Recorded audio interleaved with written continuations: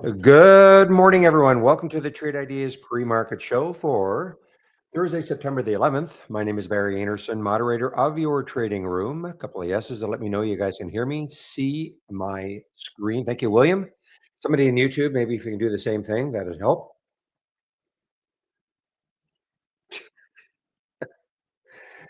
Good alliteration today, this morning, William. Okay, guys. So we've got one, maybe. They've only allocated 20 million as opposed to several billion or several hundreds of millions. MOGU joining the digital asset management craze proves up to $20 million allocation to digital currencies. So let's see. I mean, it got up to almost $10 in the pre-market. Thank you, Andrea. Andrea, sorry, in our YouTube room. So Mogu got up to $10 almost in the pre-market. It's pulled back down to 674, low float. I think when I look left on a monthly chart, the next high was in the 14 levels. Okay, on 14 or so. Okay. So it does have room, does still have some room on a monthly chart.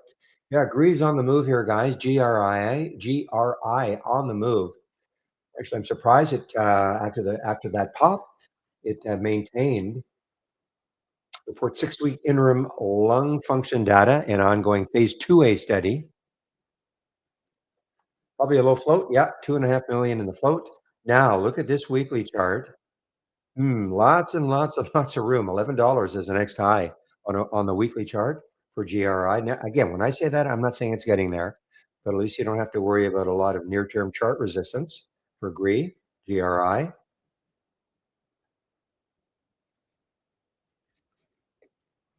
Another bio that popped. Look at this, though. Popped all the way up to $30, came right back down to 10. SLXN. Positive preclinical data.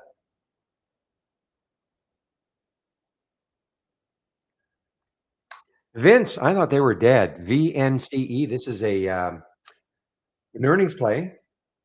This is an earnings play. Look at the volume, 42 million. They've done several reverse splits. Look at the float, 3.6 million. So it's an earnings play.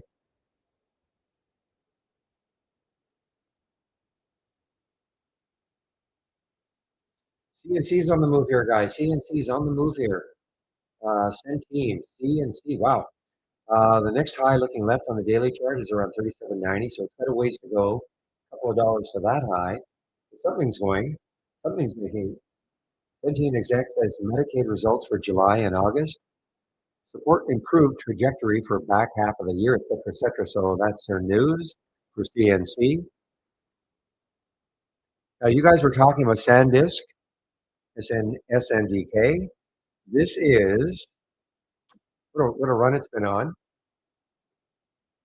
And target raised at $96. Top pick at Morgan Stanley. I don't know if it's one of their top picks or the top pick at Morgan Stanley. And they've raised their price target to 96. And that is SanDisk, SNDK.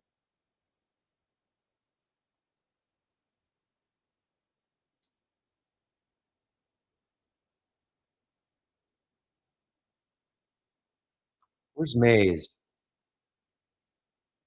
There's Maze, M-A-Z-E, guys, M-A-Z-E. They had some news also. Starting higher after the company reported clinical results from its phase 1. Plus, they did a $150 million oversubscribed private placement. Okay, so that is and it's a lifetime high. M-A-Z-E. This is a lifetime high now for Maze. Well, what's happening? TRNR is look at this pop here for TRNR. Raises financial guidance. 80 million pro forma revenue following Sports Tech acquisition announcement. Open, yeah, open. Listen, Shady loves this one. So I guess they turfed. They got co-founder came back as chairman. I think they have a new CEO also. I think the new CEO was the chairman of Spotify. So some shake up at Open, that happened after hours yesterday, at up to 860.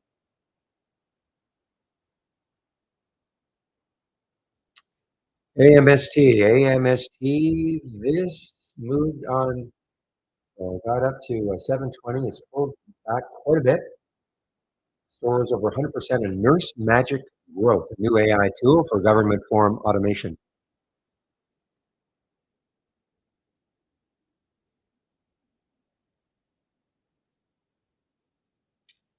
I don't know if Pepe's in the room, but if he is, I hope he's not drinking one of these. I know he isn't. He hates them.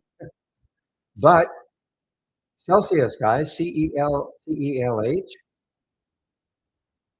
Goldman Sachs has initiated coverage.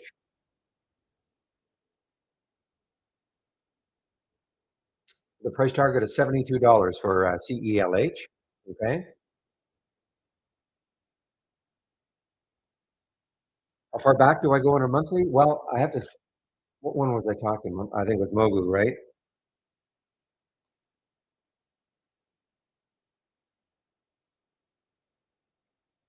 So in order to see that, I had to go back here. 2020 probably doesn't matter. I just wanted to see what the next high was. I'm sorry, I'm wrong.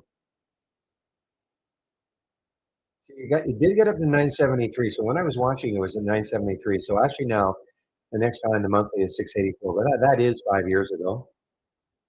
I think this is what I was looking at. This area right there, yeah, which is going back to 2019. I mean, I don't think anything that happened 5, 6 years ago is going to affect the stock, but I just wanted to know.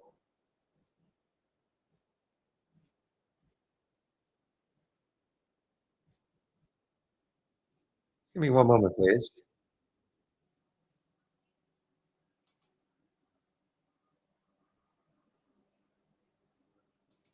Just having an issue with my sound.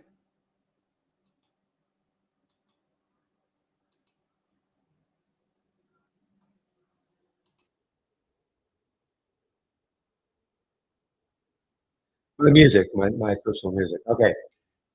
So yeah, I mean, it's just a matter. If I look left, I mean, do I think whatever happened 5 or 6 years ago is going to affect the stock today? Probably not.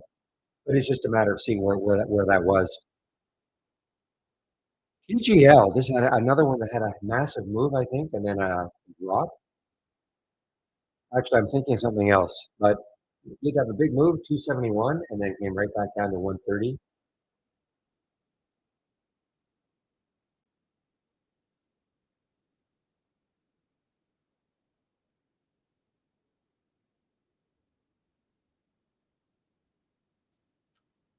And we can recognize some of the high flyers from yesterday, the RBNE, the JBPI, Top Kids, some of these high flyers from AGMH.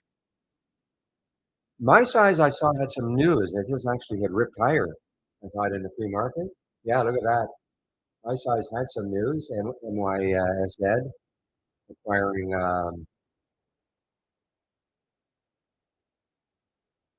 foot company acquisition of Shoe Size on Me,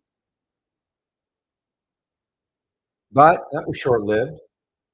Wow, that was shortable for me too. At Interactive Brokers had 22,000 shares available. Went from 290 back down to 120.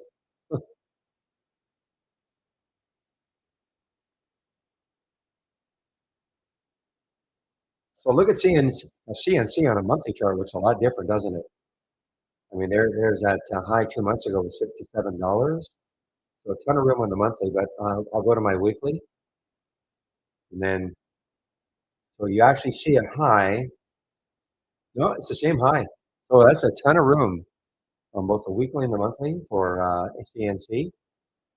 Again, I'm not saying it's going to get there, but they don't release earnings until end of October, but they're trying to guide that it's going to be good. Well, here's another one moving, guys. NTWK. NTWK just burst. This is a multi-million dollar contract with Australian auto captive finance company of Japanese origin. Okay. You know why that's important? The origin. Anyway, NTWK just popping right now, low float, not crazy low, but 10 million.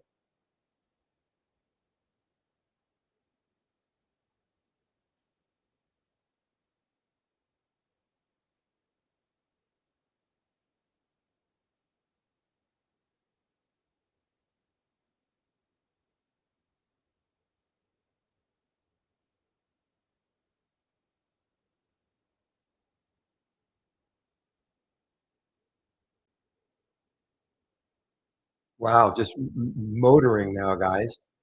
What was the spread like? Not that I, 700, no, I mean, not terrible for a stock that is moving this quickly.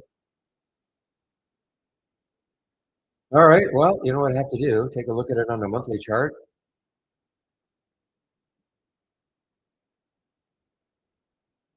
Sure, if this is an all-time high. So how far back do I have to go before we start seeing these highs? 789.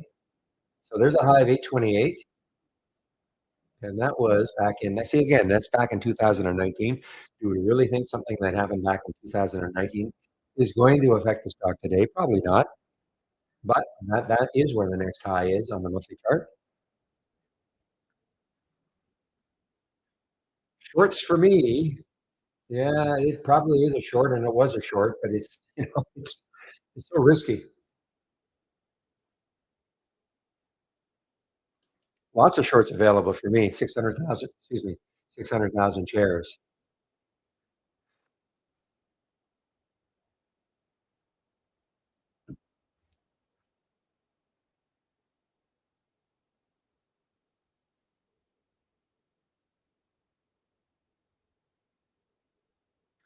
I think I heard PFSA this morning. Somebody's mentioning that right now.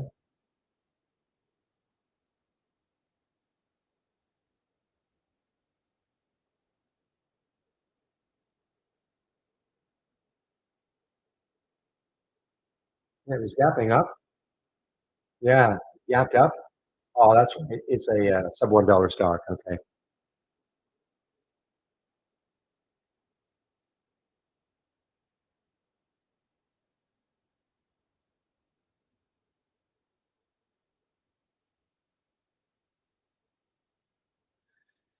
I think you're right about IB also, if they let you short it. I mean, if, unless it's, but they didn't have a restriction on shorting under a dollar.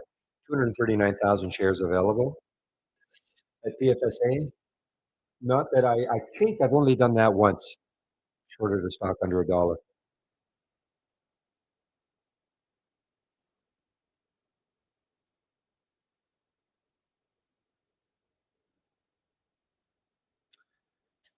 Now, I have my doubts about Mogu, but you never know, guys. So put a price alert at the high of the day, a high in the pre-market, which is just under 10, and see if it takes it out. And this is doing this. Okay, let me see.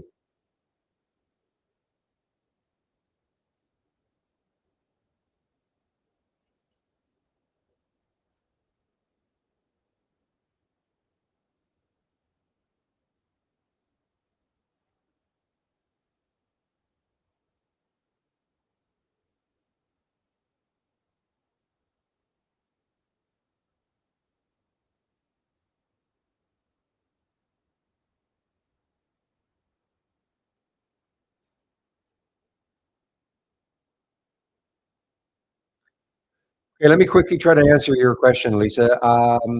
Well, how to receive the alerts? Do you have a well? First of all, are you a premium subscriber? And how to receive the alerts? Then, if you are a premium subscriber, then you just click on New, and if you can see my screen, Premium AI Strategy Trades window, and then you just wait for the alerts to happen. You can put a sound alert on this window. Okay, Lisa, if you're so if you see what I'm doing, if you click on New from the toolbar, and welcome, by the way. You click on New from the toolbar, and then if you can see what I'm doing, there are three that start off with Premium AI. Click the middle one that says Premium AI Strategy Trades window. When you do that, I'll do it now. There's no notice, no alerts. Okay, this is what you're going to see though. Something like this.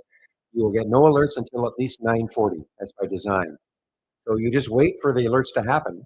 and you could put a sound alert on this window so that when you get an alert, you'll hear the sound. Put a unique sound. That's the idea of our sound alerts. You can put sound alerts on different windows. So you put a sound alert on this window, one that you're going to recognize. If you right click and go to actions, and then you click on play sound, and you set up the sound. So you can go text to speech. You have a female or a male voice, so that when you get an alert, it'll actually be read out to you. Okay. Or we have some custom sounds here. These are folders, but you might want to just start off if you're brand new. You might want to start off with the text to speech. Just check it, and you can pick either female or male. So when an alert happens in this window, it'll get read out to you. Okay, and there's no way to analyze like a no way to use Holly to analyze another stock. Okay, so that's what I would do. So every day, so you should incorporate this window as part of your layout. Okay, because when you incorporate it, well, you're obviously here before the market open. Well, at 9:30 opening. And again, this window will be blank until at least 9:40. Doesn't mean we'll get one at 9:40, but that'll be the earliest you'll get an alert. And that's at 9:40 Eastern time. Okay. How you trade them, if you trade them, of course, is up to you. Get some kind of trading experience.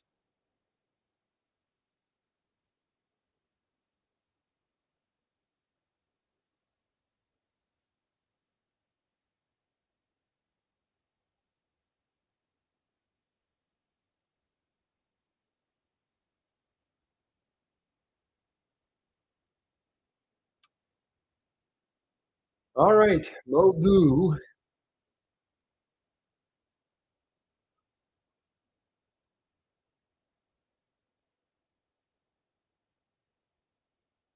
I just have my doubts about this one, but again, you never know. So that's why I'm going to put some price alerts here just to see whether or not we can take out that high of 10.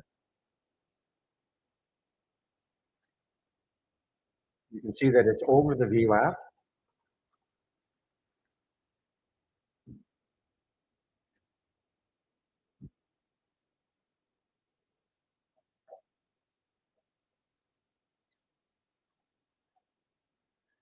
Yeah, you can see the Mogu is at least over the VWAP. That purple line, or it might be hard to see, but that purple line on my 15-minute chart, that is the VWAP right here. So it's over the VWAP.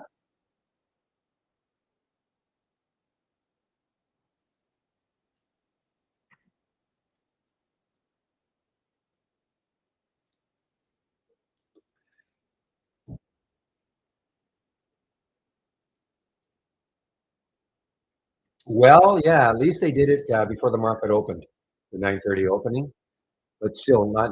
But this got up. What it got up to $30, and then it came right back down to the $10 level. So this is what I'm going to be talking about: $6 million public offering at a price of $4. You know, they would have loved to try to get it at 30, but so basically, it's where it closed yesterday.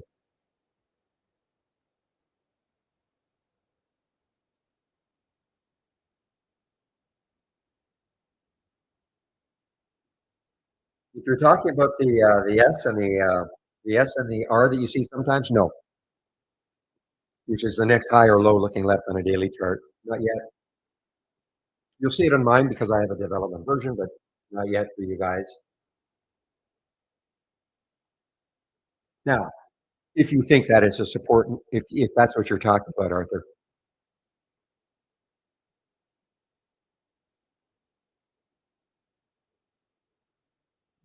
no shares available now for SLXN. If you're talking about shorts. All right, market down yesterday. Well, the Dow was down. So let's take a look. Just want to take a look at a couple of the sectors. XLE still above the 200-day moving average.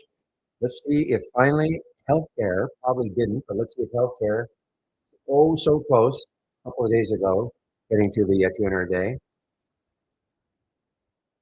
Staples underneath still and starting to fade underneath that 200 day. So we still have two major sectors underneath the 200 day. Not that far underneath, but still.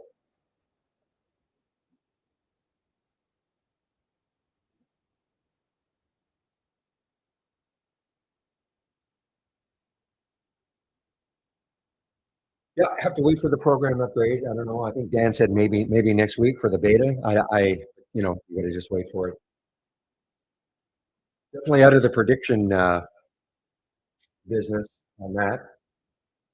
SMCI guys, Supermicro Computer is making a little bit of a move here, 1%. Nothing major. See if it's an earnings play. It is not an earnings play.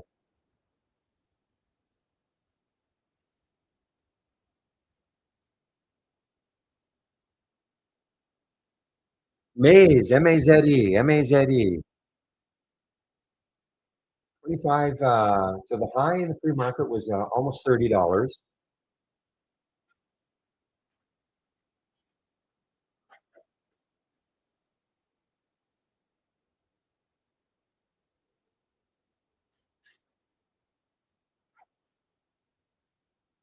No kidding, would have been an awesome short over 7. I don't even see it anymore. It's not in the top 15.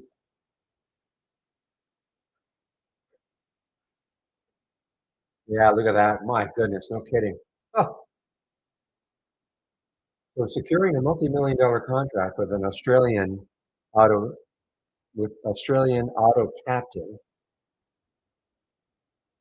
Pretty good at the beginning. Still up 13%, but guys, okay, now here's Mogu. Mogu on the move. MOGU on the move here.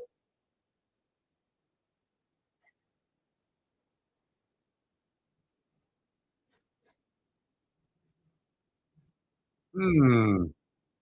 We do a Windows update last night. I wonder if it's messing around a little bit with my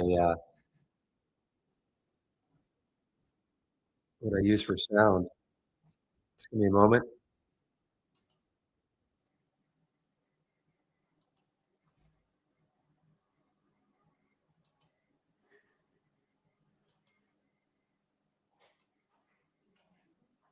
Give me one moment, guys.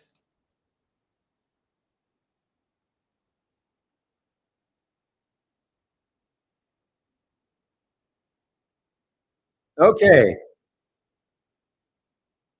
So yeah, Mogu guys. I mean, it's had a nice move. It held the VWAP, that purple line on my chart. That is the VWAP.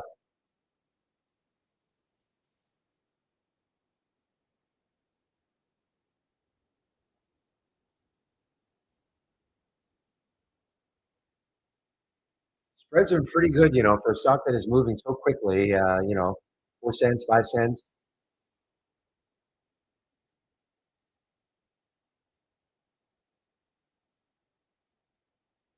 If you're wondering why, so they've allocated $20 million of their strategic portfolio for an investment in digital currencies.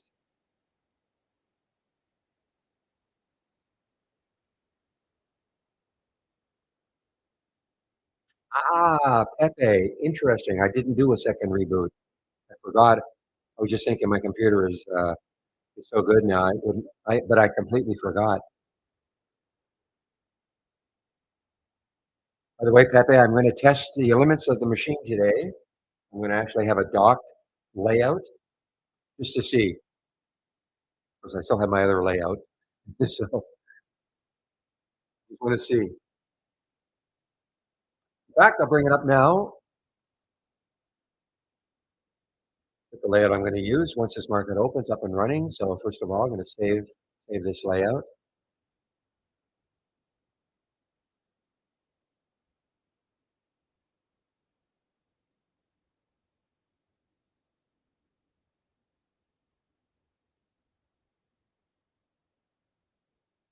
What I have noticed when I do, I'll close down my windows.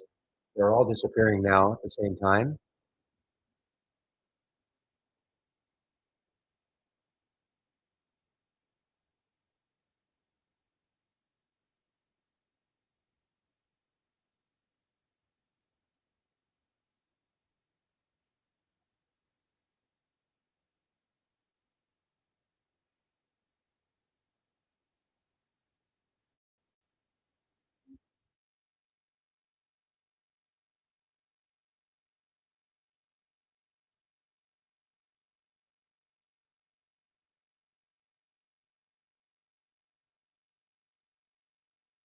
Moment, guys. I think I messed things up. I might not be able to do this, or I don't. Yeah.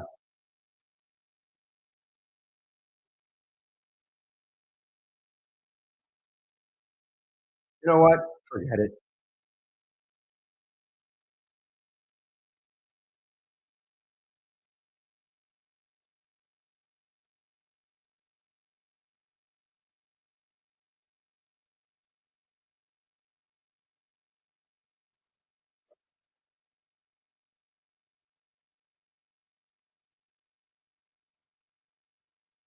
How do we see volume? What do you mean by that? You mean on the chart?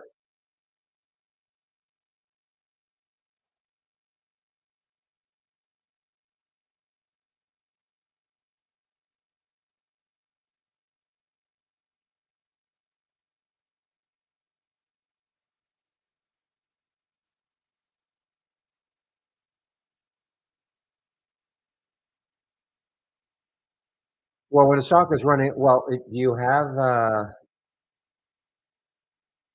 stocks that are running? Well, first of all, I see the volume in here on the single stock window, but I'll also see it on the chart.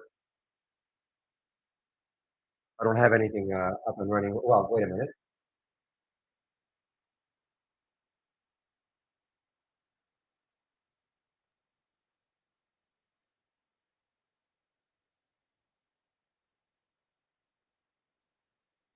So these are not running up right now, but here's Mogu as an example. So I mean, I can see the volume right here. Here's my volume bar right there.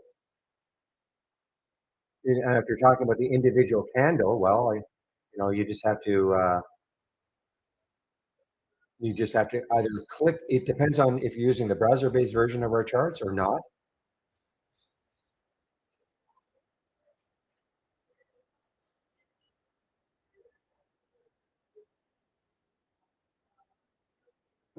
So I'm not sure I know what you mean when you say running up stocks and numbers. I mean, VNC, I still don't quite understand what you mean. I wanted to see how much volume was in this bar right there. Make it easy right here. I'm just going to use the browser. So if I want to see how much volume there is in that bar right there, I mean, it's right on the side here though too. But right there, I can see that the volume is right now is 182,000 shares, 200,000 shares now. Not sure I know what you mean. How do you see the volume?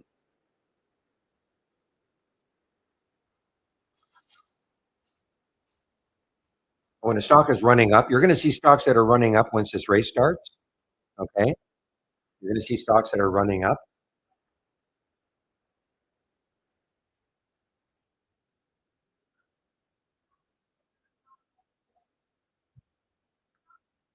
So these are the top six guys. These are the top six that I had in the in that other layout that I had. We had the pre-market actives up, and they were the top 15. These are the top six, and there's the Mogu. Mogu's trying to hold that VWAP.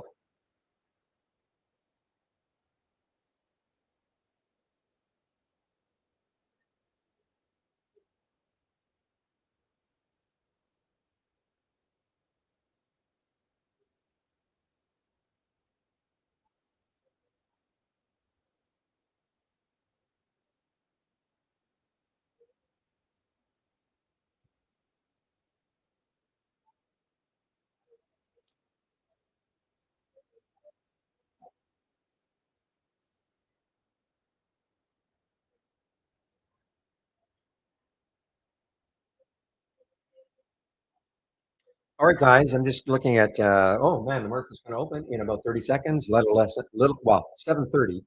The, the 9:30 opening is in about 20 seconds from now. So let's have a great trading day, everybody. And I typically don't trade in the first 15 minutes. I try to let things settle down a little bit. We'll see what happens here. We're going to keep an eye on the Mogu, MOGU.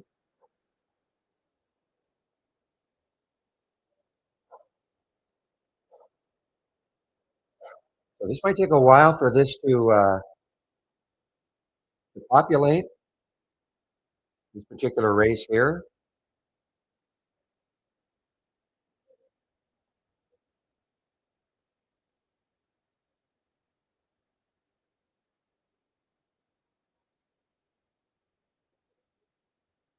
Okay, guys. So the opening of the SPY is positive. Okay, opening of the SPY is positive.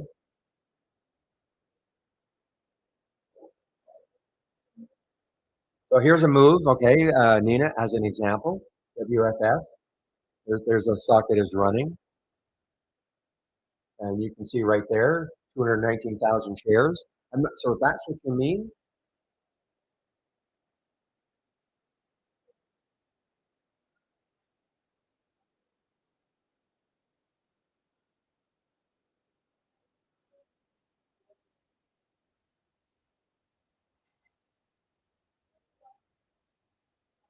it is a halt. No, it is a halt. Yeah. Wow. So this actually, guys, wow, this could be interesting. So there's the halt. So first of all, this blue screen I'm displaying, nothing to do with trade ideas. This is time and sales from Interactive Brokers. So there's the halt price, 663. You can't see the symbol, but it is SLXN. And here is the potential of where it could open this column. But notice how, these numbers are fluctuating. Typically, it is a 5-minute halt. If it's a volatility halt, typically it is a 5-minute halt. There's the Mogu, guys. Mogu is sitting right on that VWAP now. So Nina, did I answer your question regarding numbers? And I'm just want to make sure I answered your question. You can see the volume right there. Yeah, I'm pointing at it right there, and that's on a 5-minute chart. Obviously, on a 15-minute chart, the numbers would be different after 5 minutes on a 15-minute chart.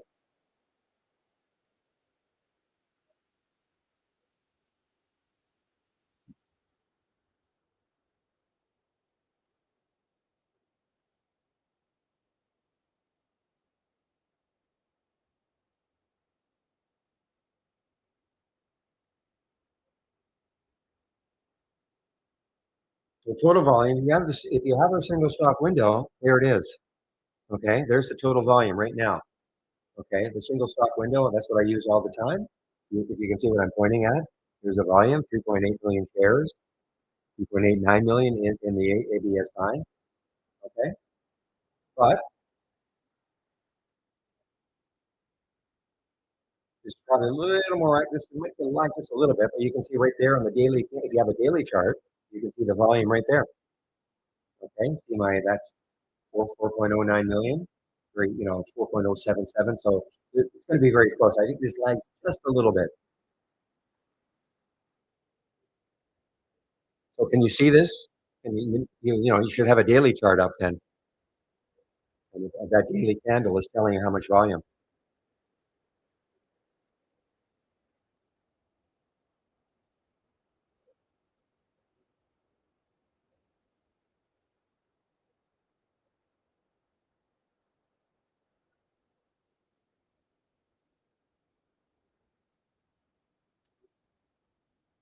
Yeah, it's coming back down to earth because when we first saw this, it was up and around the 7 or I think even $8 or something. So now it's 686.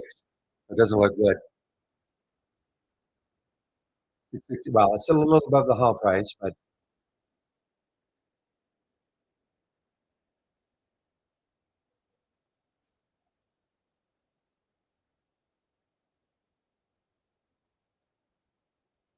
oh, I see. It would be nice maybe also to have the volume here. I see what you mean. Like you mean right here to have the volume right there. Never really thought about that. Oh, I see. Okay. Yeah, because I'm so used to looking at my all these like the daily chart. I'm so used to looking at the single stock window, which has a lot of information I like to see. I'm just so used to looking at it because I'm always wanting to know where is it with respect to a lifetime high or a 5-day, things like that. So I'm always looking at this after I click on an alert. But also I can see it right here on my day because I have a daily chart, of course.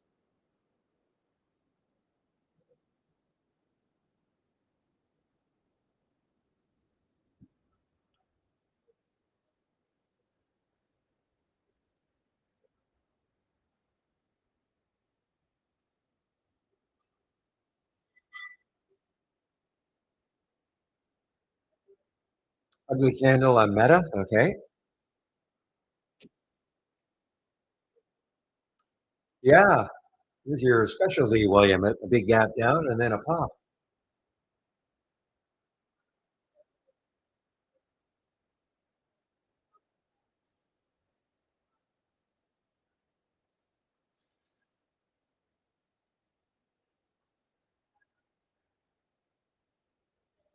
I'm trying to see.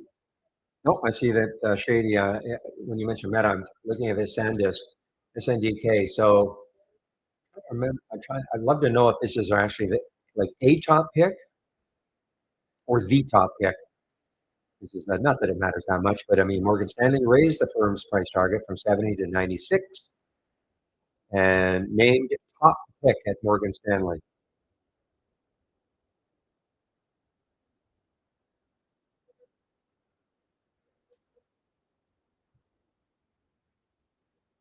Okay, open with a big change. CEO, co-founders coming back. His co-founder as Keith Rabois as the so two co-founders coming back, and I think a new CEO. I think of Shopify. Yeah, Shopify. I don't know if he was the CEO of Shopify. I don't think so, but he was an probably a C-suiter. So he's now the new CEO.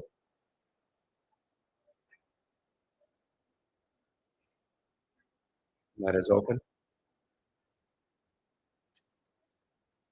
Did you know that was happening, Shady? That's,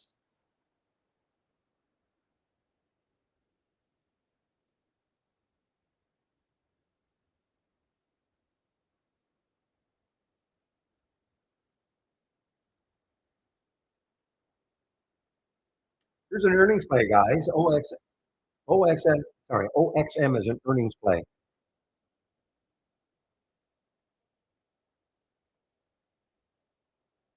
A big gap up. Big gap up. Big gap up. How much in the low float. Wow, that's a low float for a $48 stock, 14 million. So that's why probably the spread is not great. I mean, it's not ridiculous. No, it's kind of ridiculous now. 48.73, 49.36, but indicative of a high price, low float stock.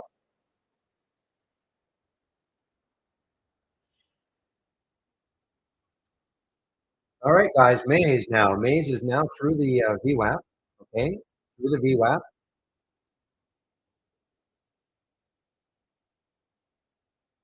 The VWAP is 22.89. It's a little bit above the VWAP. MAZE. Had some news.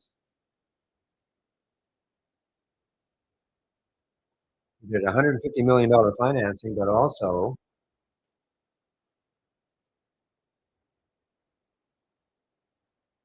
reported good clinical results from its phase one. Yeah, you know what's not that active today so far is our halts resumes. By this time, we had a full screen. So SBLX just got halted on the way down. The stable X SNTG was halted on the way down. The SLXN, actually, this was halted on the way up. So this is going to be not a 5-minute halt, guys. This will be at least a 10-minute halt. So if it is, it'll open at 9:40 plus 59 seconds. They did an offering, but they had news also that topped the stock. Then they did an offering around the $4 level. I think it was $4. Yeah, right here, offering at $4. Yeah. But then William said there are warrants, so it actually makes it worse. So it's quite a bit above the offering price. 726 now, potential on the open.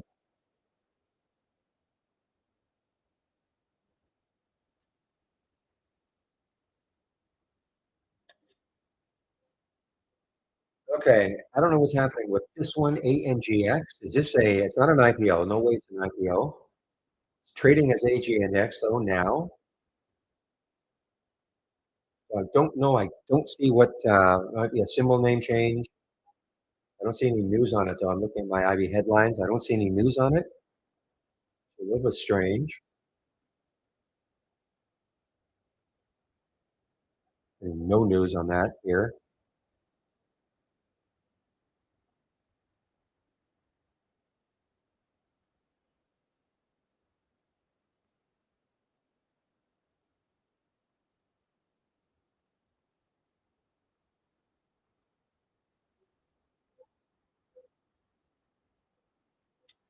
All right.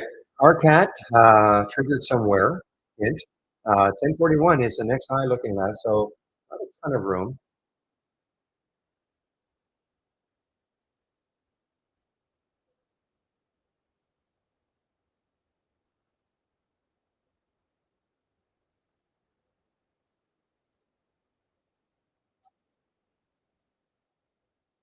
Maze on the move here, guys. MEZE on the move.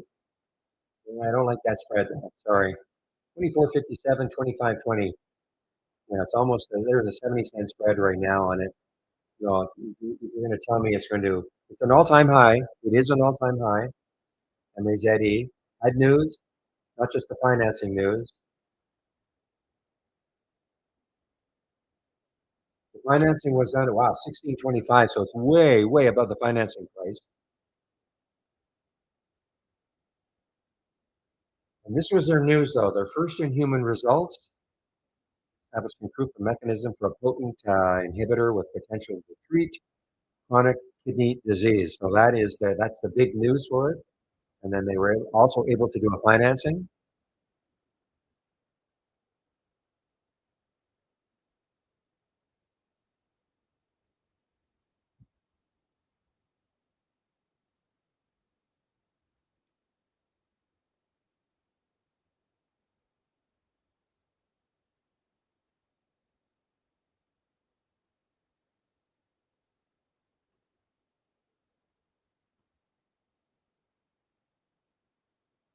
Kroger, guys. Okay, KR. This is an earnings play. Kroger is an earnings play. So it's it's basically flat right now, but it's testing the 200-day moving average. The 200-day moving average is what are you 66.56. So it's just a little bit below. Yesterday it got a little bit below it also. So it's below yesterday's low. Kroger looks weak. Obviously, Kroger is weakening here. They are. This is an earnings play.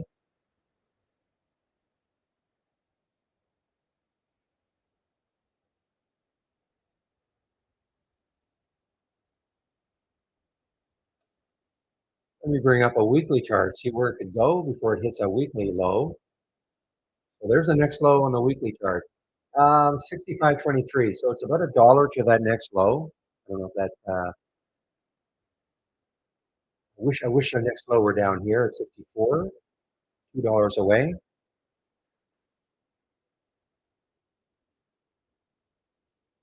There was a little bit more room.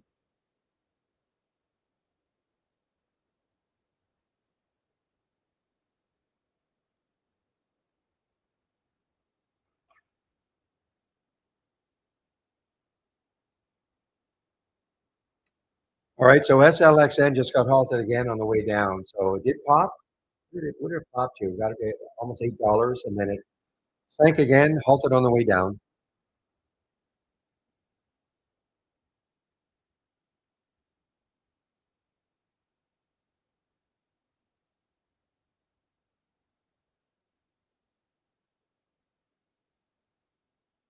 Open, guys, open.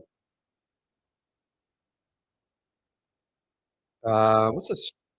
Uh, okay, this is not shortable for me. Not that I want to short it necessarily, but float is that if that float is, I mean that's a big float. 719 million in the float, 40% move. Again, a big shake up. New CEO, co-founders coming back, et cetera, et cetera. Not shortable for me at Interactive Brokers though.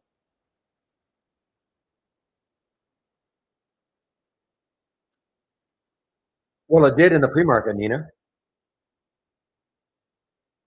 but it's not a gainer. It did in the pre-market.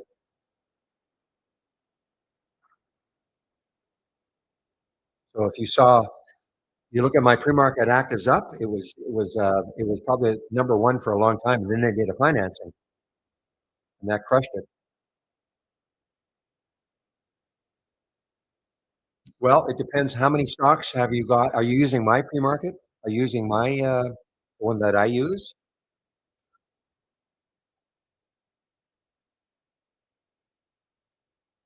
What are you how are you watching it? Are you on our channel, or what are you using to watch the pre-market?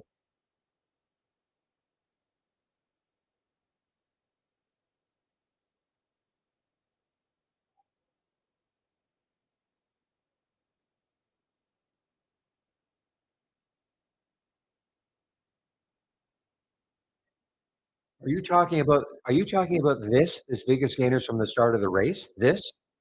Oh, well, first of all, this does not, well, you can have it active in the pre-market if you want, but I don't have it active in the pre-market, okay? I have it start at 9:30. So if you're looking at this to try to find that, you won't find it because it's not moving up. It did, I shouldn't say that, it did at one point.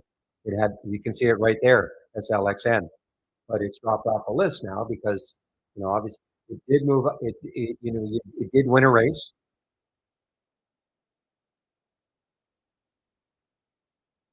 But remember what the race is all about. It's in the list of stocks that I've got that are meeting my filter requirements. What stock is moving the most? Well, the pre-market gainers, yeah. Well, you can use this in the pre-market if you want. I just choose not to. What I use, what time is it now? 9:47. So I'll just show you what I use. But you were here in the pre-market, so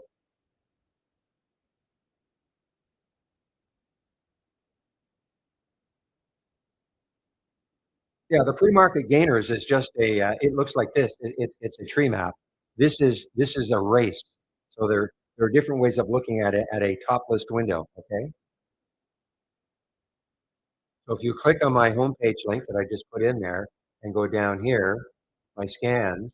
So this is what I use in the pre-market. Pre-market after it's up and down. That one, SLXN was front and center. Okay. When I loaded trade ideas around 8 o'clock, 5 o'clock my I'm in Vancouver, Canada. So 5 o'clock my time, 8 o'clock Eastern time.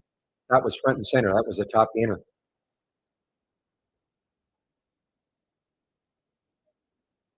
But these are very different. This is, there are two ways to present a top list window.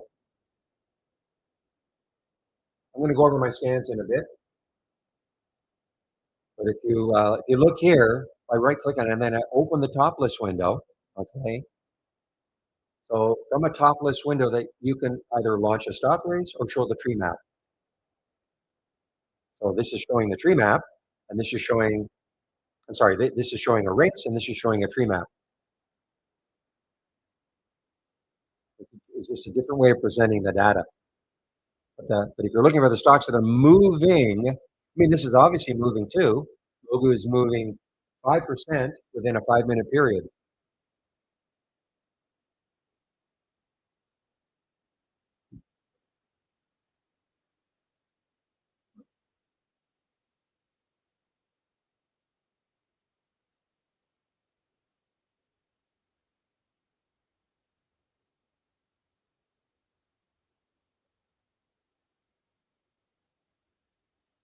What happened with, is that a C or no? That's a CRCL?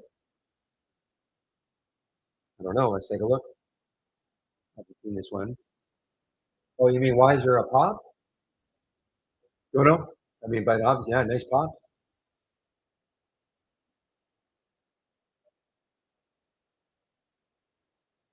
Possible it's because of this. Maintained with a $247 price target for Canaccord. Okay, that's today. I don't know if any other. Excuse me. I don't know if any of the other ones are analysts are piling into this right now, but that might be the reason.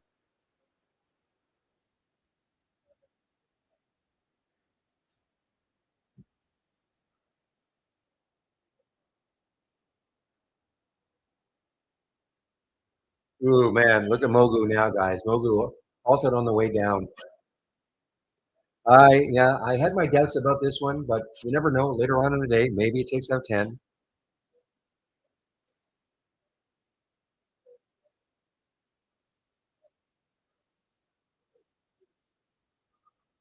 Forgot to keep watching RCAT, RCAT.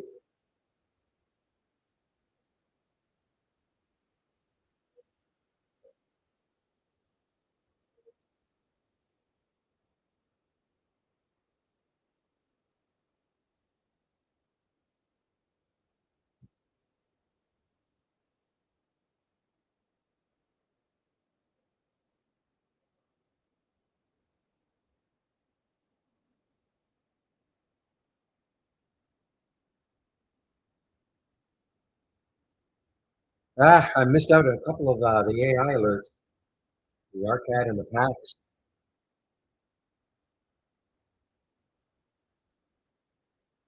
So Lisa, if you're still in the room, you see how that works. I mean, you just wait for the alerts to happen. Okay.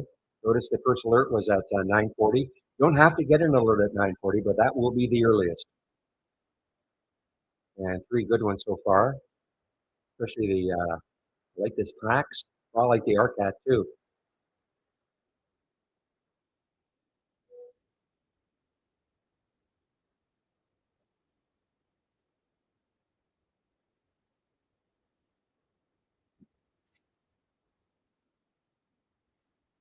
This one from yesterday, guys, EDHL. Remember this one? This is just over $1 again. I don't know. 162 though. It did get up to 160 yesterday. But look where it closed. Closed at 82 cents. So it got cut in half basically where it closed.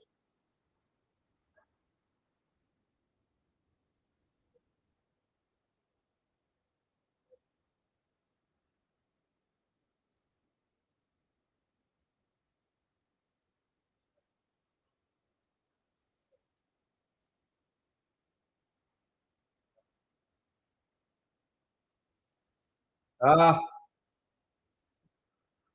well, I think I tried this yesterday also. IB won't let me buy this.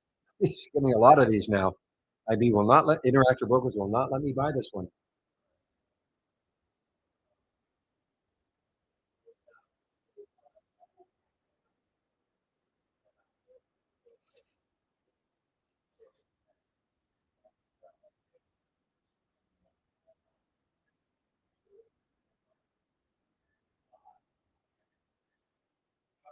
Hmm. Might be a good thing. We'll see. I'm trying to get it at 107.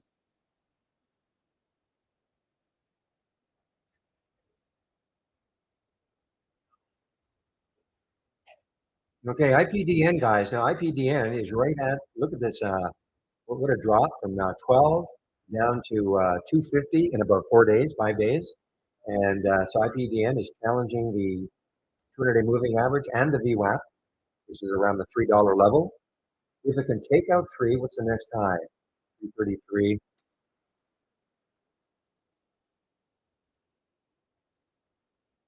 Market moving higher. Is there a disconnect? No disconnect today. Yesterday there was a disconnect between the Dow and the Qs.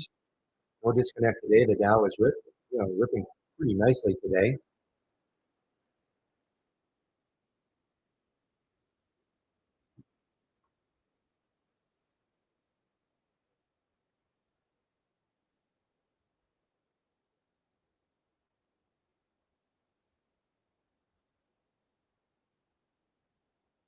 So I'm going to get too many in this list today, I don't think. If the market is going to be pretty positive, this is looking for stocks that are gapping down, large cap stocks gapping down. Well, there's Sarepta. I wonder what Sarepta is doing. Woo.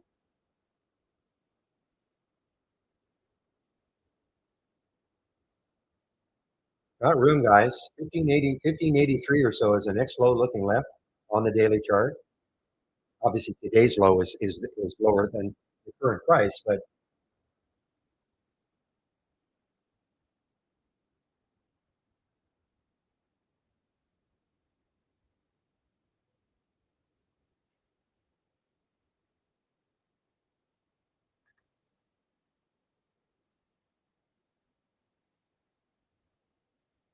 Triple D, guys. Okay, 235. Let's take a look at this one. This is the I don't like it. I mean, the next high is too close for me. Next time the daily chart is too close.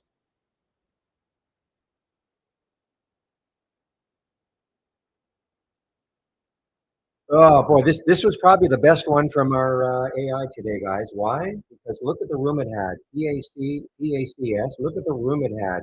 Maybe alert at 850. You look left, and the next high is like 971. So on a percentage basis, that was probably the best one. I just I just missed it. I didn't. I was obviously distracted. Our cat is nice, but it wasn't as nice as when you look at a daily chart as PACS. PACS.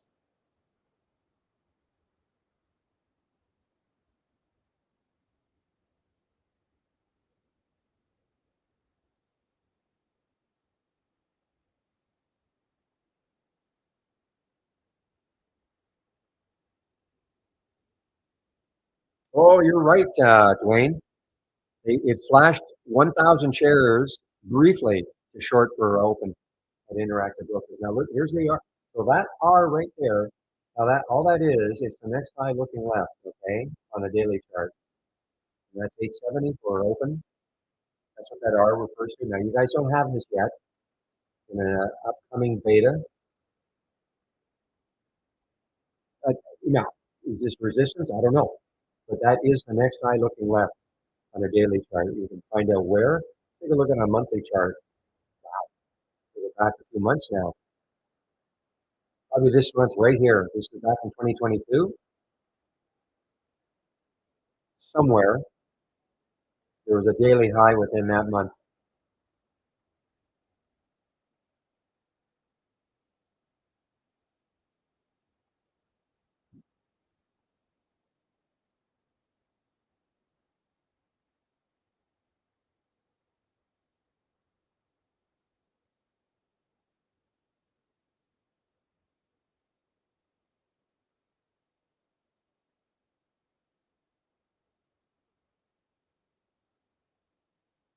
Ooh, look at this one, guys. Locify, LCFY. Any news on this one?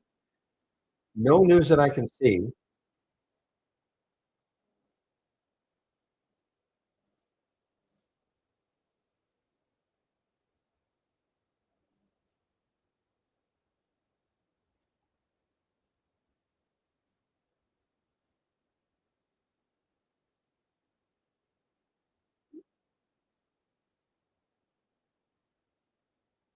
So, guys, I don't know.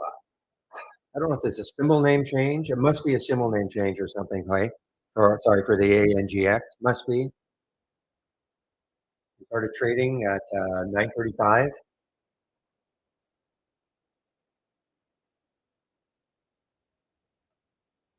No, no, Nina. These are just ideas. I couldn't possibly trade them all. These are just ideas. I haven't taken a trade yet.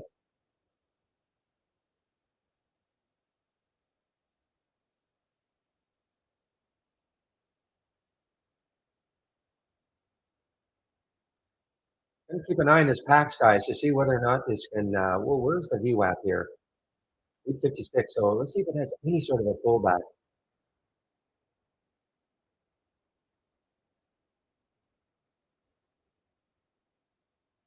These are just stocks that are showing up in the, well, we'll call them scans. That's what they are.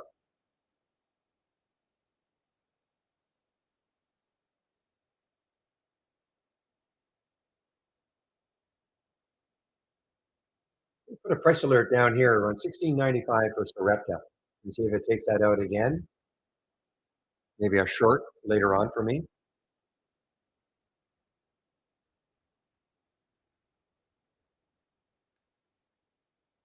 Shady's in this HAO. Okay, HAO. I see it here. Didn't see it in the pre-market. Right at the VWAP. Right at the VWAP. So can it take it out? VWAP is at 176.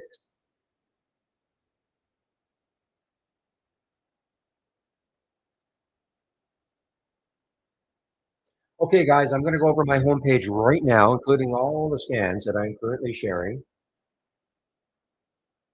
Well, if I'm going to take a trade, Nina, I will basically say, guys, I'm very interested in something like this at this level. Okay.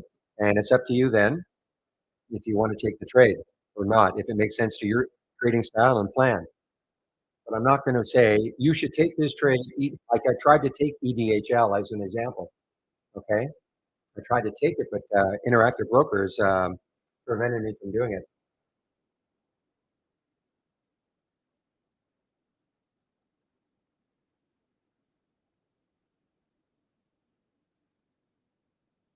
So, for instance, on the Soretta, I've already indicated that I'd probably be interested in a short under 17. That doesn't mean you should do it or anybody else listening to me.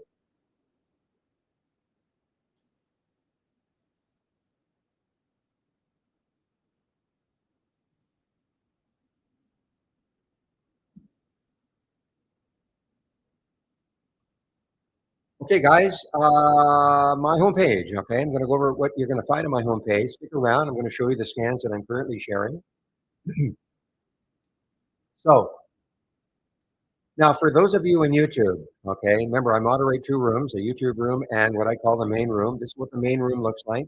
A lot more action in the main room. More traders are there. You can stay in YouTube if you want, but if you do want to go into the main room, then when you click on my homepage link, notice trading room right there. That's how you get into the main room if you want. There's no problem staying in YouTube if that's what you want. Now, here's a way in which you can get a subscription to Trade Ideas. You'll get 15% off the first month only or the entire year.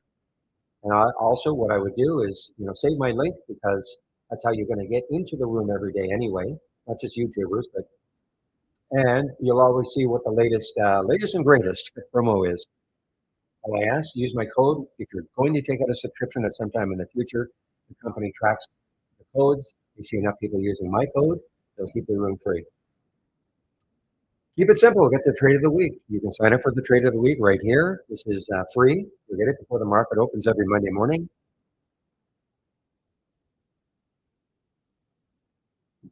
And if you sign up for the trade of the week, if you don't think you're getting it, before you contact us, please check your spam folder. And if you have Gmail, check the promotions folder, okay?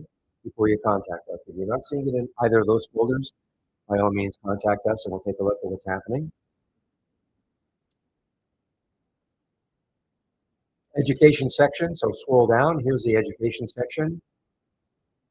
First thing to do, if you do take out a subscription, getting started with Trade Ideas, okay?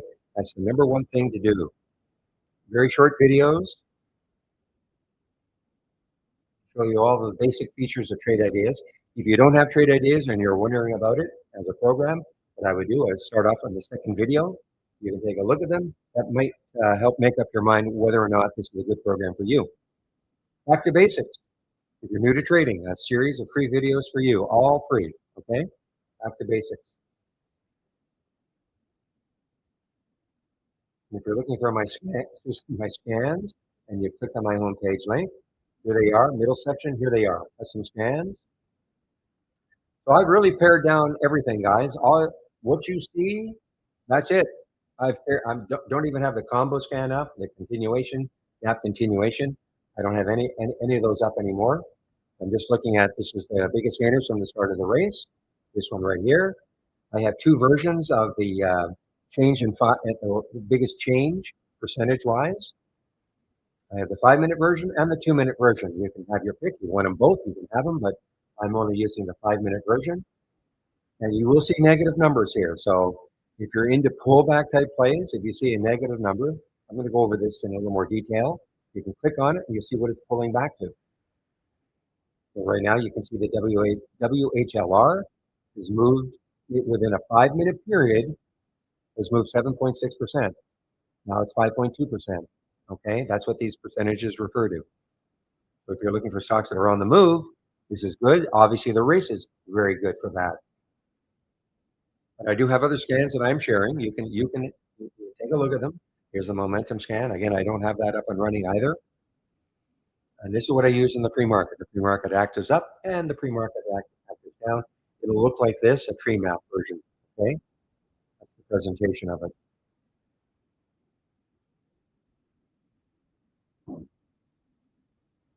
So first of all, if you're new to either the YouTube room or the main room, welcome. This is the format, Monday to Friday. The main room is open at, now William, I see you opened it this morning. I guess Chris didn't do it.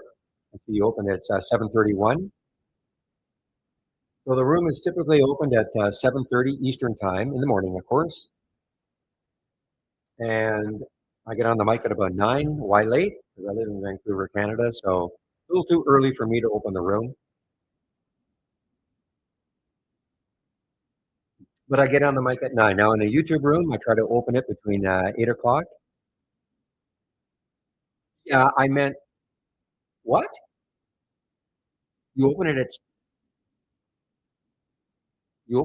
at 4:30 your time, Eastern time. Oh wow. Okay. Okay. I'm sure you're not going to keep doing that.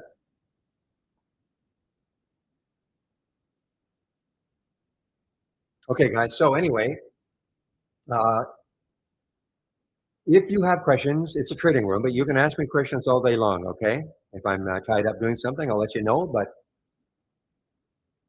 I typically can. I'll attempt to answer your questions at least. If it's an accounting type questions, I probably can't answer that, but I'll be able to direct you to those who can. Okay.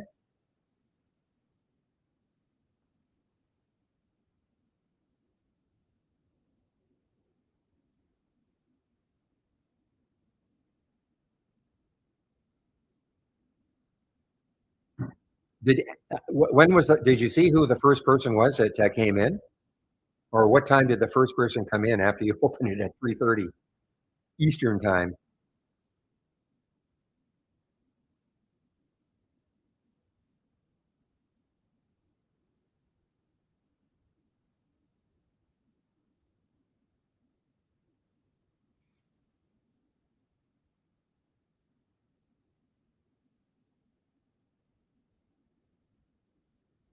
Okay, guys,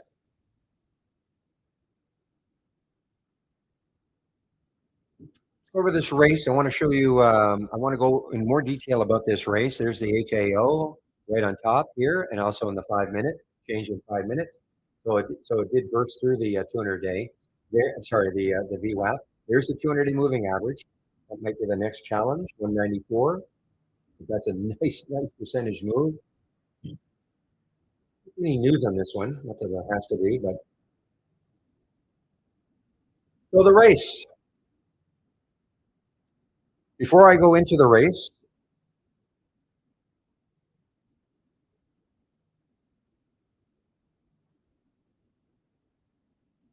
I want to direct you again to my homepage. Okay. So if you click on my homepage link and you click on the education section, and then right at the top here is our user guide. Okay. Click on the user guide and you will see, and I might have to expand it a bit. Yeah.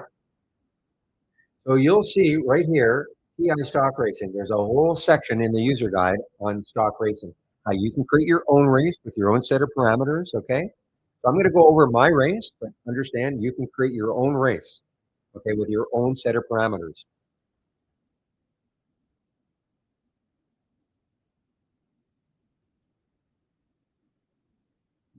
So I'm running 4 minute races. Again, you can run, whatever time frame you want. I'm running 4 minute races. There's no magic about it.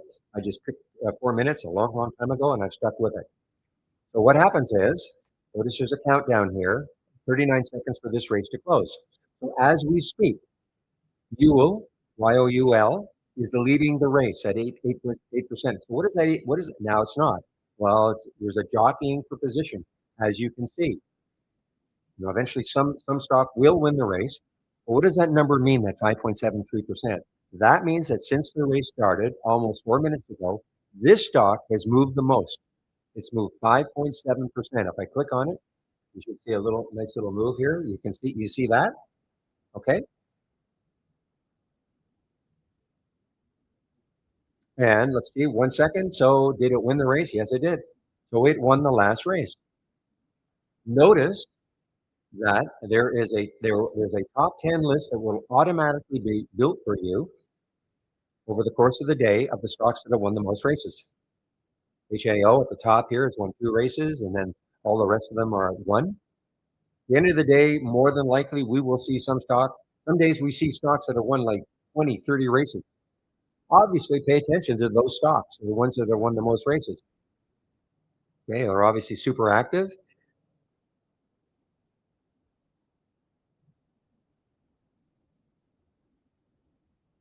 Now, you don't have to, number one, you don't have to wait for a race to be over in order to click on a symbol. You don't have to wait for a stock to be at the top here to click on a symbol. If I see anything in here, here's the HAO.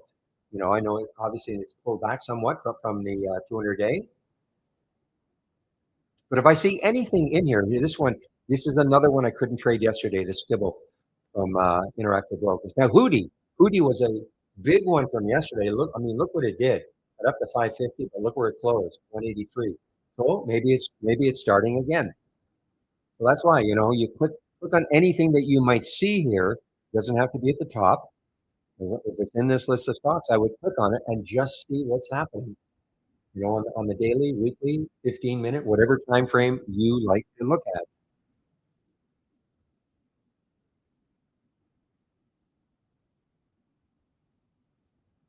I mean, that's pretty devastating, though. For it to be up to 547 and then close down here. That's a big, big, big pullback.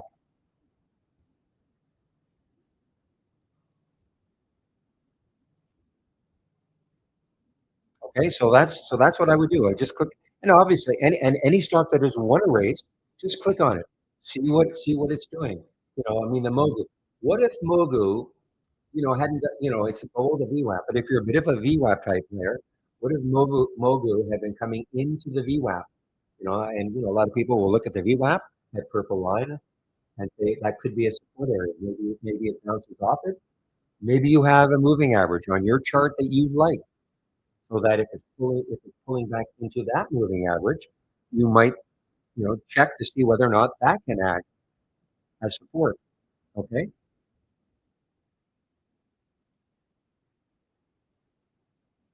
so these are just ideas. That's why the program is called Trade Ideas. These are ideas. So next thing, why are these stocks showing up? Why are these ones? Well, if I right click on the list on the race, then I open the top list. Open the top list. Click on that. Remember, all races and all tree maps. This is a tree map. All start off from a top list window. So in this, what I like to see doesn't have to be what you like to see. So as long as the stock is between $1 and $50 and the volume is at least 200,000 shares and it's up at least 2% from yesterday's close, it'll be in this list of stocks. Now I topped that out at 50 stocks. Okay, I think that's plenty of stocks in this list. So if I go all the way back to the bottom here, well, first of all, before we had races, before we had tree maps, the way that you would use a top list window typically would be used by, you might say, well, show me the stocks that are up the most today. So as long as you had that as this is interesting. This has happened every day. A little flash of black. I wonder why that's happening. Okay. I wonder if it's doing it when I do this. Anyway, the way in which the top list window was used before we had tree maps, and before we had races, you could sort on the various columns as long as you had a column header. So that C% is the change from yesterday's close. So that is classic question. What stocks have moved the most since yesterday's close? So you can see HAO 57%, open 52%. If you wanted to see the stocks that have changed the most from the opening trade of the day, as long as you have the column header, you just double left click on it and you can sort. So it's basically sorting. So that's fine. You could also do the reverse, show me the stocks that are down the most with a different type of a top list. But what the race doesn't care whether a stock is up the most from yesterday's close or where it is in this list of stocks. All it cares about is that in this list of stocks, what stock is moving the most since the start of the race. So you see how this ASSP, remember how it was, I don't think and yeah, so it won a race. And this is nowhere near, I mean, it's up 7.2% from yesterday's close, not even close to, but all it cares about is what stock in this list is moving up the most since the race started.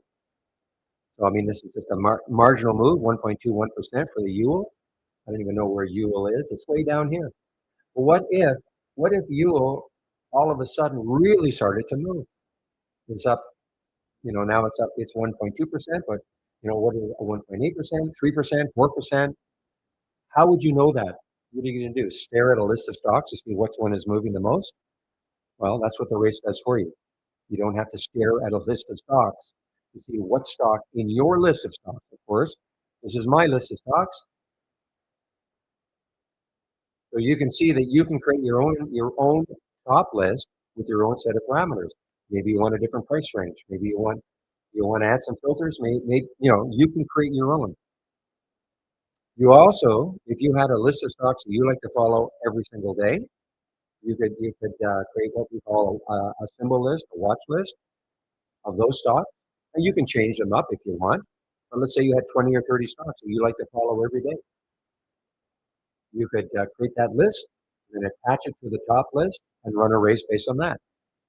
So there's all sorts of ways you can run a race. It just happens to be what I want to see.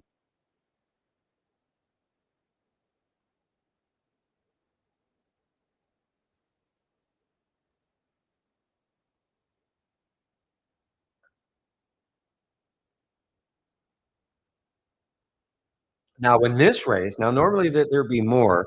I put a pretty I put a filter in yesterday on this one. This is so these stocks can be very volatile. Okay, when the stock is moving 9%, typically what that would mean, typically it would mean it's probably a low float, which it is, 1.2 million in the float. China, okay. Look at the volume, 19 million. Okay. What that we have a great filter called the relative volume filter. That is 1,500 times normal up to this time of day. Okay, so that is really really abnormal. Obviously,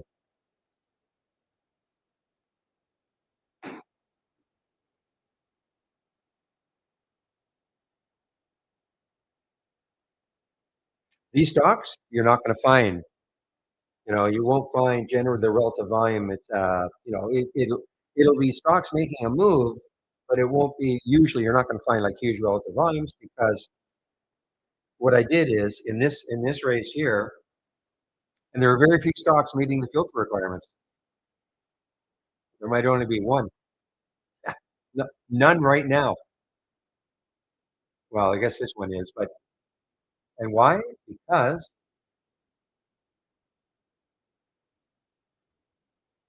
I have a market cap. Not that these are severely restraining, but I have a market cap of at least half a billion. Minimum float has to be 50 million, but this is the restricting one. It has to be near the low of the day. Okay, so this is why. But that's what I want to see. I want to see stocks that are near the low of the day also. So there's the TVTX. You can see it right now. But again, a list is automatically created for me. Now, this is something that I can watch. See if this SRPT and RNA won two races. Let's see what it's doing right now. Not too interesting, but I mean, look at this. I mean, this 34.79. So there's room. I mean, this one's got a lot of room underneath.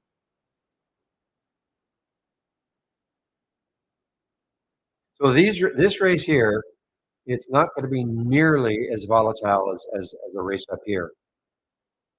You're not going to typically see 5% moves here. Take a look at AIRE. Through the okay, this could be interesting. We got a weekly chart. Next high in the weekly chart. Yeah, 142. Boy, interesting, guys. I typically don't like trading these really like stocks that start under $1 and then make their way up, but which is what it did. 143 though is the next high looking left, so there is certainly room on the weekly chart. Yeah, so this started at 80 cents today. Had a couple of great days.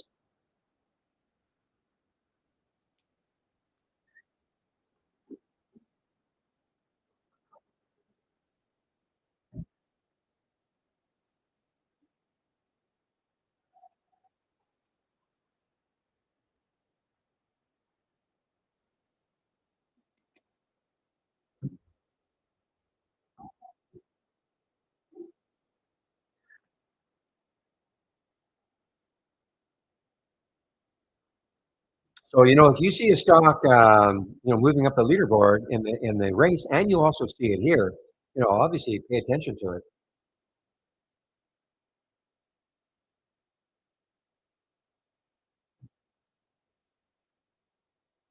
So this one from yesterday, this was a big one from yesterday, the Wilds. Right, we talked about this one. It got up to around $11. Closed down here at 5 though, cut in half. Now, I wouldn't mind doing this one. I'd like to see it take out the VWAP. The VWAP is a 761 right here. And why? Because of the room it's got. Remember, that was a big sell-off percentage-wise. Still closed way above the close of the day before, yes, but it was a big sell-off from the high of the day.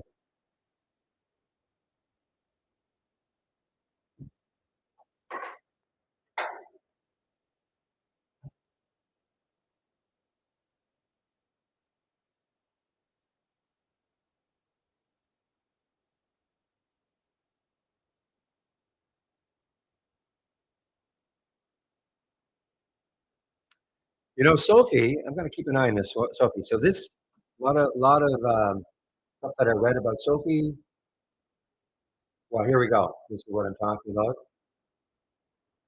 The companies that are most likely to be included in the next S&P 500. There's Sophie. There's this is the MSTR, the Bitcoin player. Reddit. So there are three of them.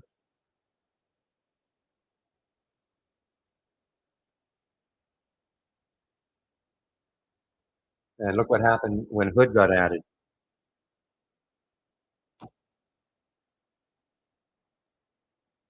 Look what happened when Hood got added, guys. Robin Hood. Does anybody have Robin Hood in this room? Or either room, YouTube or the main room? Anybody use Robin Hood? Yael. Okay. We, no, I don't know. Maybe you don't. Jay May also. So what I read is that I didn't know. I did not know this, but Robinhood prevented you from shorting. Paul, okay. Robinhood prevented you. Did not allow shorting until just maybe last week. Is that correct? That's what I think I read, which surprised the heck out of me. I'd like to find that.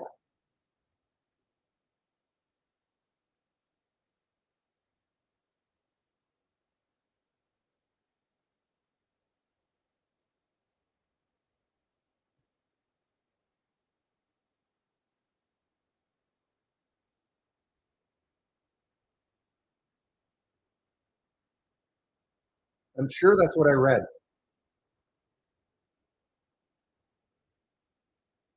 because I wouldn't have remembered it because that shocked me. I mean, how can workers not allow shorting?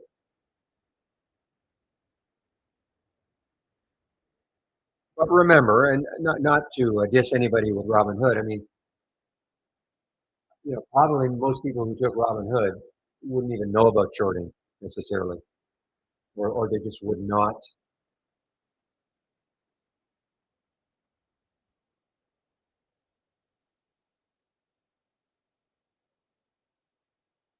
Here we go. See, I was right, including enabling short selling, enabling short selling. And this is, this is not an announcement just today. Well, it's an announcement today. It's a press release today that I'm looking at. But that's what I was saying. This happened a few days ago, including enabling short selling.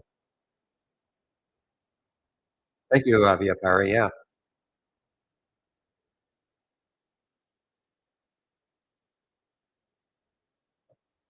No, they may not have a big short inventory, but boy, we've had a couple of, I just missed a couple of excellent ones from our AI guys, and that's the RCAT and PACS. I'm still interested, the PACS. This could still have a run. I mean, 970 is the next high.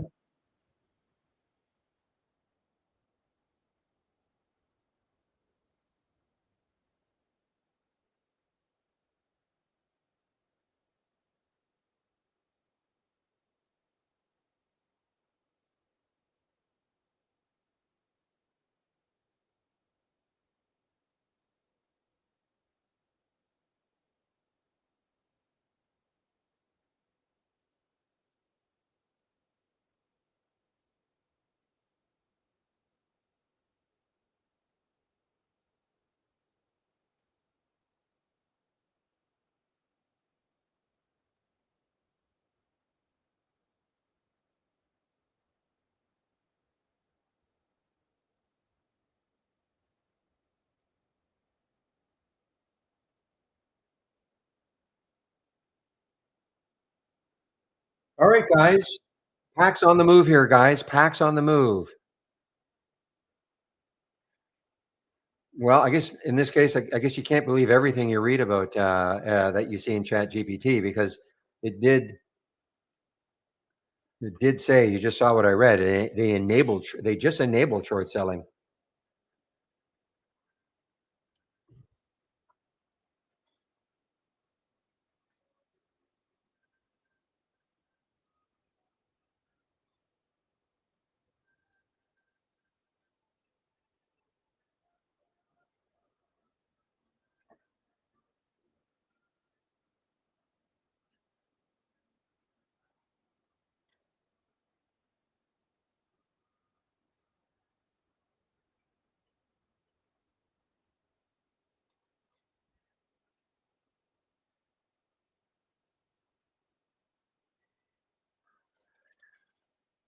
Okay, guys.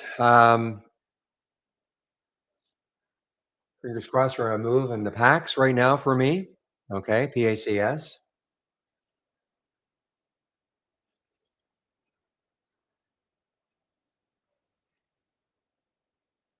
Now it doesn't have that much room left, but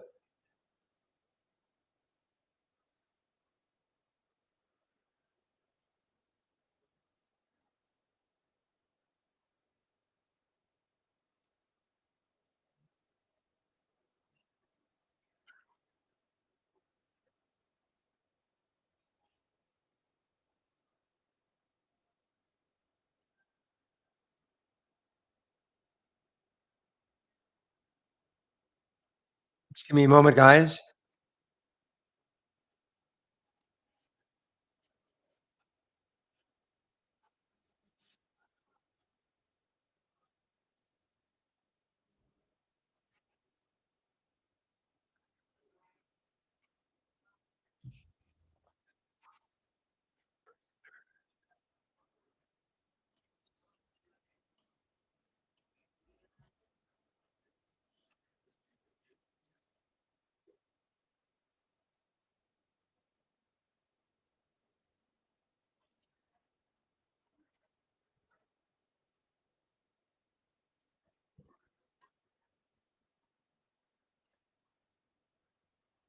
Okay, guys, I have taken some of the PACS off. I was hoping to get maybe into the 40s. It may still do that, but it's getting a little bit close to that. Not this monthly high, but the I think the daily high, and it's already had a big move. I mean, there's 971 right there. I mean, it's still far enough away, but it's already had a big move.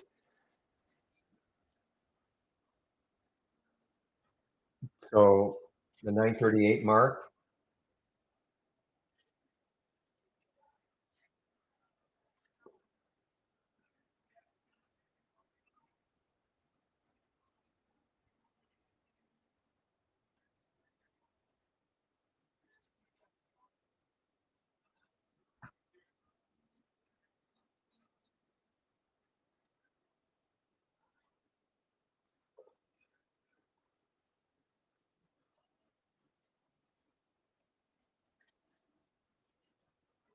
I forgot to keep watching this. I was waiting on a break of the VWAP for the Wilds WLDS. Oh well, okay, okay. Well, at least the PAX is giving me a little bit more.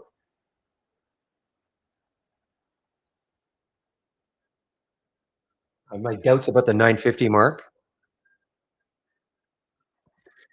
So people ask, do I use the AI? I don't take every trade. Obviously, I use it like a watch list, guys. I just use it like a watch list.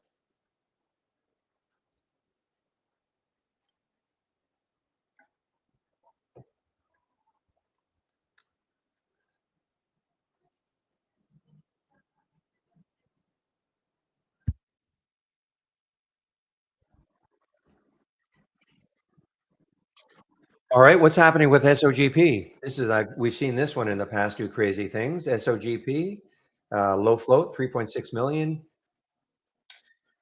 Singapore, red is not great.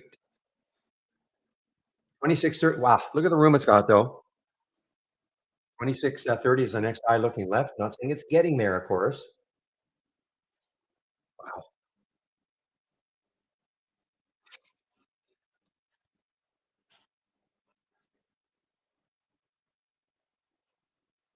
Well, let's see for those of you who are in wilds, let's see where it could open, guys. So blue screen, nothing to do with trade ideas. Remember, nothing to do with trade ideas. Time and sales from Interactive Brokers. There's their halt, 893. It is the WLDS. This is trying to give you a clue as to where it could open. If you're in it, you want that number to be bigger than the 893.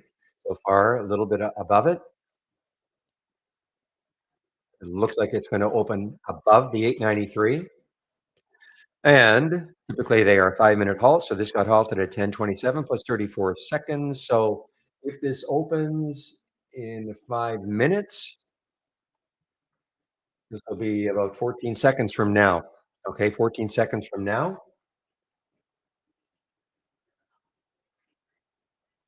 And let's just keep an eye on this. So this is surging. This looks like it's going to be a big pop from the halt. Here we go. Nice pop from the halt, guys.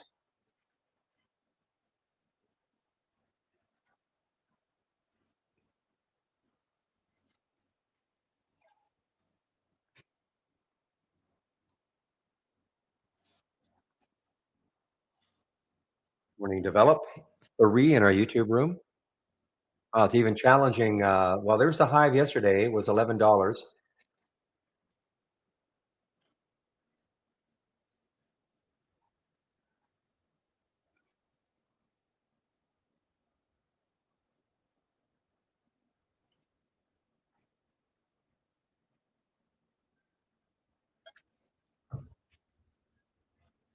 Little struggle at 950 for PAX. Now, again, guys, that 970 is looking pretty close now. So if you took this one, well, if you took it earlier, great. If you took it, more where I took it, just be aware of that 970 mark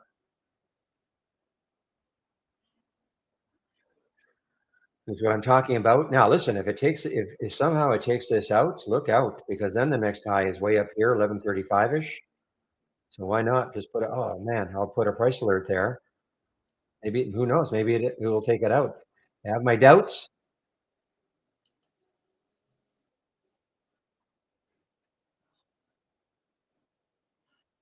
So they announced a New York NYSE listing extension and provide select preliminary interim operating metrics. So I guess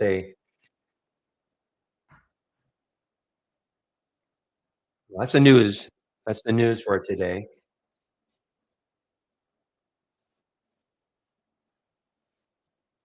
It's $294 million of cash equivalents at June 30th. Okay.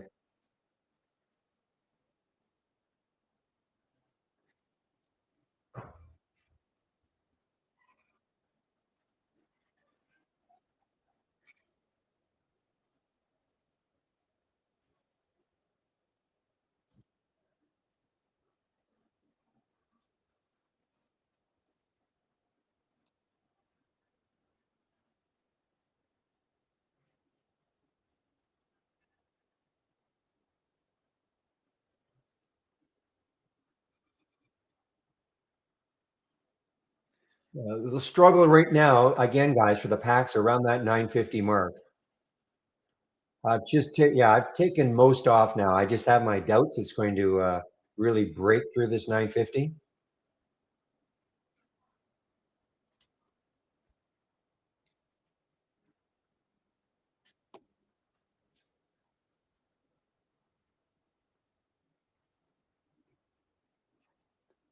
So notice PAX did not win a race. It probably never showed up here, but it showed up in our AI.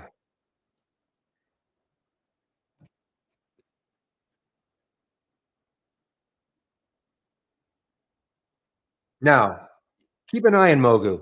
Okay. Why? Well, look what it's doing. I mean, it had a big pullback, but it's trying to maybe try to hold five. Now, the issue would be so a lot of people will look at this VWAP up at 635. It's sort of, I don't know if technically this would be called a mean reversion type play. Okay. But, the VWAP is certainly far enough away. A lot of people might think it could test the VWAP. But, I would keep an eye on Mogu and see if it has a nice move off five. Right now it's, sitting at 507, 508.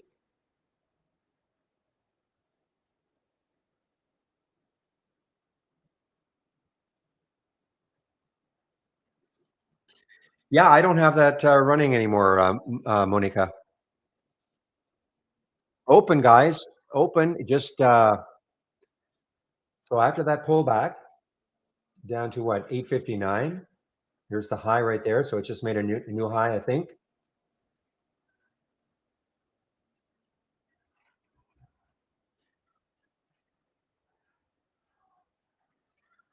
Mm.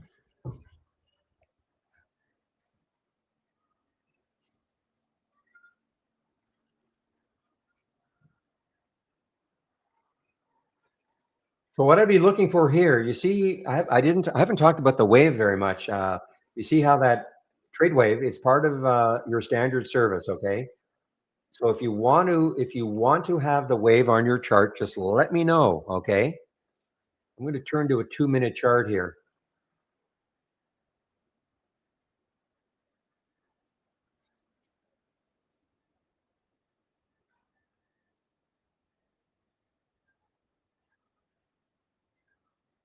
Ideally, you'd like to see the wave turn blue.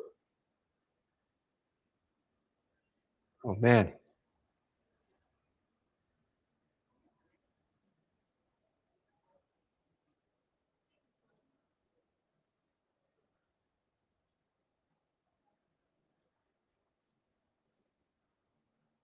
I'd like to see that wave turn blue. Then that might get me into this one, okay, guys, on the 2-minute chart. Remember, orange means in downtrend, blue, like here on the 15. Now, on the 15, on the higher time frames, it's harder to get transitions.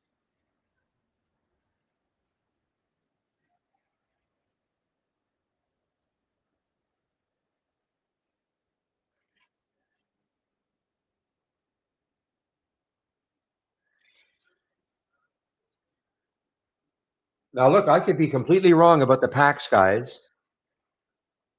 I mean, I hope I am. I still have some left. I mean, if it's, I don't know. I can't remember if I put a price alert at the 970 mark.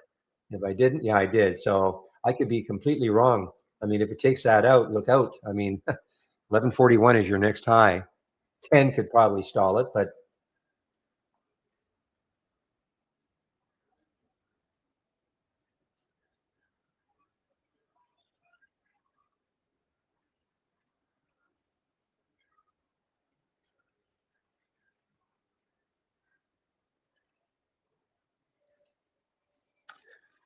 boy, I guess everybody knows everything. Not a lot of questions today.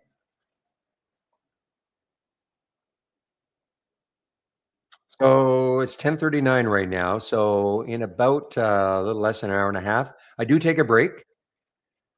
Should be Steve Gomez today, I would think.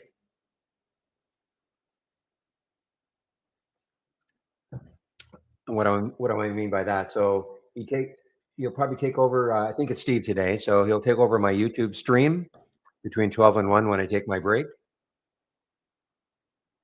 Come on, Pax. I mean, I may regret, selling anything, but what's keeping me in this now is that blue wave. Okay, but I am very aware of that high.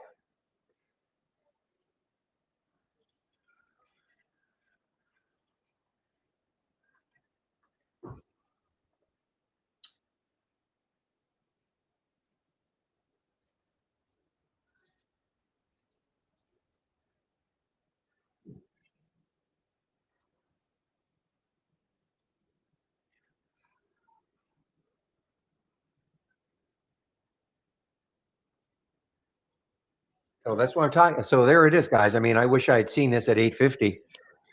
I wish I'd seen this at 850. Not that I would have taken it right at 850, probably. I would have, always click on the but what would have attracted me immediately is saying, "Oh, man, look at that void. Look at that gap."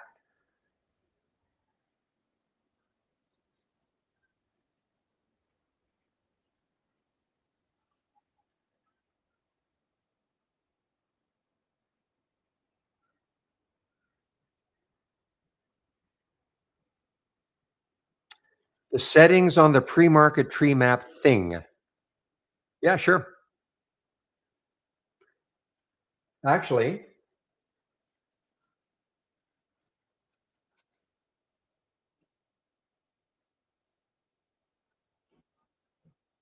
if you give me a moment.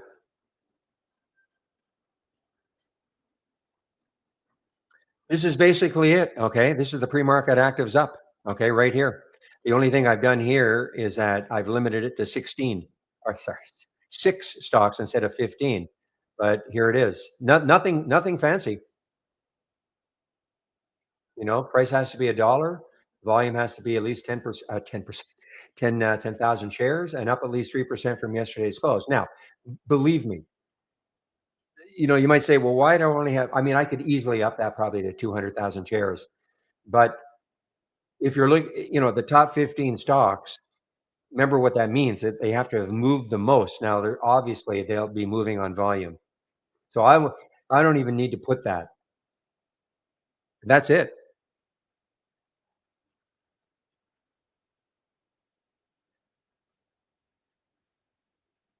Well, you mean on my homepage, on my homepage. When you say my website, you mean my homepage? Yeah. Yeah, my homepage. Yeah, this is it. I I flash this when I load my layout that I'm going to use when at 9:30. I put this up. It's just sort of a subset because what I've done,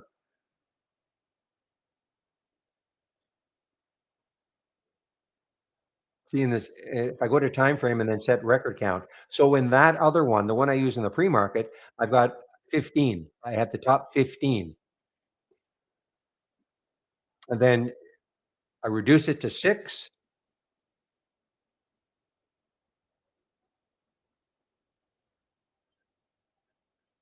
and that's what this one does. You'll notice I only have 6 here.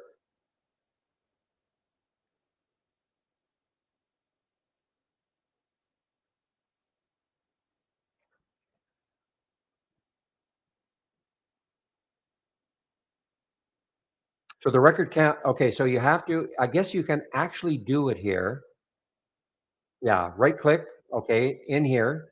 I usually do it from the tree map, but from the top list window. But if you right click and then go to time frame, and then set record count. Now, the max is 1,000. Please, nobody use 1,000, okay? If you have several top list windows open and you have a max record count of 1,000, your system may really slow down because it's got to go through 1,000 stocks potentially, every nanosecond. So, so the reason I only want to see 6 here, I don't want to have it overloaded. In other words, for instance, watch what happens if I, raise it to 50. I mean, it'll look crazy. Okay? Way too many to look at. So I just choose, that's just a personal preference, is to set the record count to 6. I don't know why I picked 6 and not 5 or not 10. I just did.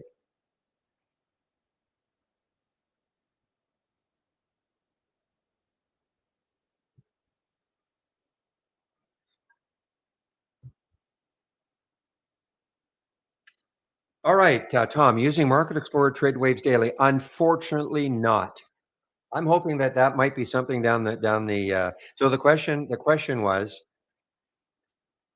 using well, actually, uh, no, you mean a sound alert, right?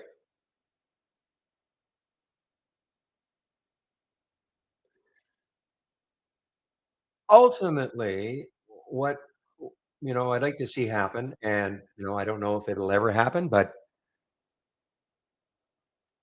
the question is, when you see a buy flag on the chart, can you get an alert for it?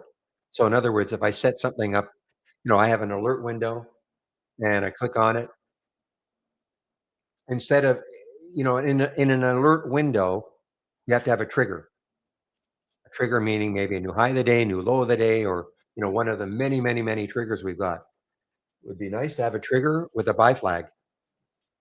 When you get a buy flag or a sell flag, but we don't have that. But so you're talking about now the Market Explorer window. Just give me one moment.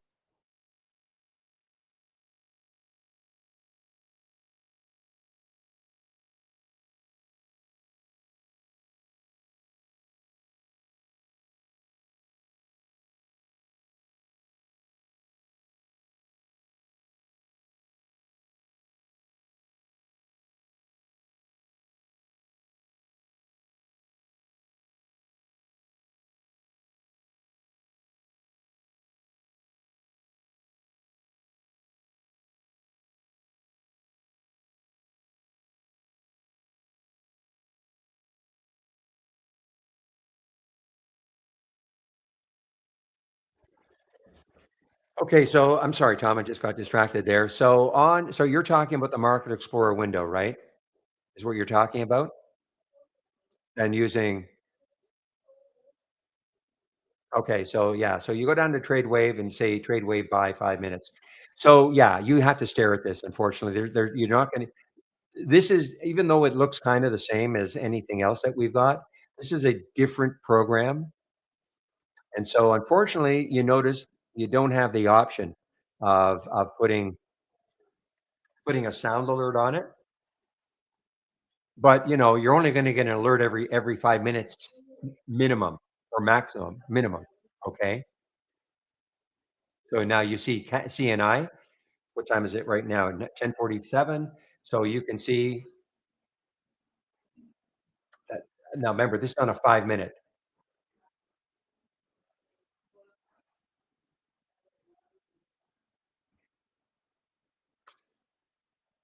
Now we should see a buy flag here.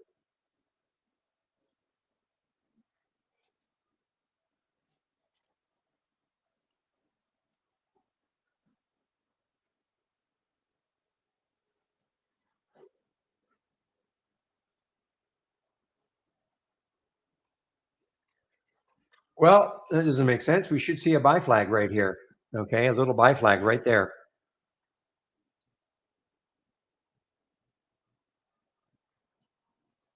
Hmm, maybe a bug in this then.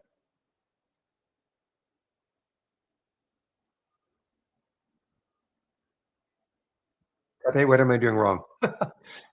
Because we should see a buy flag here.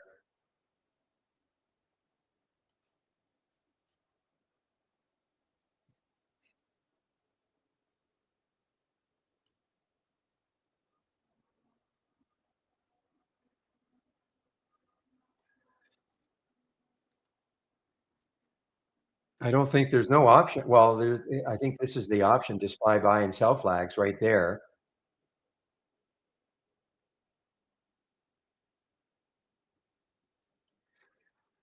Well, Tom, what was supposed to happen is when you well, I mean, you don't have to actually see the flag. I mean, but I don't understand why it's not being displayed. You know what? Let me make sure. I want to make sure the buy and sell flags are showing up at all. Yeah, I mean, here on the SPY, I've got a buy flag right there.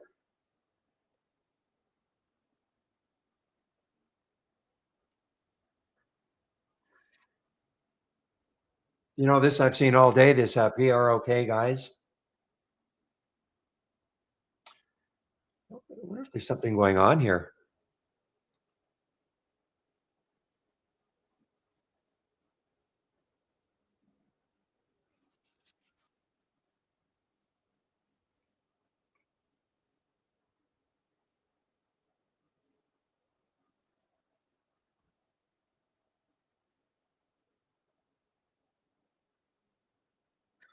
I don't know. I'm on a development version of this. I mean, so I don't know. We should see a buy flag in this area or somewhere along here for the PROK.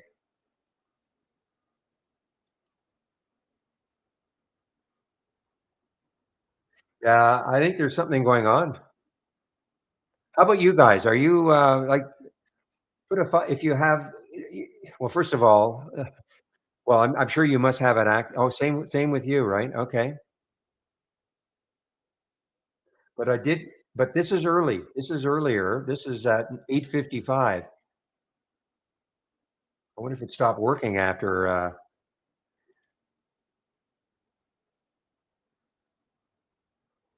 Yeah, I'm not seeing any buy or sell flags at all now.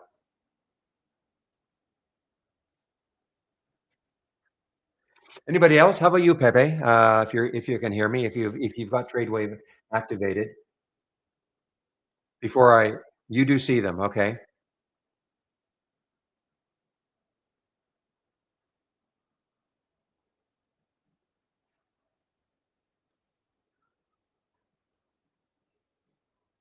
Yeah, I see them on the day on the daily.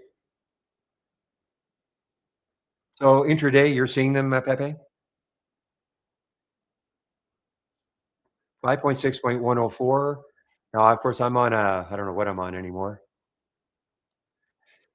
5.7.2. So that's a development version.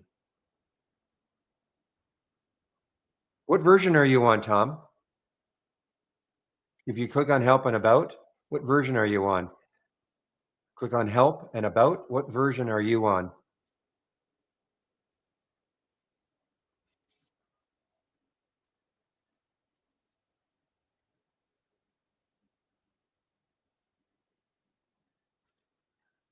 56108,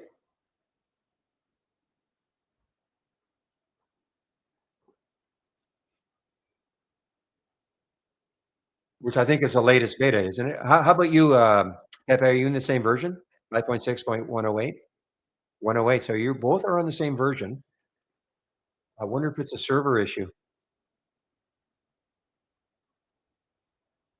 Well, I think you and I, Pepe, are in the same server because we don't get the halts. We don't get those halts soon after a resume if it's been halted again.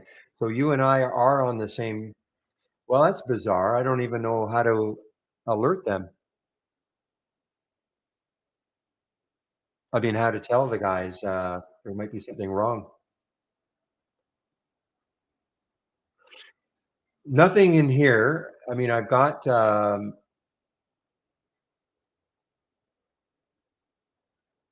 Let me do the right edge padding again. It shouldn't matter, but which I still think that's a bug.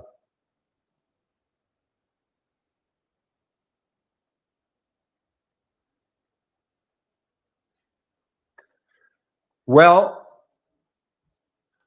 at any rate, I don't really care that much about seeing the buy and the sell flag. I was trying to demonstrate, though, using the Market Explorer, how that's what you would see. I care more about it that if I happen to be in a trade already, and then I'm following the wave. Guys, PAX may do it. PAX may do it. I may be. I hope I'm wrong. I hope I'm wrong. PAX may do it. See how he's following the wave? I mean, it's right at this high.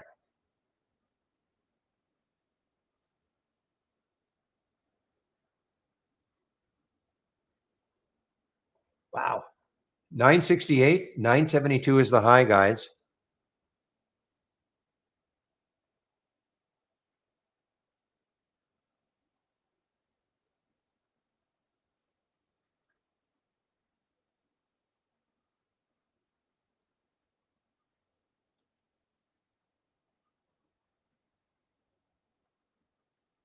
Just the one trade for me so far, guys, and that's the PAX. I'm not in very much of it, but if it can take this out and start to rip, it would be awesome.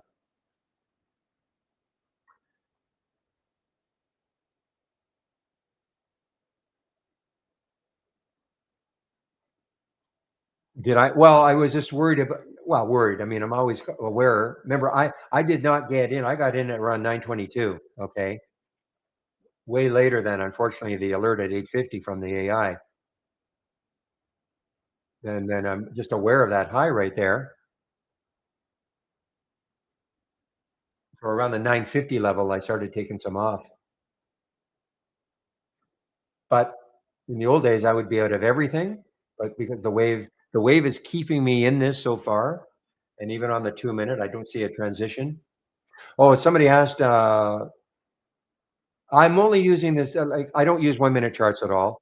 The only reason I'm using a 2 minute chart at all is just to see if there's a transition in the wave. Okay.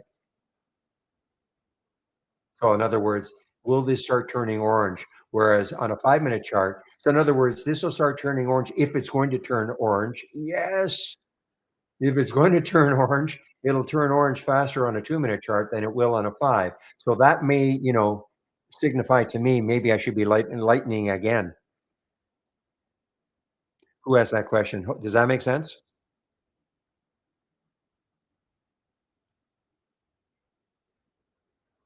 Well, that's probably it. But why would I have them disabled? Because I didn't do it on purpose.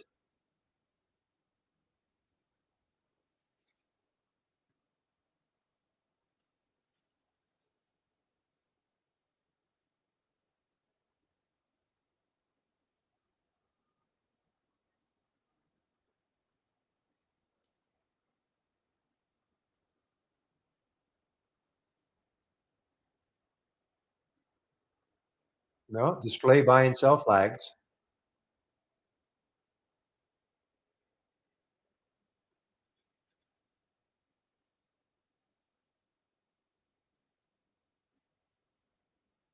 And, to display only the last 2 trades, so that's there, but display, now, you know what? Maybe I'll just get rid of that just to see what happens, but I mean, that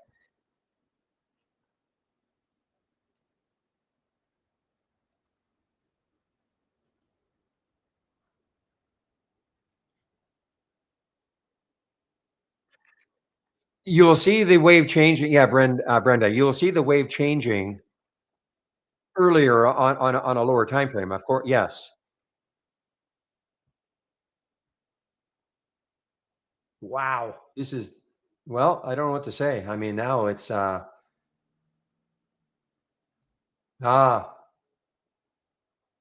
so it's just because I had the last but why wouldn't I have seen this one?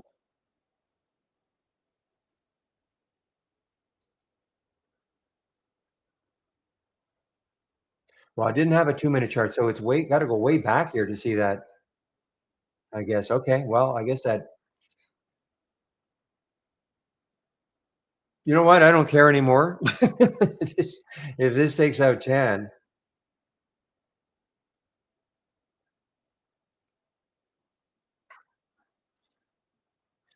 Okay, so Tom, what you've gotta do is,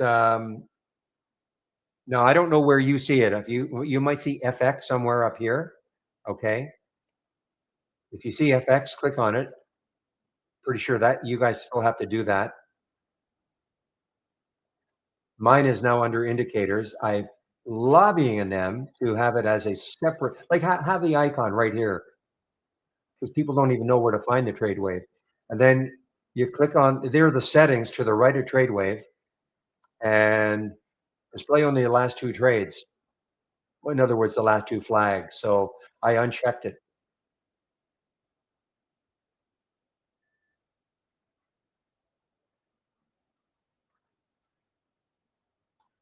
Okay, so it's not FX anymore. Okay, so it's here. I think it's ridiculous. You know what, guys? Why don't you lobby? Every time Dan comes into the YouTube room on Wednesday, tell him, "Come on, you should put TradeWave as its own indicator right up here, okay, as an icon." I mean, why hide excuse me, the darn thing?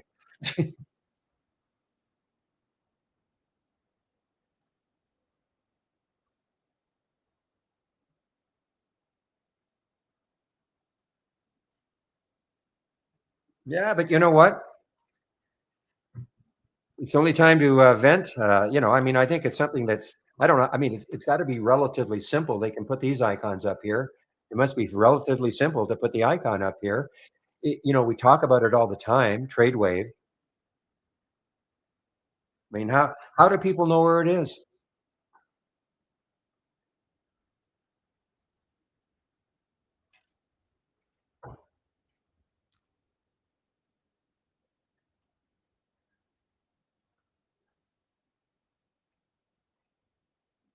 So now let's take a look at it on a 2-minute chart. See if it's turning orange. A little bit orange. Still not. Still not orange.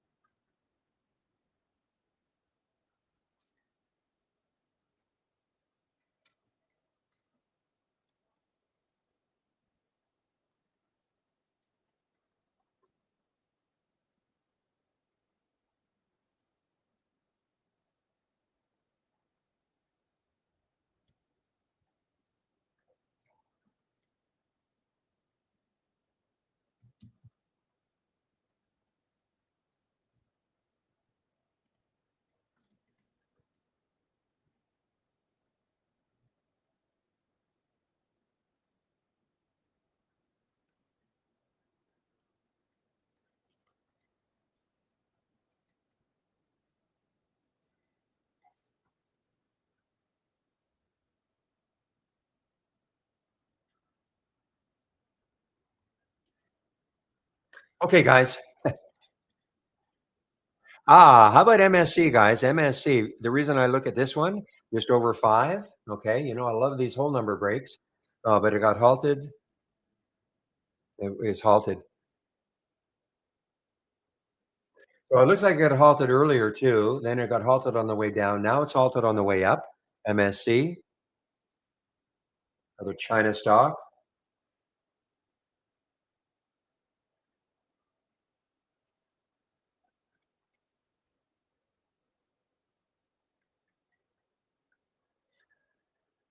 Pepe, have you looked at my unicorn lately?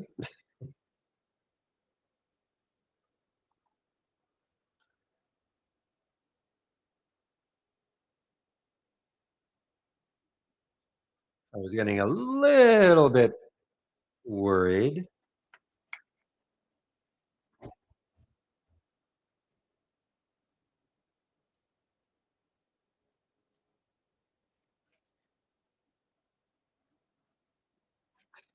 You called it a unicorn.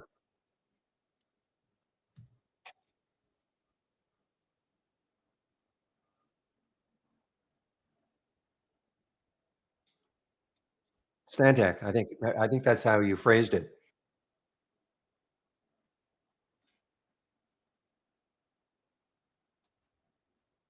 Maybe I'm wrong. I thought you said it was. All right, guys. So here's PAX now.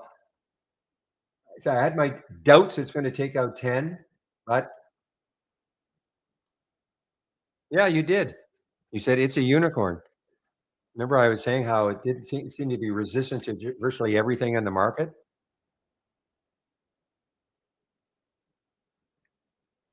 Unless I'm hallucinating.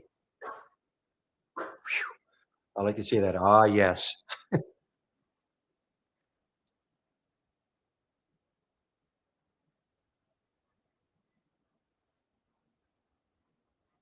Okay, so for instance, guys, so here, our cat on a 2-minute chart, you see how now the wave is changing on a 2-minute. Look on a 15, it's not at all. My guess is on a 5. So this is why I would change time frames if you're in a stock like this and you start to see it flatten out. Okay. Start to see it flatten out.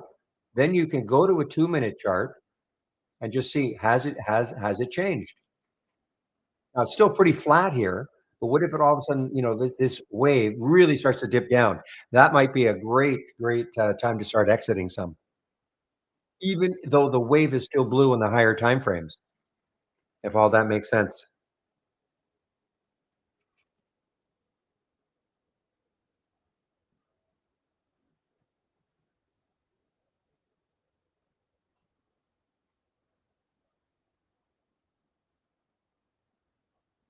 And look at this. So now, again, it's testing 980. It's testing 10 still, a 16% move for PAX, PACS.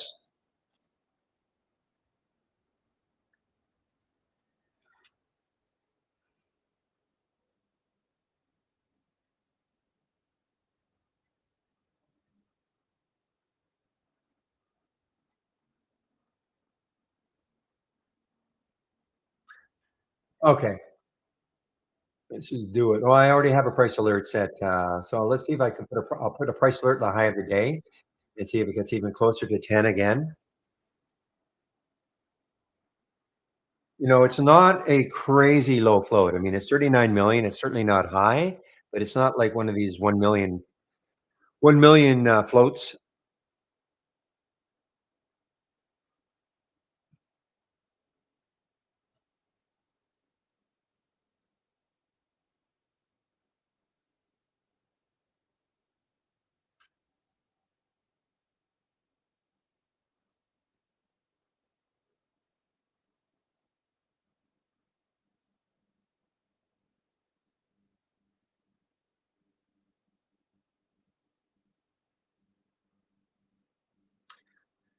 Wow, 11:07. Fast morning, guys, for me anyway. Very fast morning.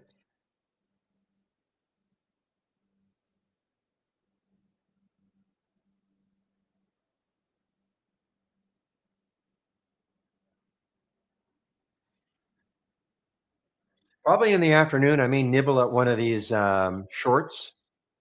when things kind of settle down.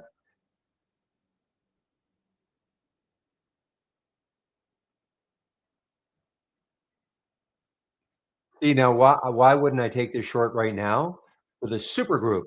Because when you look left, 12:20, it's pretty close to that 12:46. Now, if the next low looking left had been like 11:69, sure.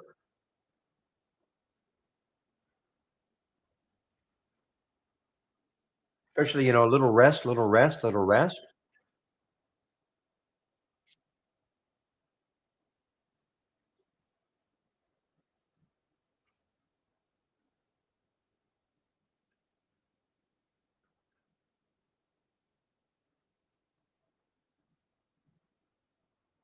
So again, you see a negative number here, guys. This could, click on it, see what's happening. Like here's the wilds. Is it coming into like there's the VWAP. So those of you who love to have or play VWAP type plays, will the VWAP hold it? Will it act as support? Now you won't know, of course. There's nothing 100%, but it's tested the VWAP, a couple of times. That's on a 2-minute chart. The VWAP is the same number. But let's take a look at it on a 5.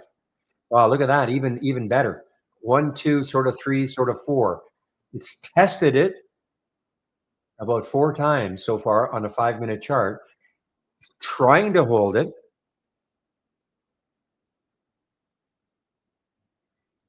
So if you were to if you said, you know what, if you thought, okay, I think it's going to hold it, not saying to do it. I'm just saying, but this is would be the idea.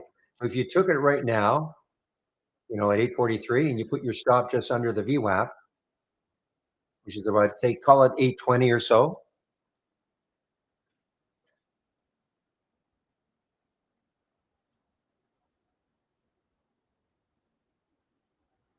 but that's an idea of how you know I I would still want to see this. I'd like to see a blue bar instead of a red bar. But had that been blue, I mean, that's an idea how you can, testing the VWAP several times, holding.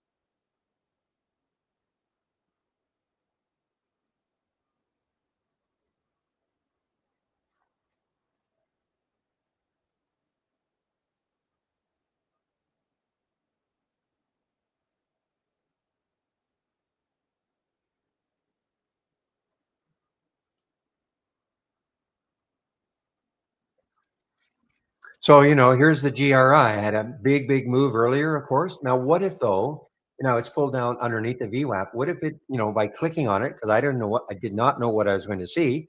What if it was just hanging around the VWAP, sitting on top of it? So what you could do is just put a price alert a little bit above the VWAP, see if it popped through it later on. So using this like a watch list. Interesting day, guys, because normally by this time we would see one stock that has won a lot of races, 15, 20 races. So there's Wilds. Here's an example. I mean, will the VWAP hold it?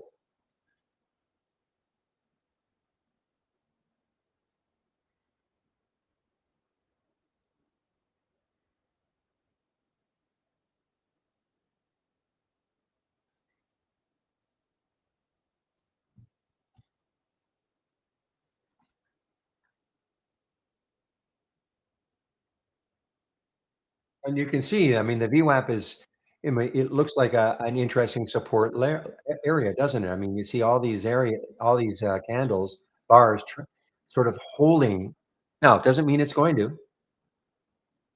The VWAP is 818.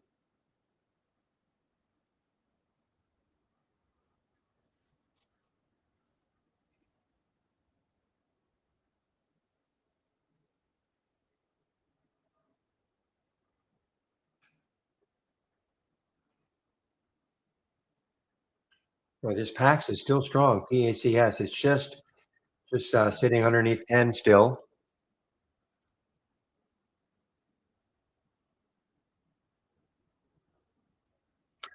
This, I think this is another one I couldn't trade yesterday from Interactive Brokers, ENGS. I'm pretty sure. Big 3 days. Excuse me. The low of 3 days, 2 days ago was four.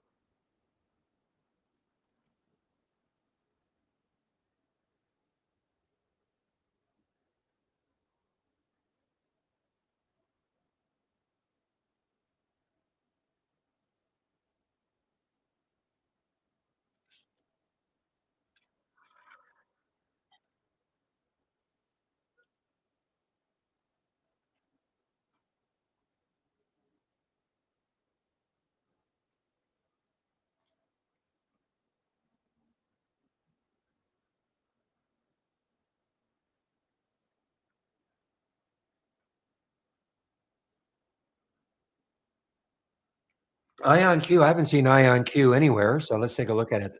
Excuse me. Let's take a look at it though. I see why I'm not seeing it, but yeah, nonstop. You're right. Excuse me. I'm not seeing it because the relative volume is too low, and I think I've got for all my scans. I think I have at least two, so it's too low. Doesn't mean it's not good to trade. Okay, but so if you're listening to me and saying, "Well, why don't I just reduce my relative volume so I would see that?" Well, I could do that, but for every Ion Q, for every stock that does this, I may see 20 others that don't. So, this one could get just buried.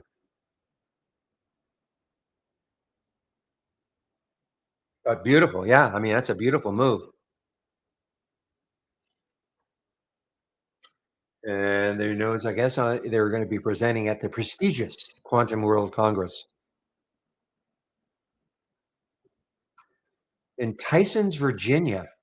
Interesting place to have this prestigious World Congress.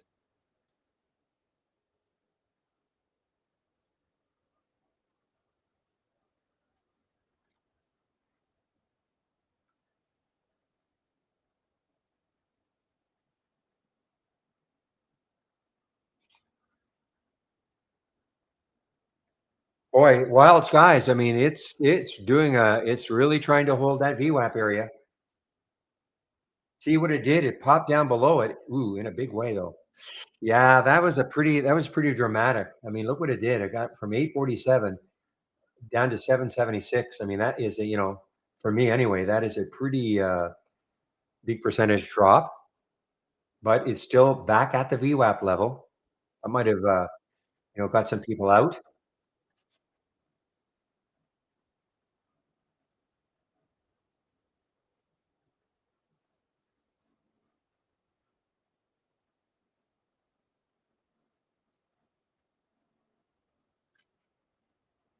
Mm, that's like one of these flash downs that probably got depending where your stop was, maybe got a lot of people out, and now it's right back over the VWAP. I'm talking about the WLDS.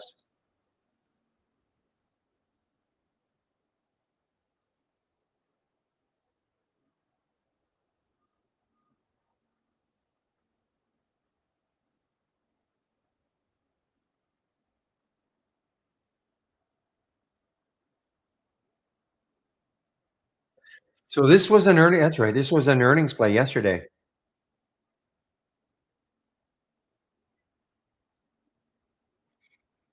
I know it says September 9th, but remember now it's post market. So the big reaction was yesterday, WLDS.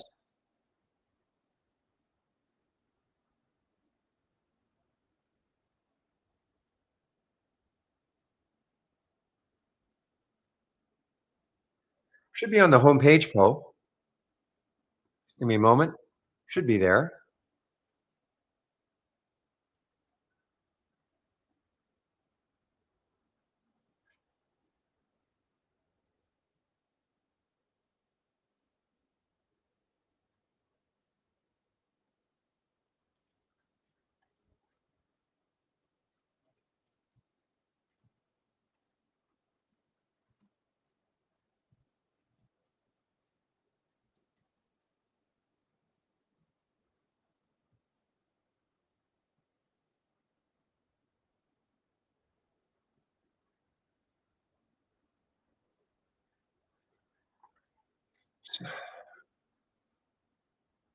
Well, guys, there we have it. I mean, it hit 10. Wow. I'm surprised. I have to admit, I am very surprised.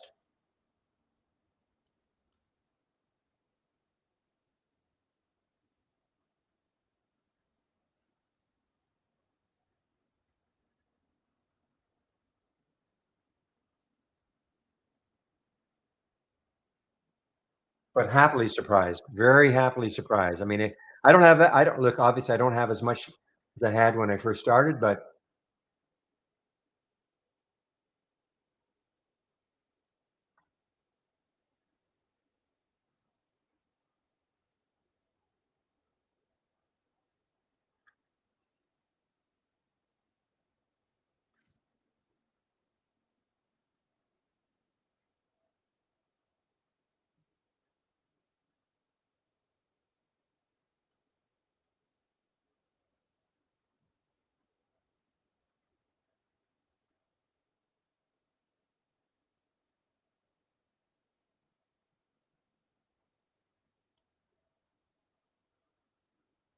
just give me a moment, guys.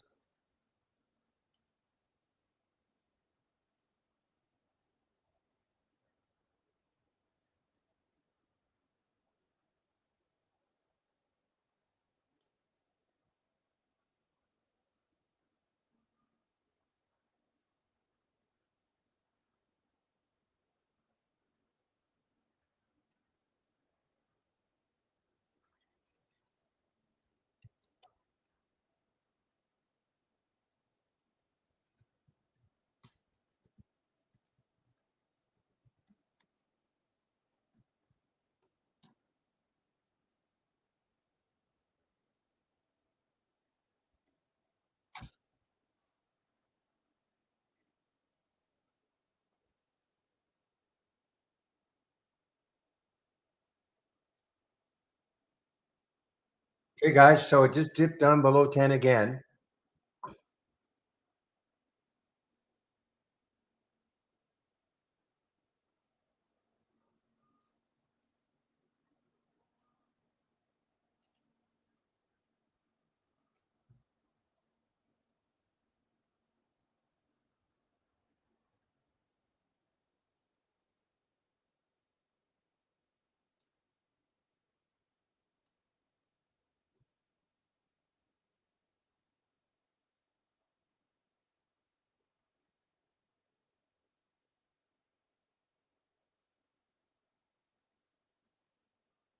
Guys, yeah, look at Mogu now. I mean, we looked at Mogu just a little while ago. Um, Mogu won races. I think maybe didn't win a race. There it is. Yeah, won one race way down here.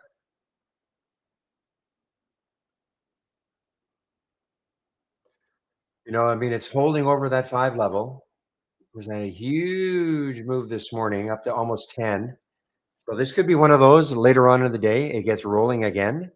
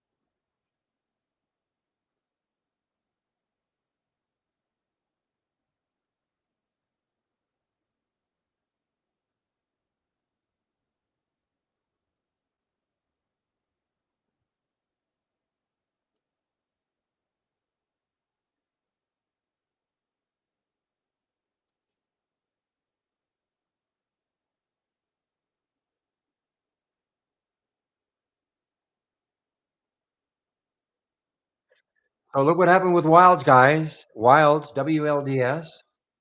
I didn't take it, but just, we talked about this but that kind of surprised probably a lot of people. Burst down through the VWAP, came right back up.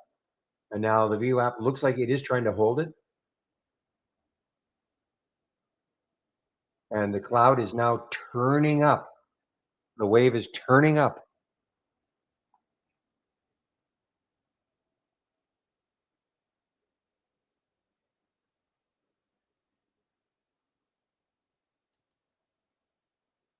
Or Taipei, go to your local Best Buy and get them to do some paste work.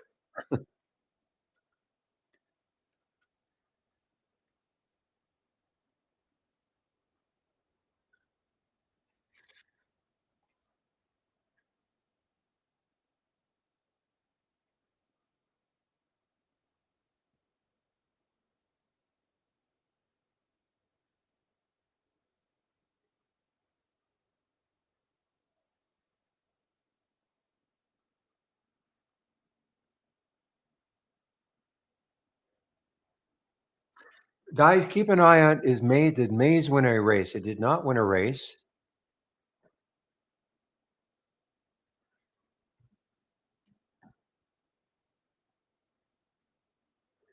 Okay, keep an eye on Mays, guys. Now, in theory, it's an all-time high, but I mean, obviously, right? What time? That's 8:45. So you don't count anything in the pre-market.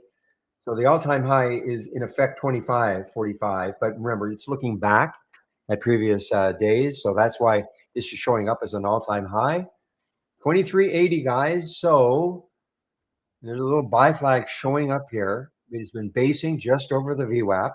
The VWAP is 23.38. So but on my chart, remember my chart with that line takes into account pre-market volume, which I think is the way to do it. This doesn't. But you have your pick. That number right there does not take into account pre-market volume. But I think that, if a stock is trading a lot in the pre-market, why wouldn't you want to have that volume as part of the calculation?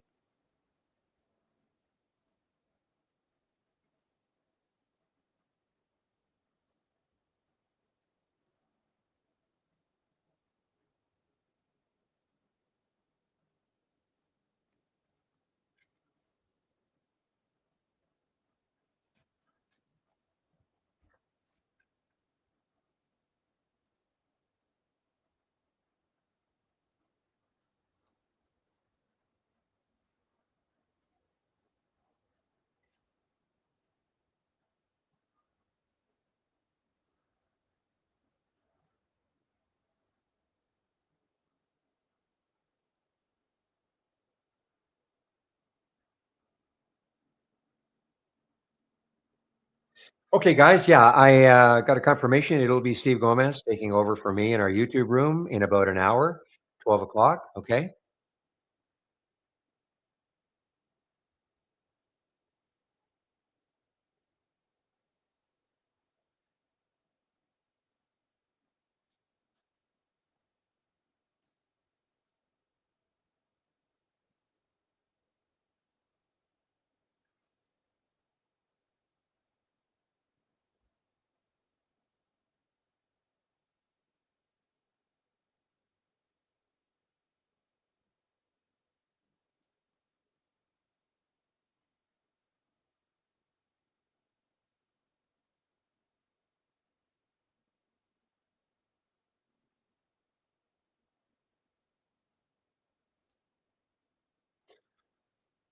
Okay, let's take a look at ARCAT. I mean, this is no slouch either. I want to take a look at it on the weekly chart. So the next high in the weekly charts, I mean, it still has room. I mean, 1164. I'm not saying it's getting there, but it has about $1 to that next high.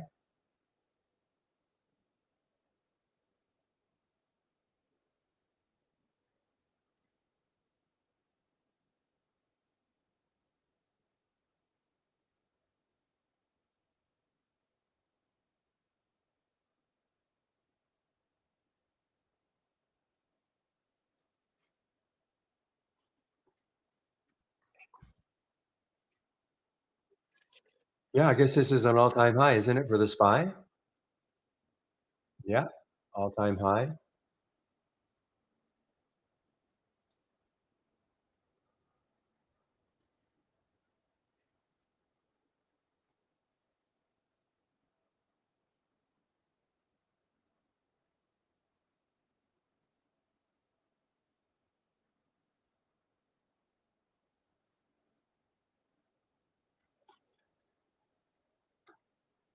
I'm here, Topsy. I am here.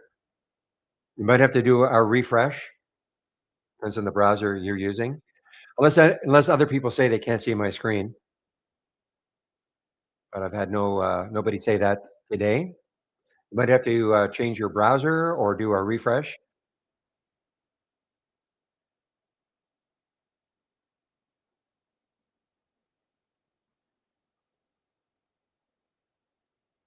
So thanks, guys. So it's got to be on your end, Topsy. Okay. It might have again if you can hear me. You probably have to do a refresh or change browsers or something.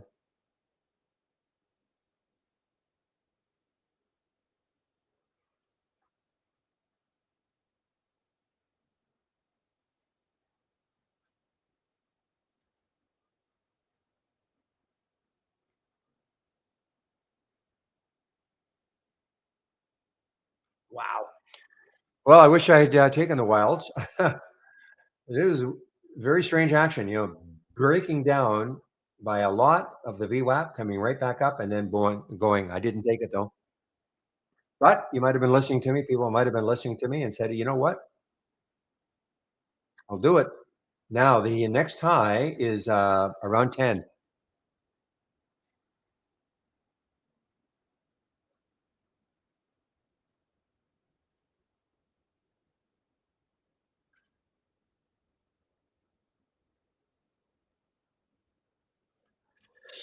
Okay, good. You did a refresh, Topsy. Is that what you did?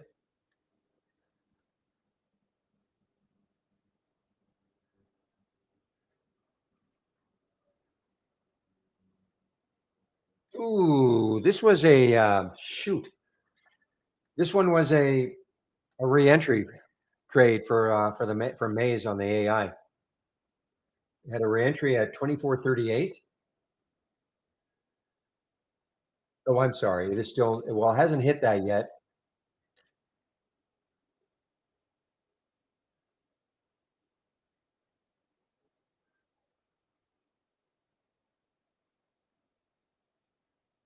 Just took an alert around 24.22 to see if it gets back up there.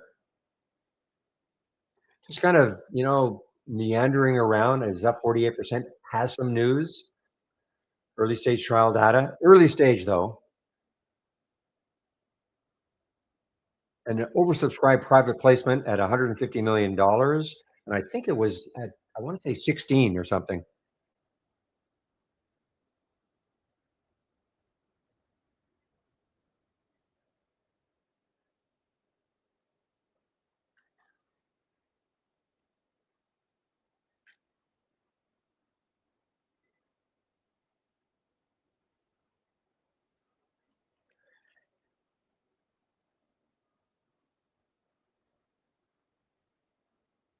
All right, so I guess this was started trading as FCHL. Yes, I'm going to say this was an IPO right here 2 days ago. High now, all time high now. Doesn't take much for it to be an all time high, but and that's the FCHL. Beautiful break and consolidation here. Wow.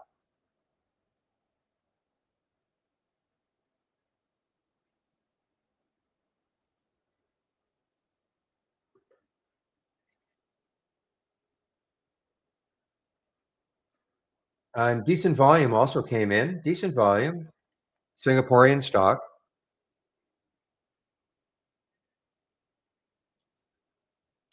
Okay, guys, what time is it now? 11:32. So about half an hour. I'll be taking my break. Steve Gomez will take over for me in our YouTube room while I take my break for about an hour.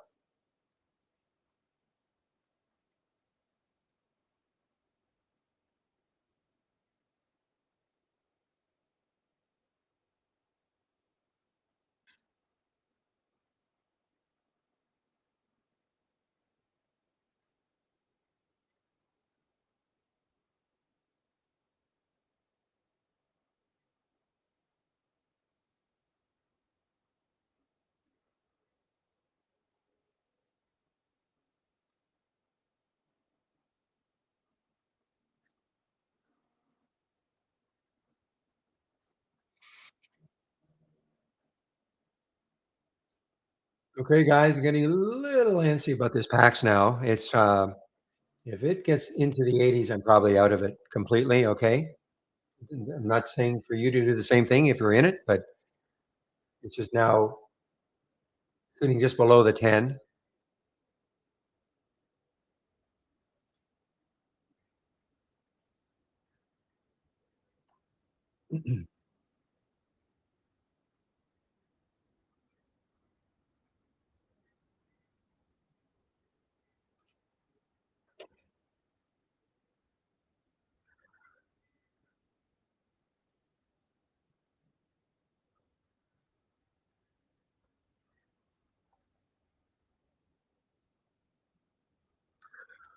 Okay, Pepe, mute me right now. Okay. So, guys, I just want to take a look at CELH with the Goldman upgrade. I know we're probably positive for the day,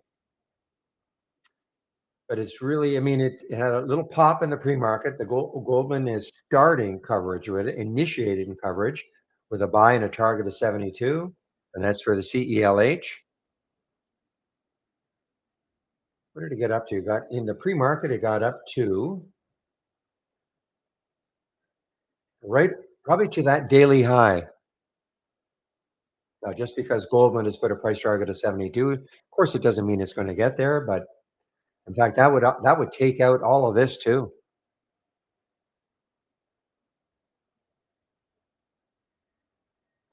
Well, that's a pretty aggressive price target.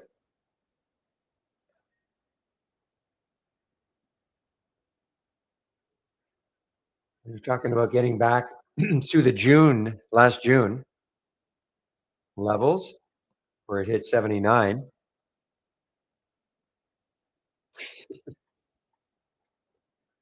I told you to mute me, Pepe. Mute me.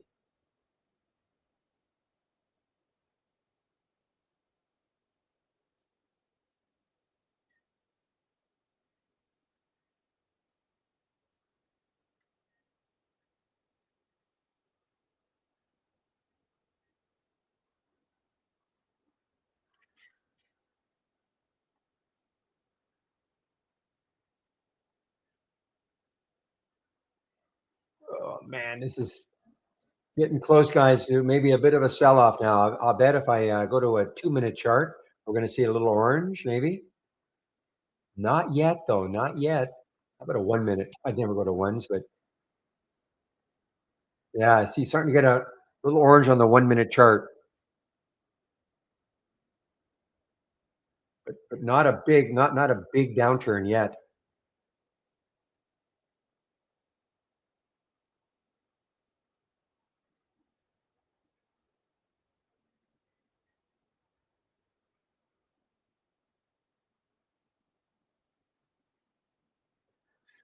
So I'm going to let the wave tell me to, it's telling me to keep in the trade still for the PACS trading PL. Okay, Planet Labs or something. Planet Labs. Well, interesting. Yeah, it's over the VWAP. The wave is starting to point upwards.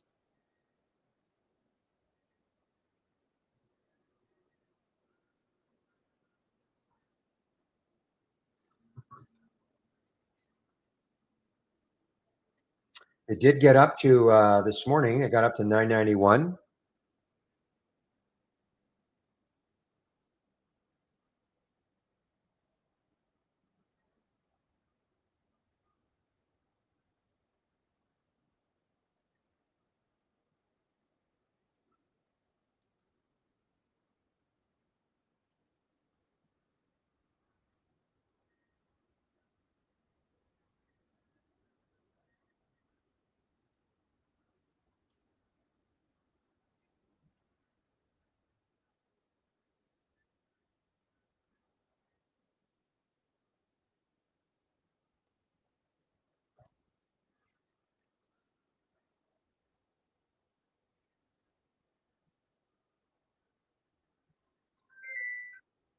Moment,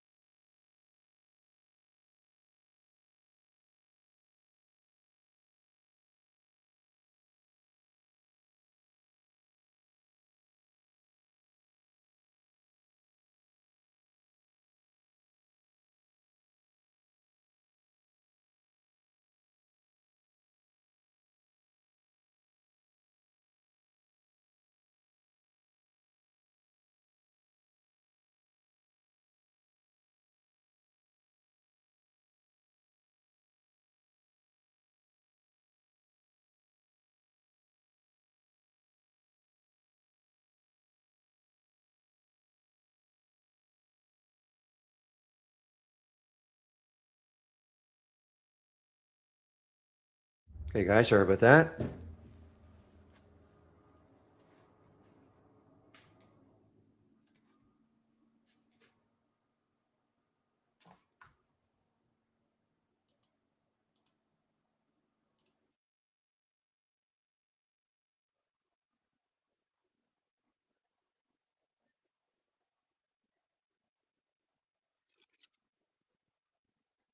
So, Topsy, are you talking about this box right here? Or are you talking about well, didn't you ask it yesterday? I thought you asked that question yesterday. You wanted that box. Oh, you lost it. Okay. Don't forget to save it this time. Okay. Just give me a moment. So if you click on my homepage link, okay, homepage link, scroll down.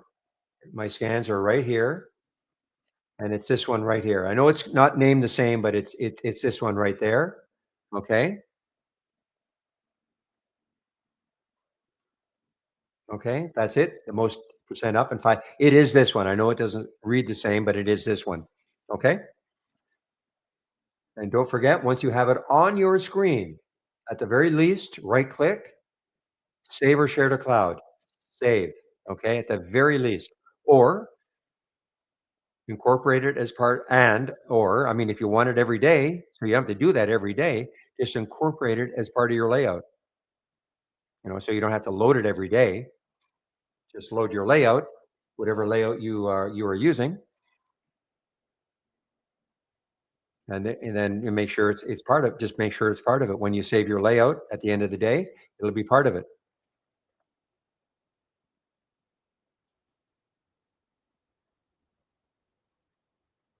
All right, guys, 20 minutes. 20 minutes. I'll be on a break.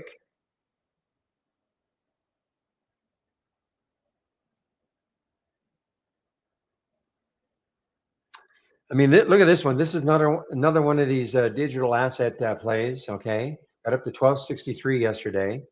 Uh, Coming into 9, where did it close? So again, got up to 1260, but it closed way down here. Basically 33% lower than the high of the day. But it's above that close now, so it could get going again. Well, it already is going again, but can it take out 9 and have a challenge up to that level up here?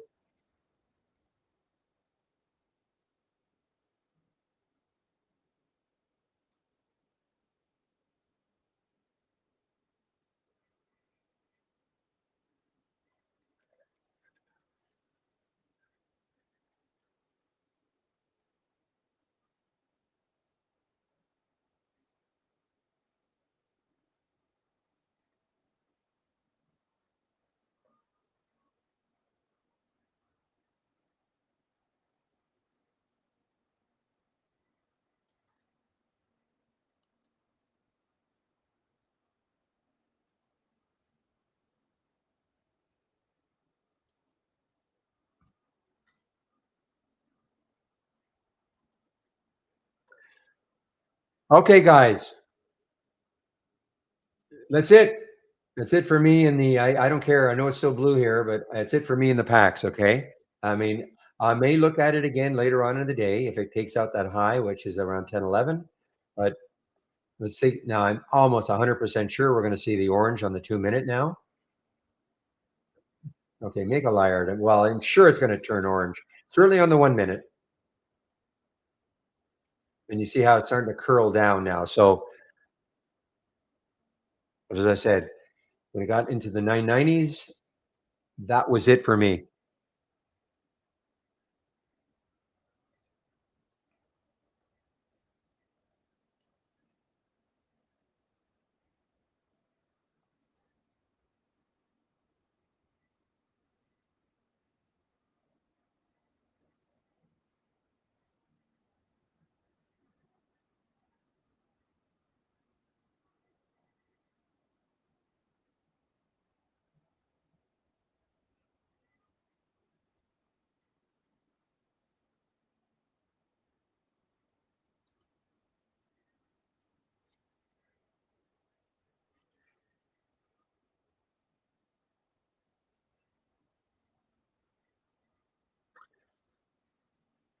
Okay, OCC. What is this one doing? OCC is all-time high. All-time high for OCC. I guess I don't know when I started trading as OCC, but yeah, I don't know about this, guys. I mean,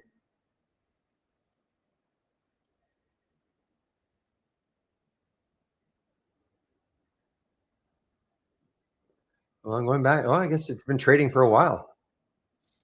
It just never really got going, I guess, because this is saying it's an all-time high for OCC.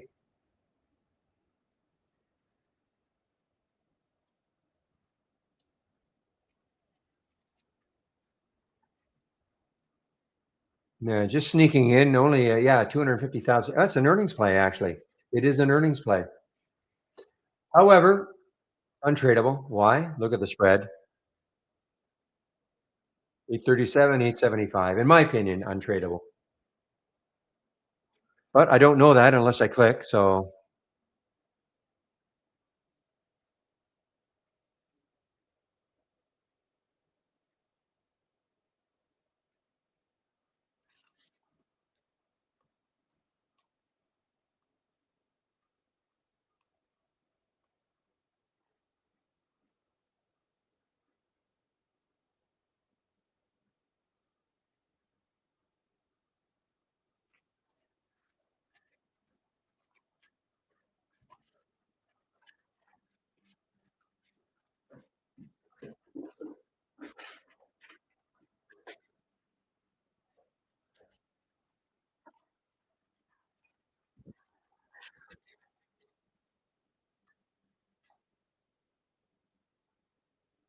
I mean, look, this may tack on another couple of dollars, but I just can't.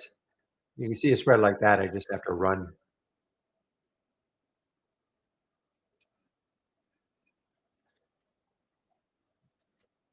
I mean, it's yeah. I mean, it's moving, but again, look at the spread now: 827, 883. Somebody bought at this price with that spread.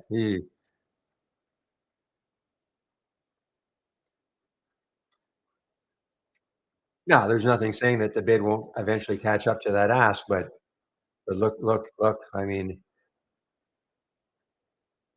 only 100 shares I see, but still.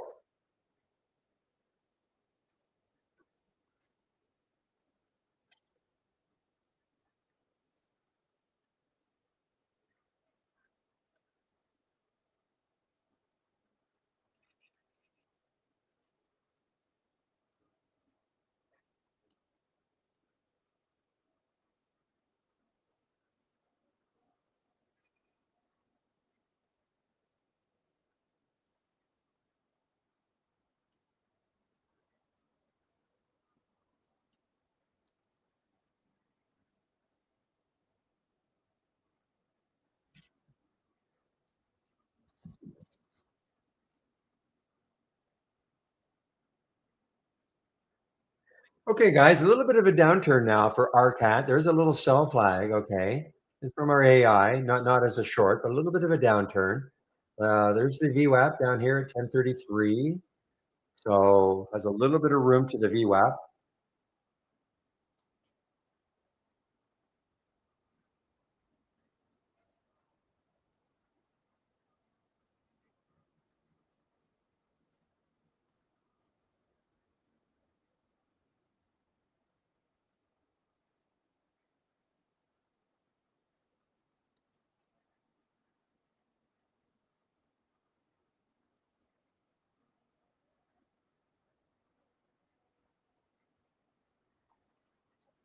Okay, guys, about 10 minutes. I'm taking a break. So what I'm going to do is put the YouTube link in to the main room so you guys can head over and listen to Steve when he shows up at around 12 noon Eastern time, of course.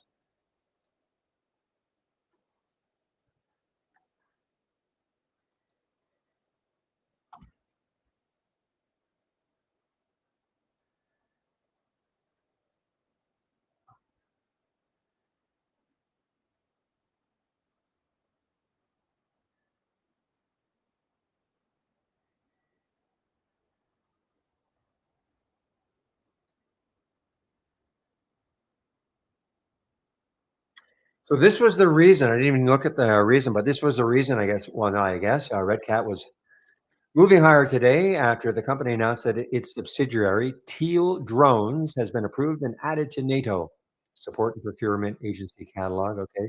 So that was the reason for the move for Red Cat, RCAT.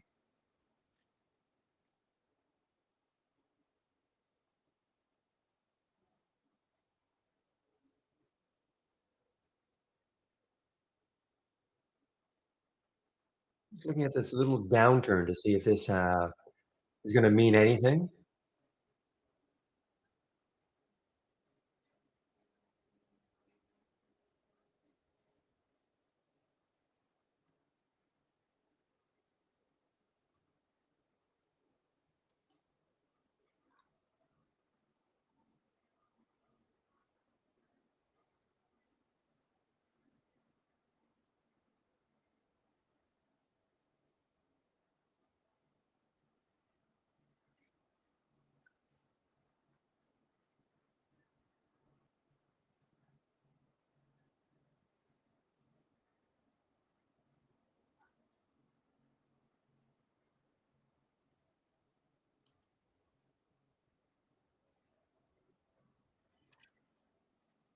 How can you get the biggest gainer from the start? Right here. Okay. Yasser. I hope I'm not mispronouncing your name too much.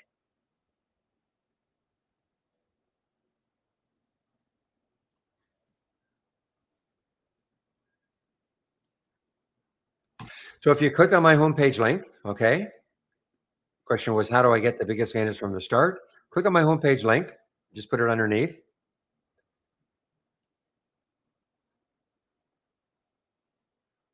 scroll down, little section right here, my scans, okay, my scans, and here it is, biggest gainers from the start of the race, okay? Now understand that you will not, the race will start for you right now at 11:52 if you load it right now, 11:52. So you're not going to see all these. It's like your race is starting now. So your top 10 list will be built starting from now. Okay. But if you want, well, I start running the race at 9:30 Eastern time when the market opens. So if you take this scan, if you take this and then incorporate it as part of your layout tomorrow, then whenever you load trade ideas, if you load it at 9:30 or earlier, this only starts at 9:30. It doesn't. I don't want it running in the pre-market. I could do it in the pre-market, but I don't. I choose not to. So again, if you incorporate it as part of your layout, and then low trade ideas at least at 9:30, this will start working. Okay.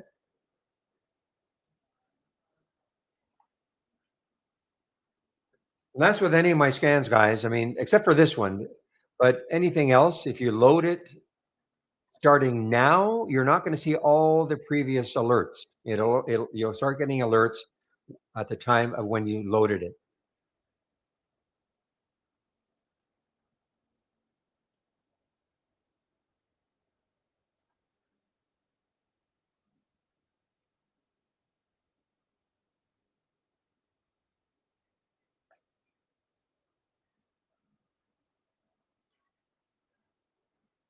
Just intrigued by this one, guys. I want to see if this little orange bar is going to mean anything. This little trend break is actually going to mean anything.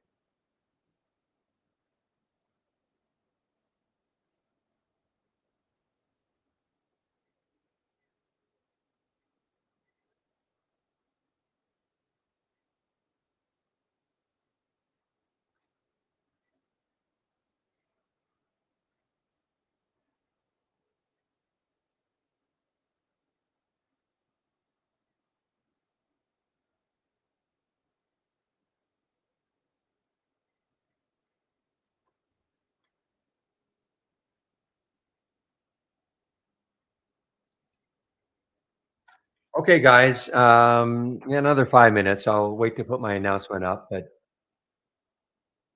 getting close to taking off. Not forever, just for the hour.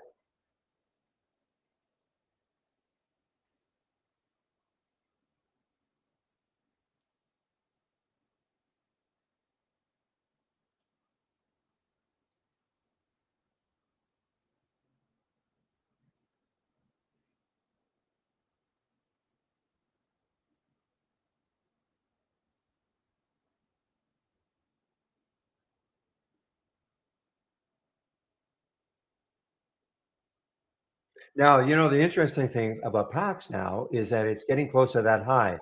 Let's see if that high holds it. The high of 2 days ago for PACS. Let's see if that high holds it. Maybe that'll hold it, and maybe it'll resume from there. The high right there is 972. Still liking this one if it gets back up to the high, maybe over $10.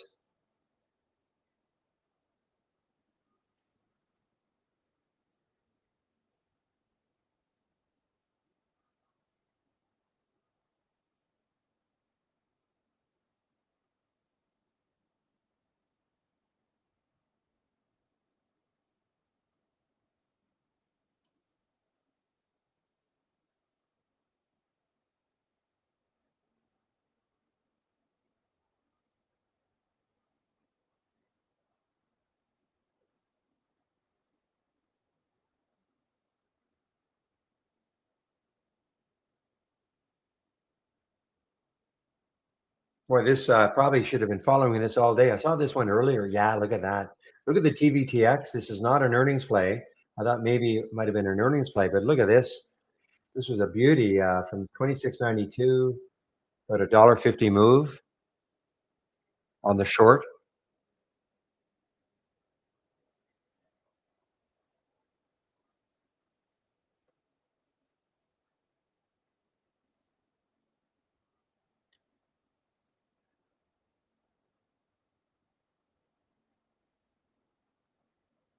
So starting to get a few more stocks in this list, guys. I don't mind the lack of stocks. It gives you more focus, a little more focus.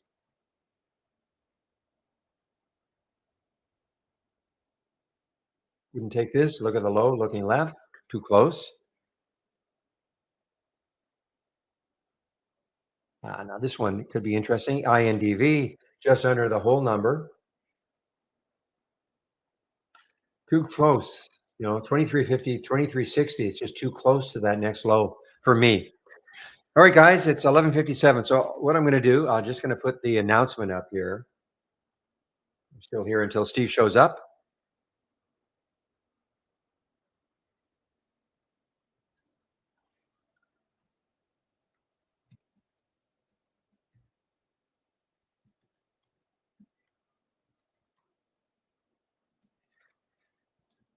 And I think Steve is probably testing the money machine, so you can ask him questions about the money machine, perhaps. I don't. I think he's still one of the testers of it. He's also the originator. So big applause.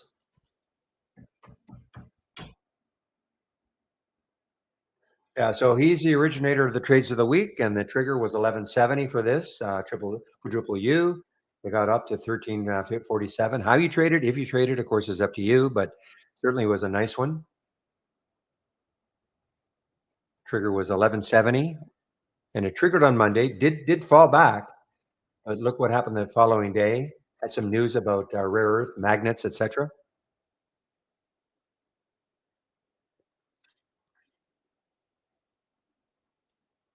Not easy, to try to figure out. Okay, what am I going to call the trade of the week? One stock.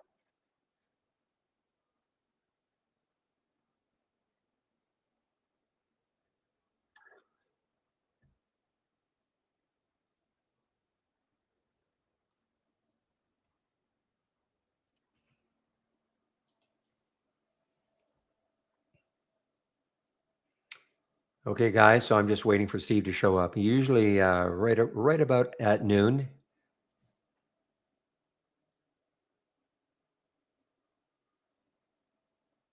There he is. I think I hear you, Steve. Right? I'm here. Okay. Okay, guys. Steve has just shown up in our YouTube room. I've put the YouTube link in, so you can head over and listen to Steve for his 55 minutes, not his hour.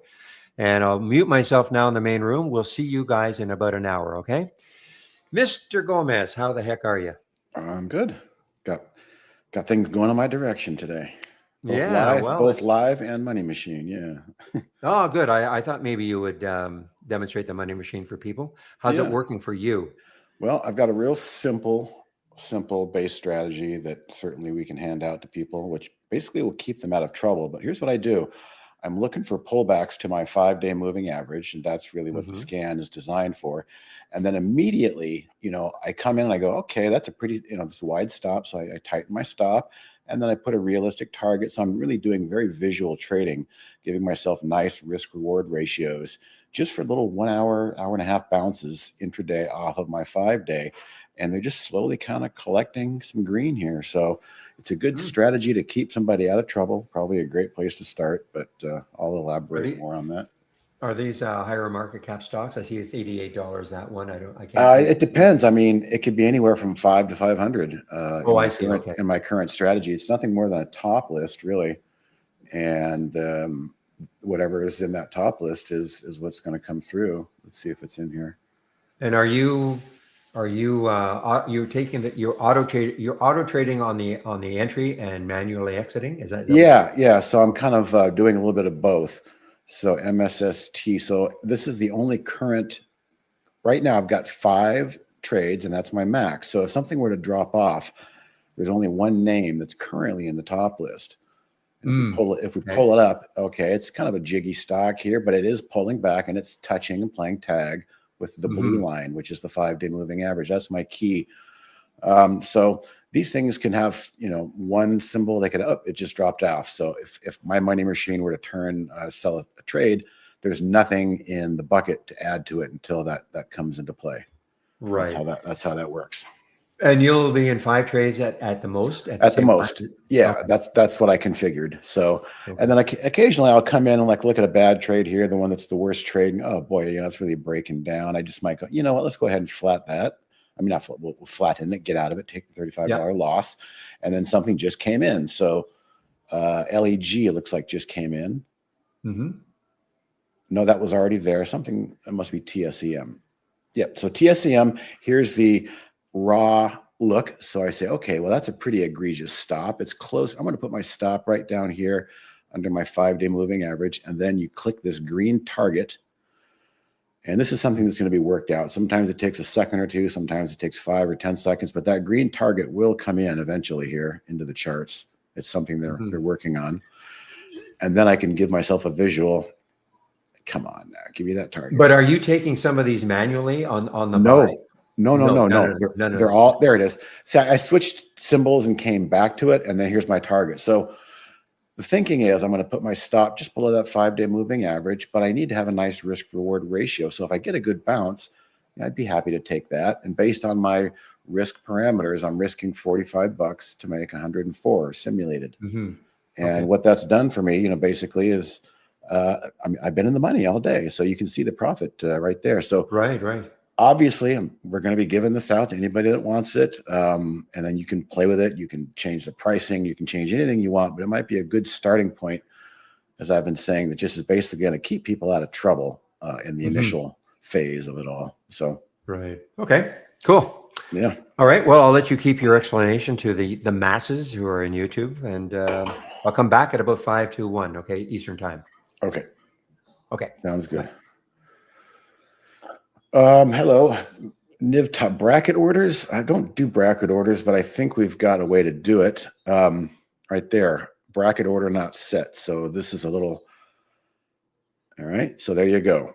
I've never used it, but you can add a stop loss and a target in any particular trade that you're in once you've highlighted. So this would be for the TSEM trade if I wanted to do that. So experiment with that. It's right there. It should be. If not, make sure you're on the latest version or the latest beta. Interestingly enough, though, this trade was taken a little bit above that moving average. So I'm demonstrating this money machine here. And then sometimes I'll come in and look at a really good trade. Well, it's still moving higher. I should probably let that one work. Yeah, well, it looks like it wants to move back to highs. I'll let that one work. But it's just real simple, real slow.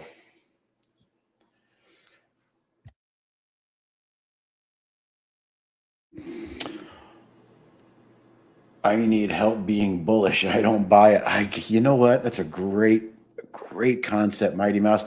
I've got the same thing in the back of my head. Oh, Steve, it's September.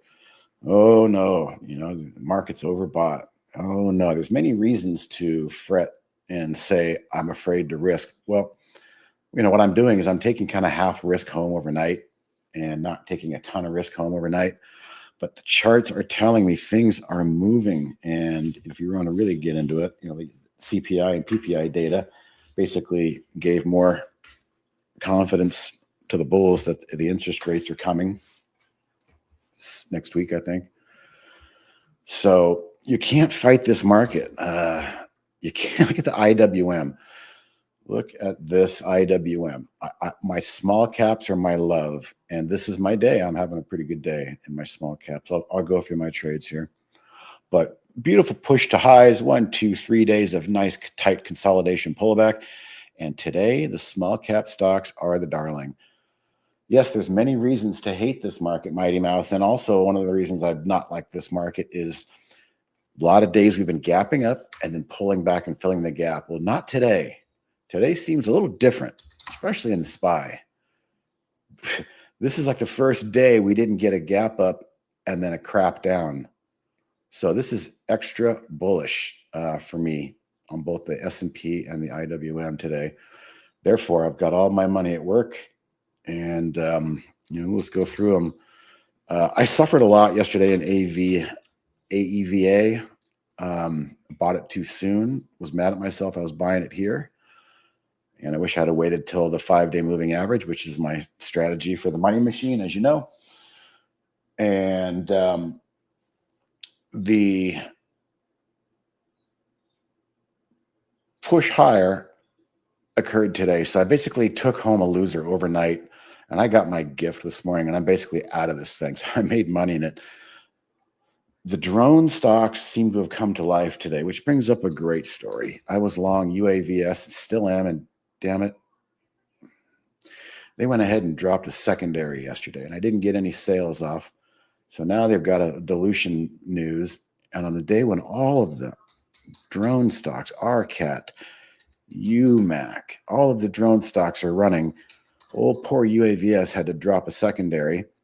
Maybe that's going to be the worst of it. I've got an order to just get out of this thing on a bounce. But now that it's kind of dipped down, I'm going to cancel that order. You can't have it anymore. But very unfortunate. But I've made money in other things. I noticed Oklo was the strongest of the three. I've been kind of watching these SMR and NNE and Oklo. These are the nano nukes. We've been hearing about energy crisis and how we need energy. Well, OKLO is one of the three that's the only one above its moving averages. So I bought Oklo on the open. I love this little wick right here, little stab down and then right back up. I bought that right there. And I've sold 1/3 right about there. Let's see. What are the three bracket things on your charts? Okay, so that's the money machine. Let me go back to this. It's the simulated money machine, which the premium users are going to soon have access to.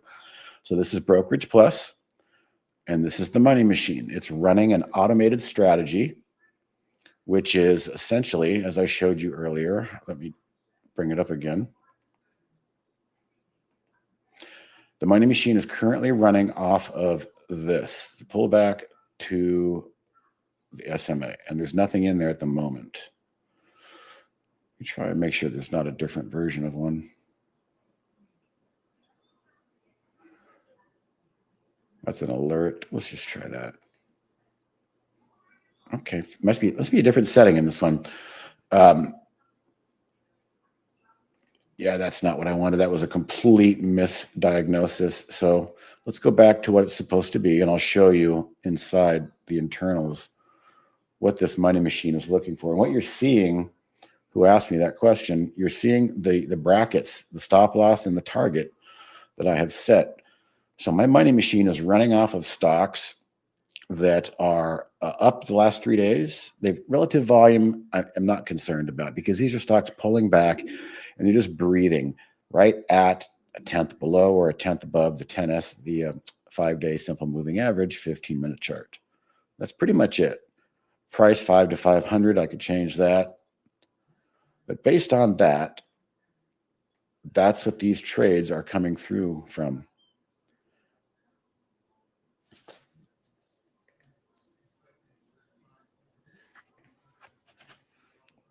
This is probably a pretty good example right there. That pullback to the the blue line is what we're kind of keying off of there, where these trades are.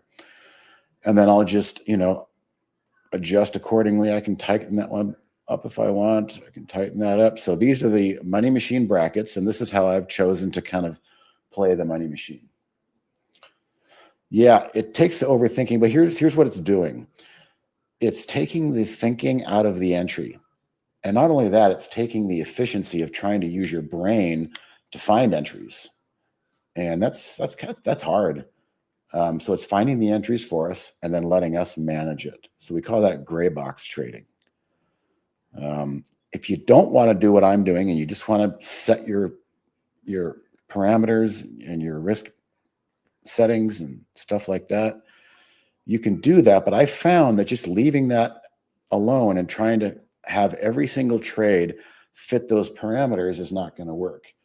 There still is going to need to be a function of human and machine working together to manage these trades. But the hard part's being done for you. You're entering these trades automatically, and then you're giving them to manage however you want. And like I said, you can be a hands-on manager like I'm doing, or you can sit back and see if you can find that golden goose configuration. But let me tell you, that golden goose configuration might work on a Tuesday, but it might stop working on a Thursday.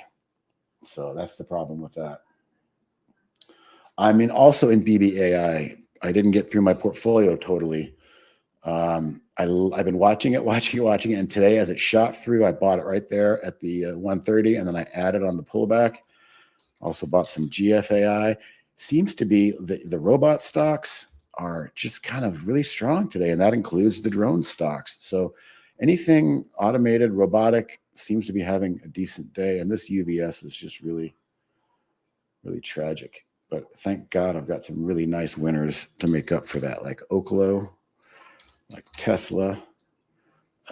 Patrick, I had some FSM, came in long. I've got only 1/3 left, but this is an all-time high, I think, in FSM. Took my profits on that. I've been holding DJT. I'm not selling this. Just going to keep that. When I bought some MindMed on the pullback, guess where I bought MindMed on the pullback? To the 5-day moving average. I literally traded this the way the money machine is programmed to trade. And this is what I've been doing most of lately. Why? Because when I buy these up here, I suffer this and it gets old real quick. But when you stock these names that you like that are trending higher, and you set alerts, or you're watching and you pull it up and you see it spiking and bouncing at the 5-day moving average on a stock that you've been watching, you got to buy it. And then you just cut your losses at the lows.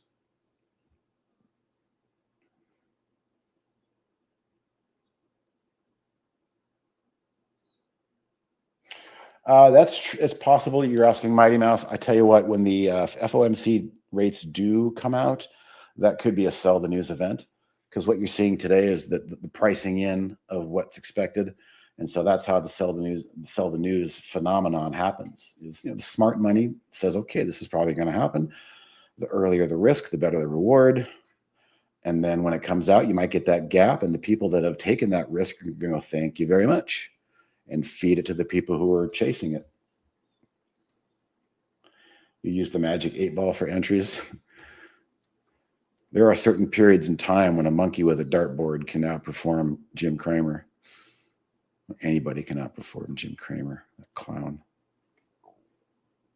Speaking of Jim Cramer, he called Oklo a joke. He doesn't like the CEO. He thinks he's got all these stocks figured out by how well he knows the CEO. He was calling way back here. He said, forget Oklo. That's nothing. Down there in the teens. Look it up. Jim Cramer. Don't ever listen to that guy.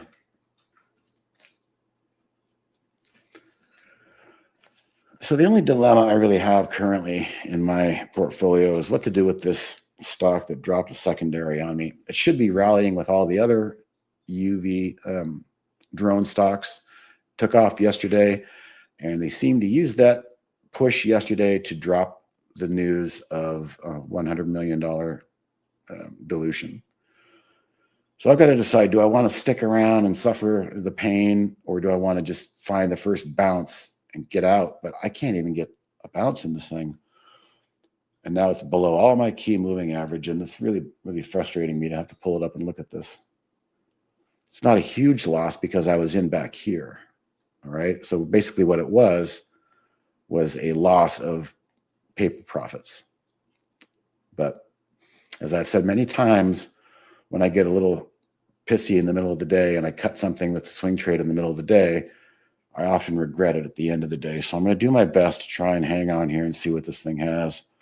It's doing what it does. It's trying to lift the low of the day that was printed on the open, trying to see if they can run any stops down here. And I don't want to be one of those people. So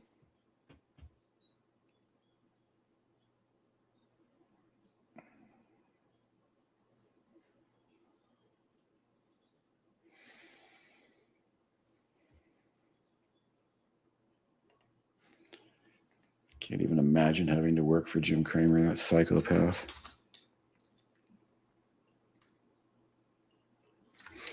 All right, so the money machine's quiet. It's just kind of taking care of itself. Nothing really going on. What else do I have that I may not have discussed? I'm sitting in MOBX for the last 3 or 4 days. Barry told me about this one a week and a half ago, and I've been cautiously stalking it back here. And it's just kind of building a base, and I like the way it looks. And this is technically kind of an autonomous drone stock, so maybe it's going to have a moment here, but I'm going to stay in that one. I mentioned BBAI. That's pretty much all I got. I bought some Rumble too. I've been wanting to buy that one.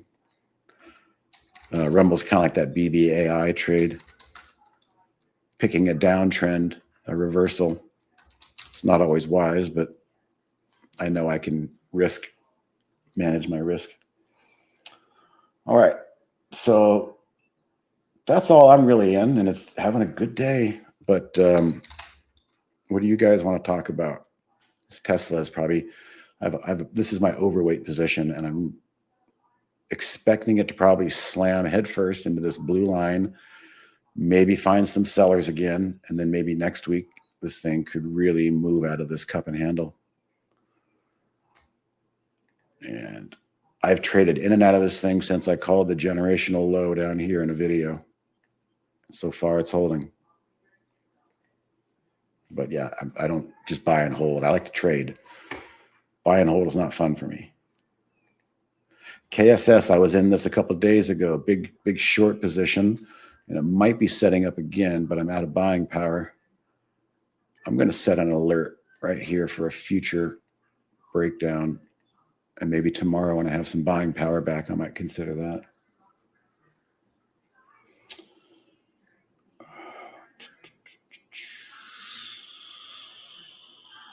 Would money market be able to use volume profile to make decisions? Yes, of course.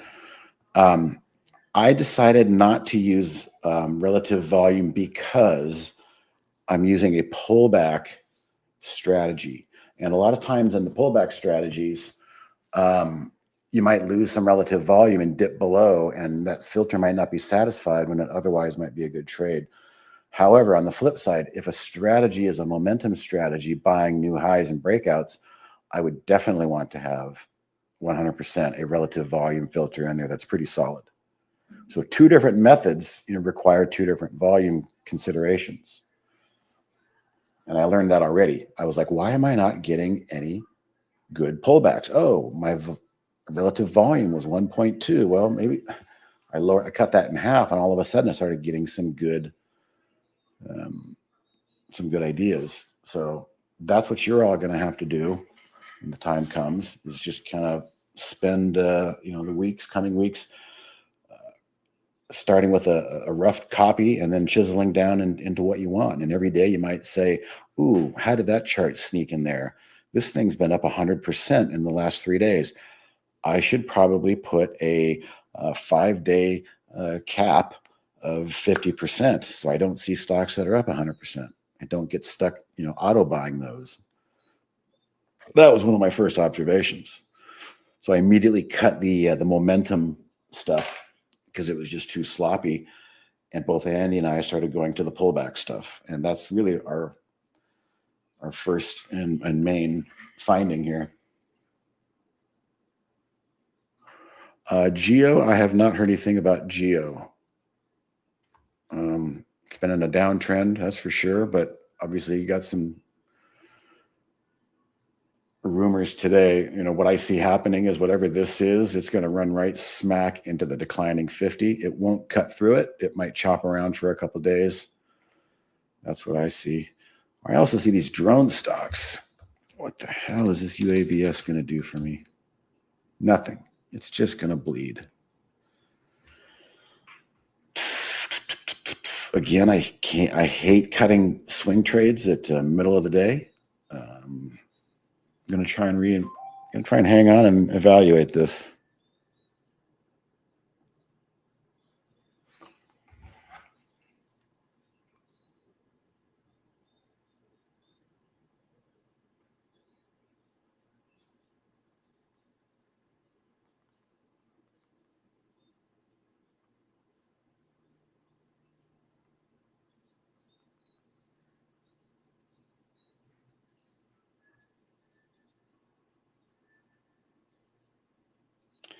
Hang on a second, guys. Let's see.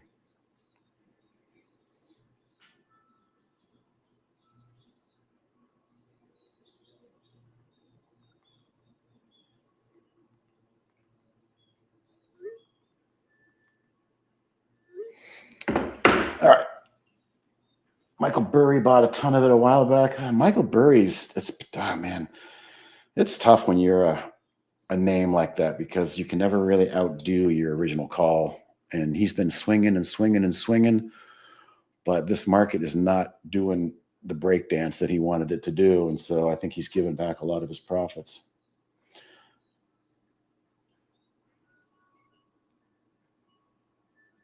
There was a woman named Elaine Garzarelli, and she called the 87 crash. And then CNBC had her on for a decade after that, trying to think she was a guru. She got lucky, and she never was able to duplicate.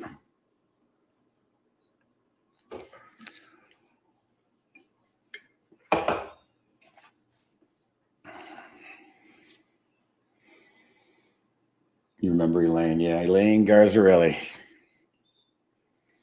She could never, ever come up with a good call after that one. Who was the other guy? The shorty with the hair, with the magnificent hair. What was his name? They used to bring him on all the time. The bear. Losing my memory.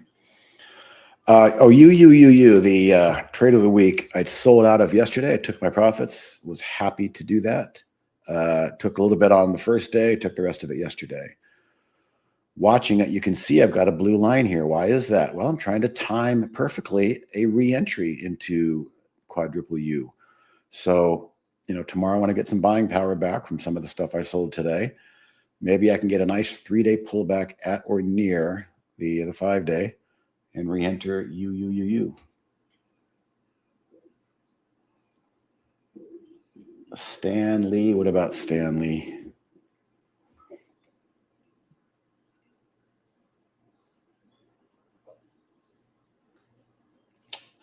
Well, that all got blown out the window.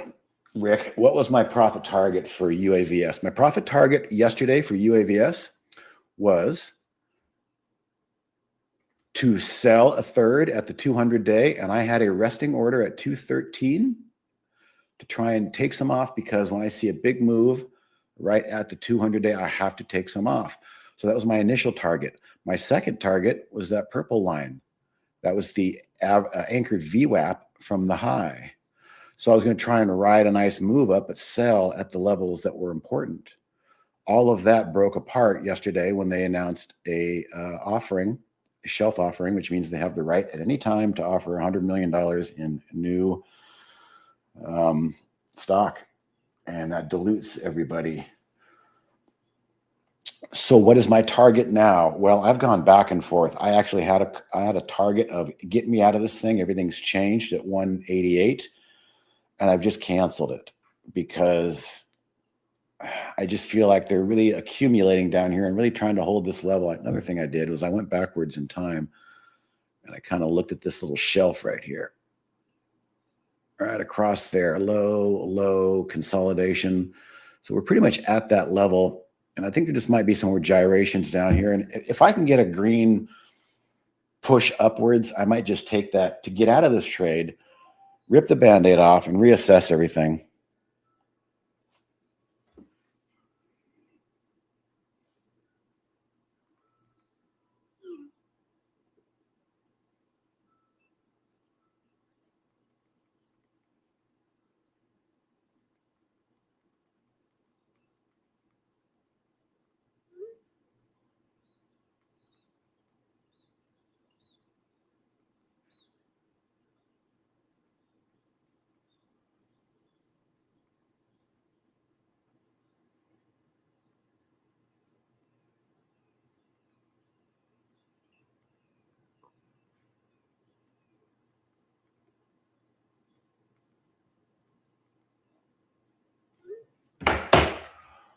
All right, does Brian Shannon still use AView at pinch? Yeah, a lot of times I will I'll pull him up and we chat and I'll say, what do you think of this? And he's nice enough to spit me back a chart. And he's usually got a few different lines drawn. So yeah, he does use the pinch still. It's not the one all go to, but it's like a shot in your quiver, a shot in your golf bag. You just got to be aware of it and know how to play it. He's more interested in, like, when he sees a stock getting ready to go, he likes to wait for it to clear the AVWAP. But of course, if he's in something, he'll do the same thing I was talking about. He will use that anchored VWAP coming up from underneath to start selling and not compete with it.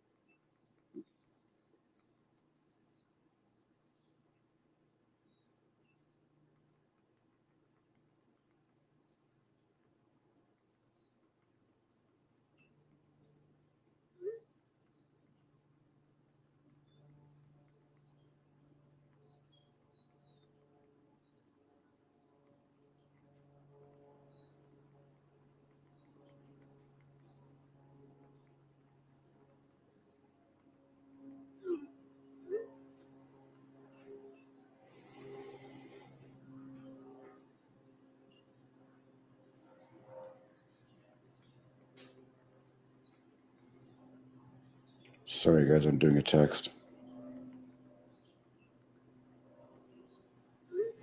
Multitasking. Cool. We got some new comments. When do you think ENPH will get a bounce? Enphase? Let's take a look. Could be here.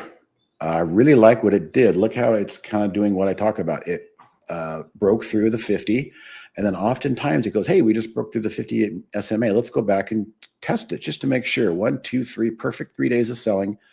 Passed the test right here. This thing could take out 40 very soon. It could be breaking its downtrend. The 50-day moving average is a major trend. Look at, you guys, look at why I use this. And Brian uses this. Relevant, relevant, relevant, relevant, relevant, relevant, relevant, relevant, and then broke through, pulled back, and now you've got the other 20 moving average candle. This is a nice looking candidate for a reversal. Not bad.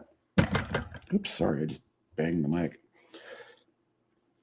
UAVS without news, it might close 190. Yeah, I think as long as it just doesn't get badly out of hand to the downside, it takes time to absorb those damn dilution headlines of offerings, secondaries. People don't like that. And in addition to that, I forgot to mention, it looks as if they also are rebranding. They are going from an agricultural background to a more high-tech background. And when you use the word rebranding, that's like, hey, we're changing our business model. A lot of people don't like to hear that either. So there's a lot of headwinds in UAVS. Honestly, if I can just get a green bounce in this thing, which is not even coming, I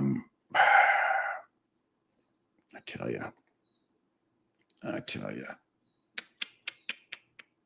can't even get a bounce.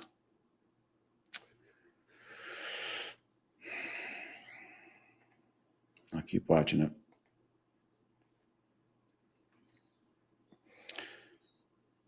Oh, I've got so many people looking for me. I'll get to you guys later. Money Machine's not doing much. Let's see, questions.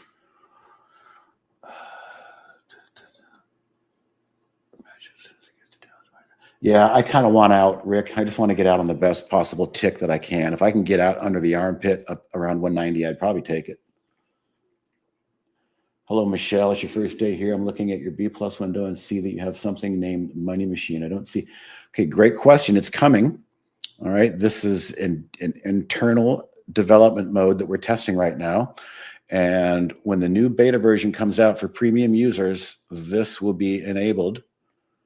And from there, I'm basically using this panel to say what strategies I want to auto trade and how I want to trade them and the risks settings and things like that. It's running right now, so I can't go in there and change it. But what I can show you is that it is, in fact, this scan, I believe.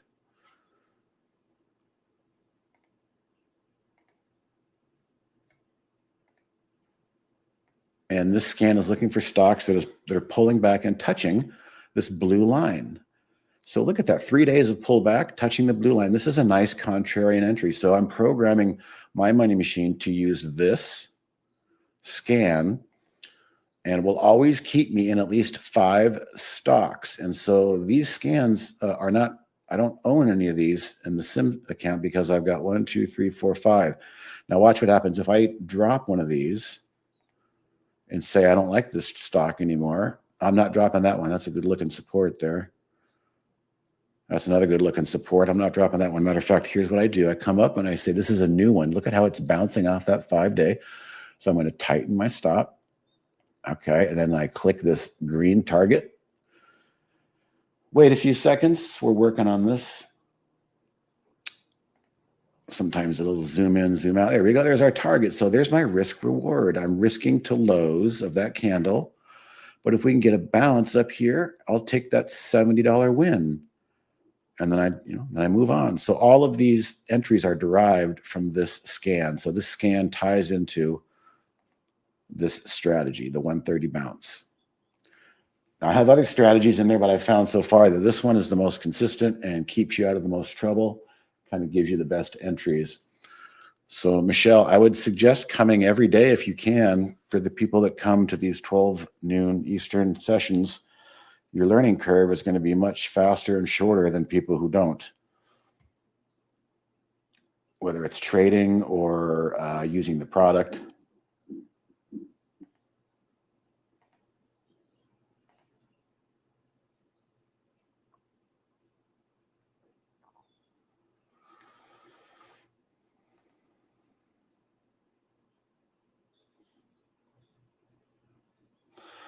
All right, armpit. Yep, that's a great name for.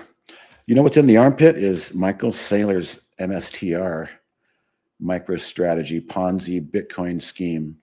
Can't stand the way he touts himself. This is the armpit. This is his MicroStrategy daily chart, and he is now trapped under the armpit, the smelly, smelly area of the moving averages, just holding him. And until further notice, this chart is saying, caution, don't listen to what this guy is talking about. He doesn't know what he's doing. At least that's what the chart is saying. And a lot of other people, I don't think going out and borrowing money to buy Bitcoin on a leveraged bank account on more borrowed money and then more borrowed money on top of that. I don't think that's a solid business strategy. I think that's the kind of thing where you wake up one day and you say, what was I thinking? And he is currently, as I said, in the armpit. So good luck.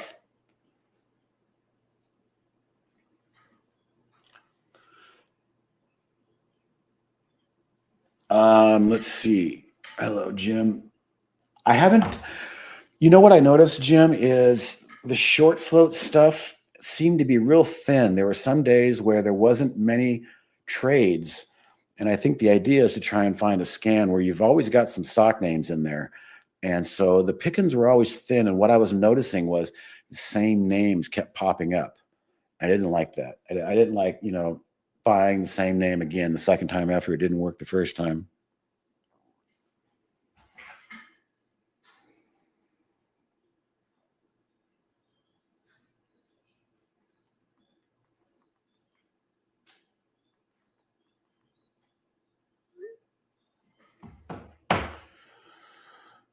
There was talk about adding in, oh, please, MSTR to the S&P 500.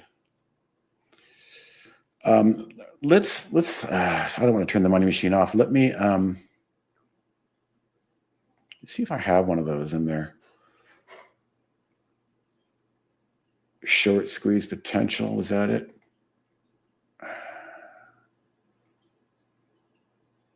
Pull back to the, I think I was using pullback to the 10, but only with stocks. I had a filter in there, of course, stocks that had a high short float. And kind of like I was mentioning earlier, choking off the relative volume, it's kind of the same as choking off the symbol list of stocks that don't necessarily have a high short float, but it's still a great setup. So far, what I've got running now is working better than what I had for the short float stuff. Let's stop the money machine. All right, we just close that of everything. And that allows me to go in and look at strategies. So we called that short squeeze 15 SMA. So if I bring that up, the strategy loads. Now what we can do is we can look at the configuration and just double check and say, what are we scanning for here? Okay, close to the 10 SMA, short float 10% or higher. Change in relative volume 1. So that might be hurting me too. Maybe I'll take. No, I want this because these are pulling back to the 10 SMA. I want them to be on fire with relative volume. So let me just click OK there. And let me do one more thing here.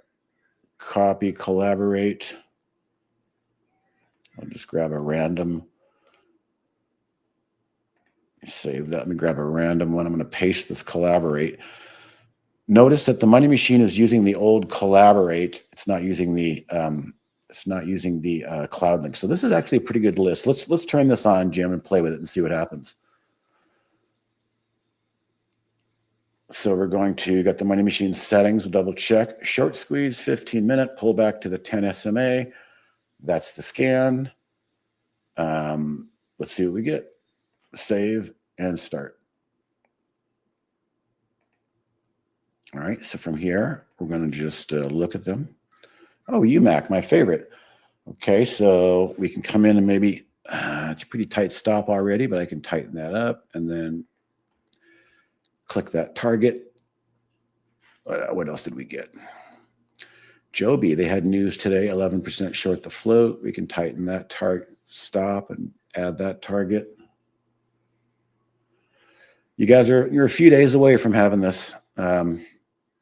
I know it's been a long, frustrating wait, but we're real close. So what I'm noticing here is this is kind of midday, Jim, which brings up a whole other philosophy is when do you launch these things? It might be a squishy, sloppy midday where these things have already had their run and now they're starting to give some back. So there's a time to be on and a time not to be on in most of these plays. I might be missing that UUU because I didn't have any money. MOBX, another UMAC. We're in that one and the money machine. So we'll just close that and let that marinate for a minute.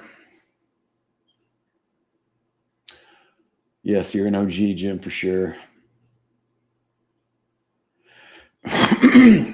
The thing is, we have to play with it during market hours. You can't really play with it over the weekend. I mean, you can back test stuff, but the real experiment and testing comes during market hours. And then, like for instance, I didn't turn on my pullback to the 130 until a half an hour after the open. I don't want to get all that noise at the open. So I think that's a whole other can of worms. You're going to have to, maybe even log if you're that type of person. You want to put in a spreadsheet. This scan works best, and that's something you probably could do with back testing. Find out the best time of day where this strategy works, and then make sure your money machine is not running during those times of day, which is probably midday towards the end of the day. There's certainly a sweet spot.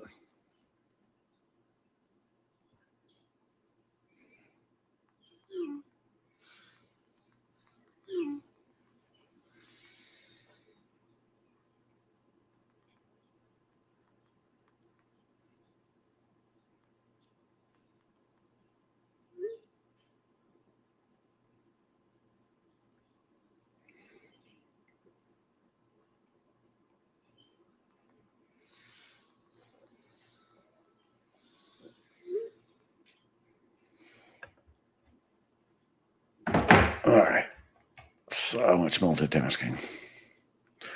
NXE is another one similar to UUU, and this thing has been trading higher. I haven't lost sight of this one as well. DNN, another one. All these little uranium plays. That's one of the reasons I think Oklo is kind of doing well, and I'm still long this one. I sold 1/3, so I've satisfied that fear demon of pulling back. So I've locked in 1/3 of that trade. How many different scans can it automate at the same time? At the same time, one. It can only trade one scan at a time, but you'll see if I turn that off, I've got like 4 or 5 different profile settings in there. And each profile setting is a different mix of configurations and settings. So it will only trade one scan at a time. So what you could do is you could find out what scan works really well for the top of the hour after the open for 2 hours, then turn that off, and then maybe try something different for the remainder of the day.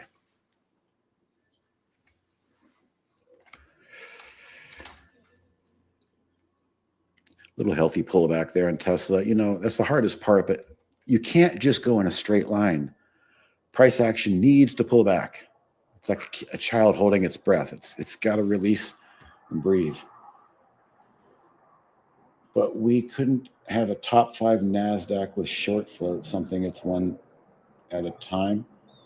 Well, you can trade any strategy configuration one at a time. I don't know the answer to creating a second. No, I don't. It's one at a time because this is it right here. This corresponds with the start button. And so there's no way. And I don't think you'd want to do that. I think you're only going to want to run one strategy at a time. Now, what you can do is you can disconnect those trades from the money machine. And when I'm doing those stops, they all override the chart stops override the setting stops.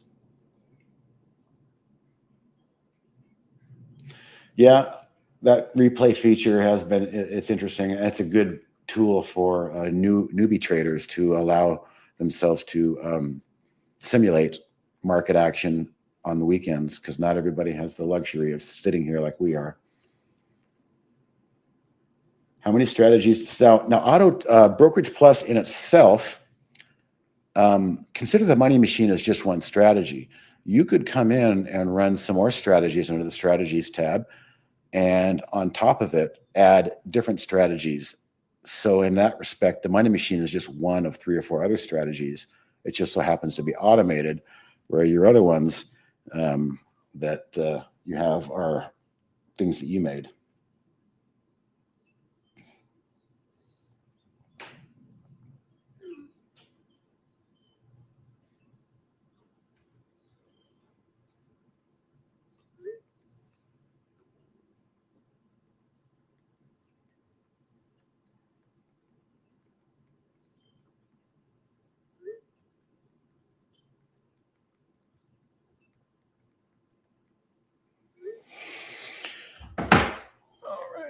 How many?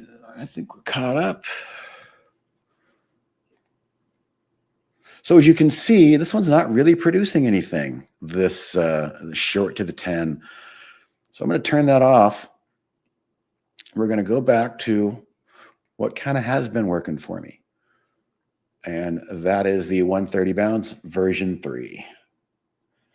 Now what I can do is I could come in here and go to manage profiles and clean up the ones I don't want. So 130 bounce, I don't need that.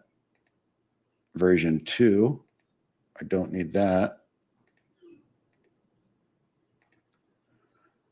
So that's how you can clean up a little bit of stuff. All right, so let's go back. Short squeeze 15, pull back to the no. We want 130 bounce version 3. Okay. The profile strategy is the pullback to the 130. We can double check that by looking at the configuration.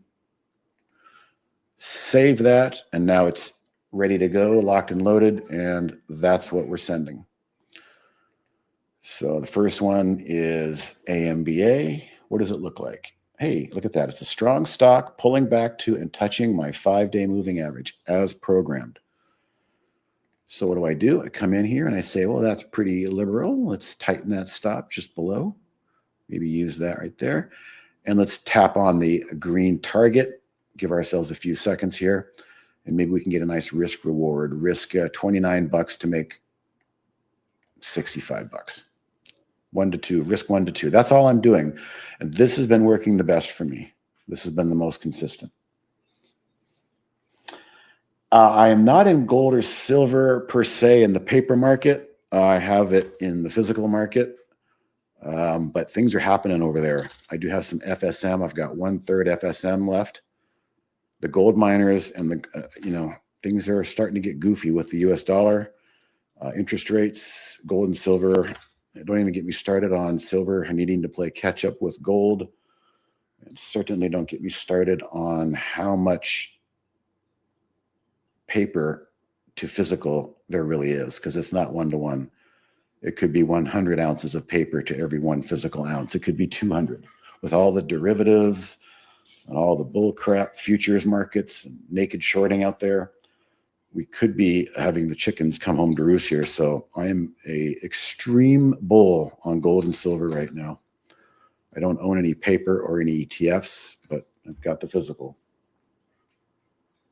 I do have that FSM, which is trading nicely. Oh, let's check in on my nemesis, UAVS. What's UAVS doing? Oh, it's trying. So maybe that's the worst of it.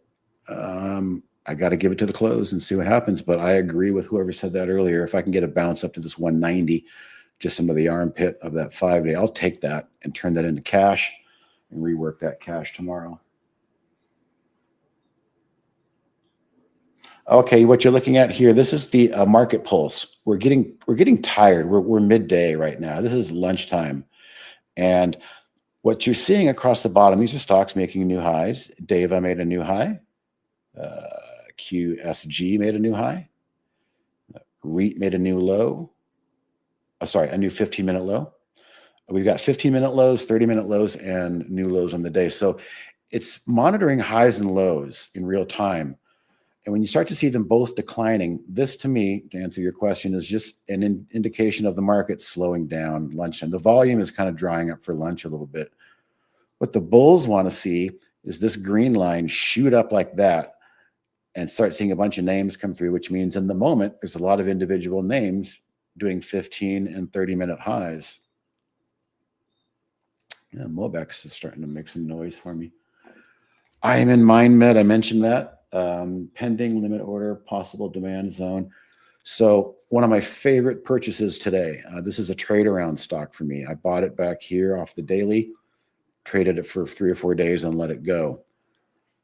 And I just happened to pull it up. I saw it making a low and I saw it right here, just knocking on here.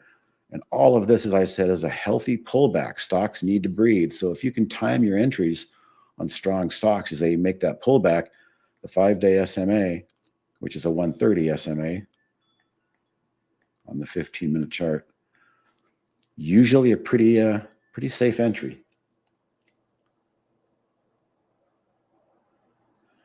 The only issues are, one, understanding that it's going to be released as a beta, so it's not going to be perfect.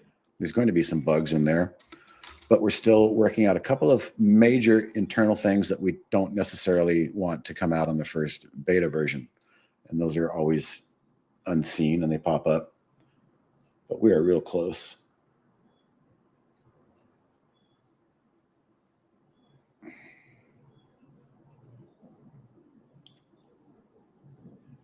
All right, I think I'm caught up on the questions. If I missed a question, you can let me know.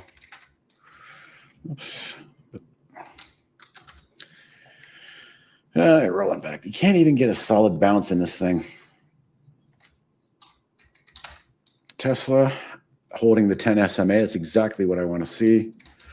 Oklo, I already sold 1/3. Sideways action, fine by me. FSM, I've sold 2/3. Raising cash for tomorrow. RUM is a new entry. I just want it to hold that 5-day moving average and I'll stay in it. It's an ugly chart, but eventually they turn.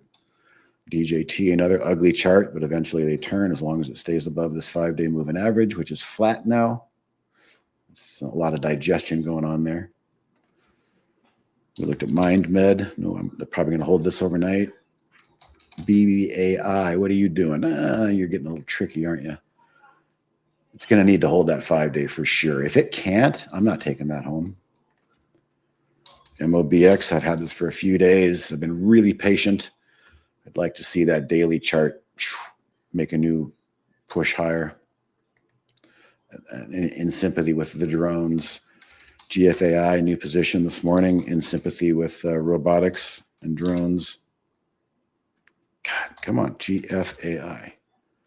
Yeah, looking better. This is exactly what I expected it to do. Run up and get slammed at the blue 50-day SMA right there. It pulled back, held this level, and now it's going to bring the battering ram back up and maybe try again. Very rarely will stocks go through the 50 or the 200-day moving average from underneath on the very first attempt. It's usually going to be a hang up and a pullback and a little bit of digestion, in my opinion. Yep, Mike C, you got to love it. I mean, if you're watching my lives, you can only look at so many charts before you realize how much correlation it really does have.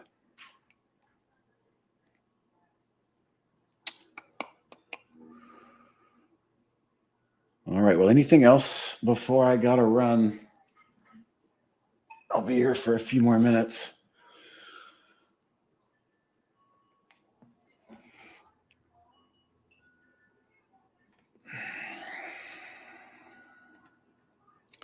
So the money machine slowed down a little bit here midday as well. Not as many names. I'm more comfortable playing this thing, like I said, after the first half an hour and then letting it run into lunchtime and then maybe, turning it off.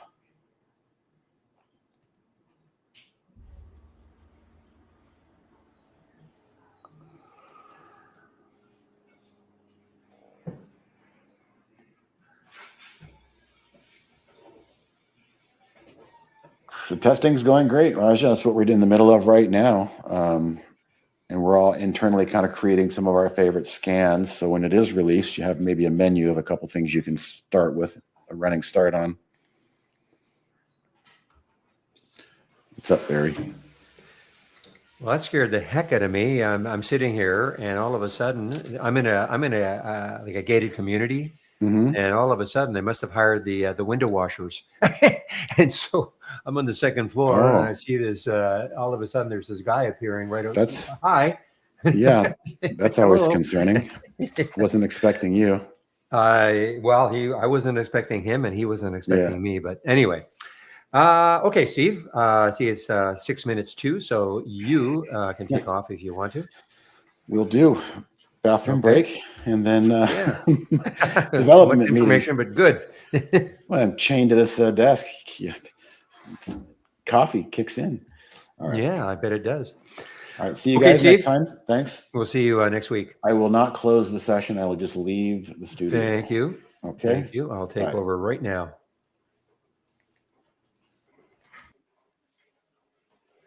There we go. Okay. I think I'm took over the screen and back in both rooms now, guys. And just let me get my music going.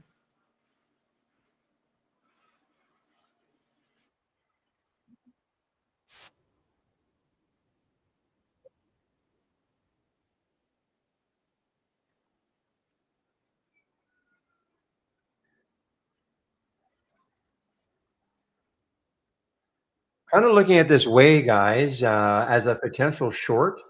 I'm kind of looking at, I mean, the obvious one all day long was this TVTX. Look how many races it won. 11 races on the way down.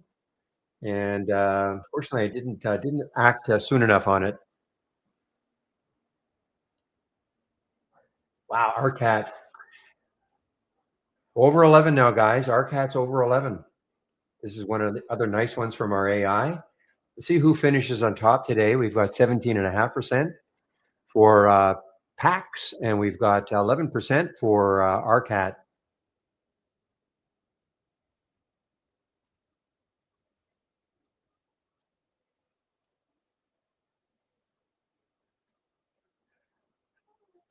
Maybe perfect. Yeah.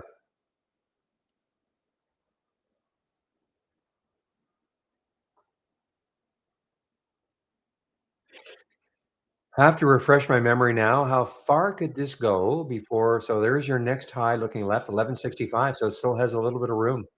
RCAT still has a little bit of room to go before it hits that next high in the weekly chart. Again, as always, I'm not saying it's going to get there, but at least we're taking out some of the chart resistance out of the equation about why stock won't keep moving higher.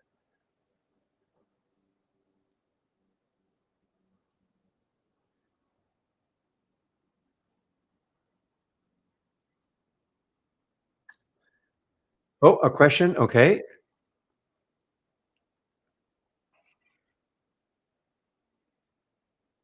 Hmm. That's something Steve was doing. I'm not sure I can do it. I've got a bug with my. Was he using? Was it on the chart? No. First of all, let me get. Yeah. See, I'm getting. I'm getting. I have an error message. I can ignore it.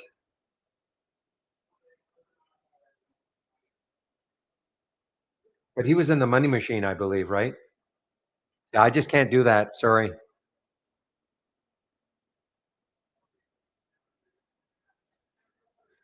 I cannot. Let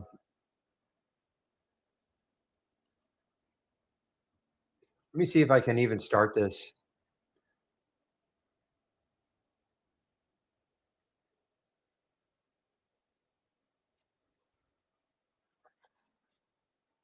Yeah, I can't do it, Pramod, okay? I have no experience with this whatsoever. You notice I had a now, not that that error message is a big deal, I can just hit ignore, but I'm not testing the money machine at all, so I saw what he was doing, he was putting, like, a buy and like, I don't know if he was using this to put a buy and a sell and a target, I'm not sure he was doing that.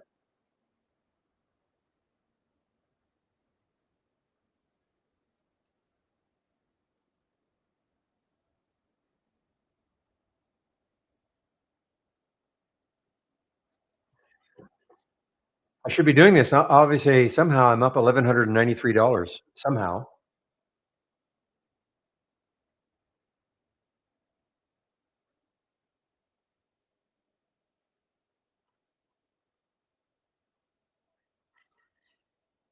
I might have to look at it. Give me a moment, okay? Maybe I usually take off at around 2. Maybe at 2 o'clock, I'll take a look at this to see if I can figure out what he was doing. Okay.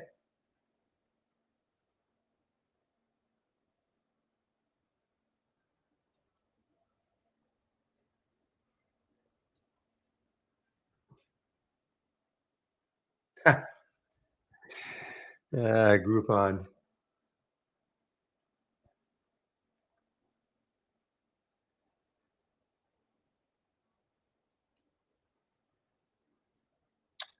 Yeah, I don't know why you couldn't just type in here, type a comment in here. I don't know why you couldn't do that, Pramod.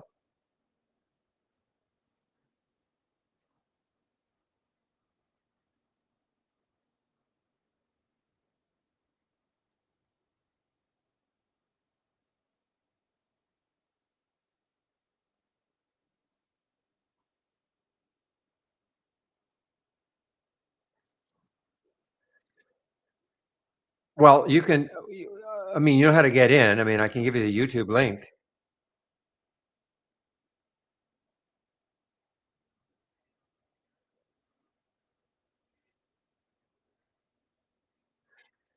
I don't know. I don't know how much it's in. I understand. Oops, just give me a moment, guys. I was looking at that. Way is a potential short, but it is not popping a little bit now. So guess I'll forget about that.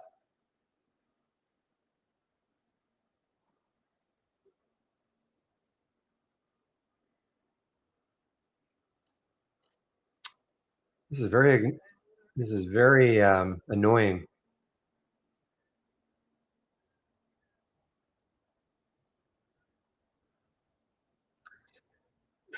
Very igno See, I've just got this bug going on, and the other guys don't have that. So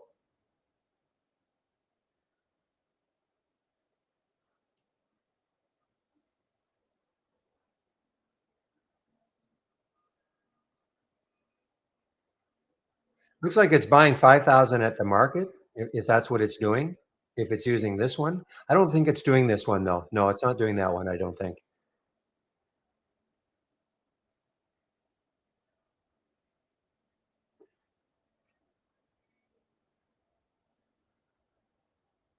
There we go. Well, it is. It's 5,000. It's a $5,000 position size.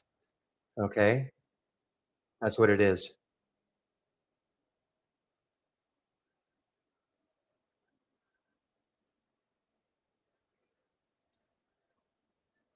Which is not, not that much really. Because remember, and typically, I think you're only in. Well, you know what? I'm Steve. I know said he was only in 5 Macs at a time. Boy, that's a very annoying. No, no, no, no, no. It would be $5,000 a trade for sure. So you think if you've got $25,000 in the account, so that's 5 trades, and I know he was in no more than 5 trades at a time.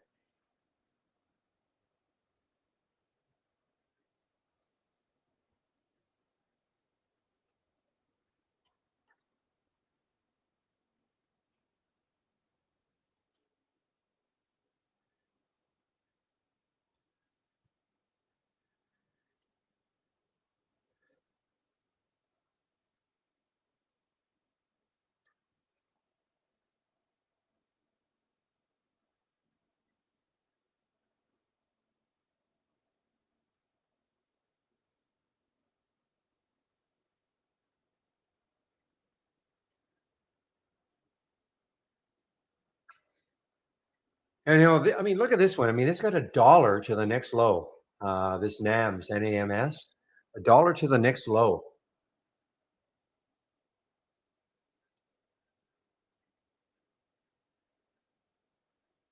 Just wondering, how they don't seem to be that dynamic. Well, I mean, that's the idea, though, isn't it? We're talking about large cap movers down, so they're not going to have these giant moves. But this is in this race right here, the large cap losers from the start of the race.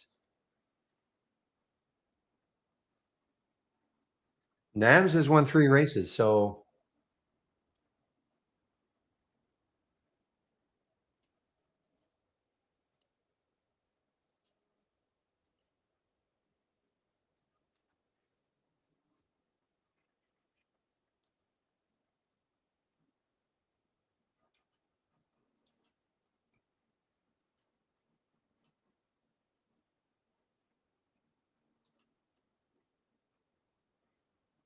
what you see, this is what I use on my screen now. They're not really scans, okay, in the strict sense or our definition, okay, Brenda. I mean, a scan. I mean, it's semantics, okay. A scan, and typically how we refer a scan is an alert window that gives you a trigger. I'm not using. I'm using. This is what I'm really looking at all day long. Okay, it's the ones that are moving.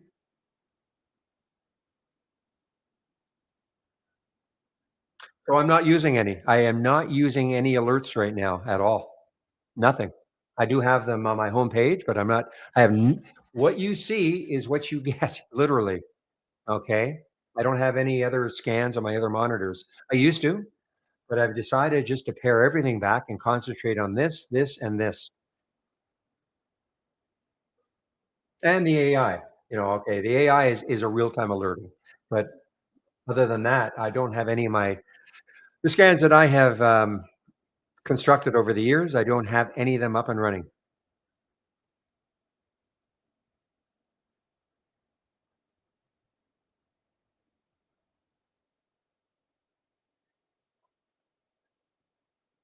It's possible I'll bring back one, but I like the idea of just following these.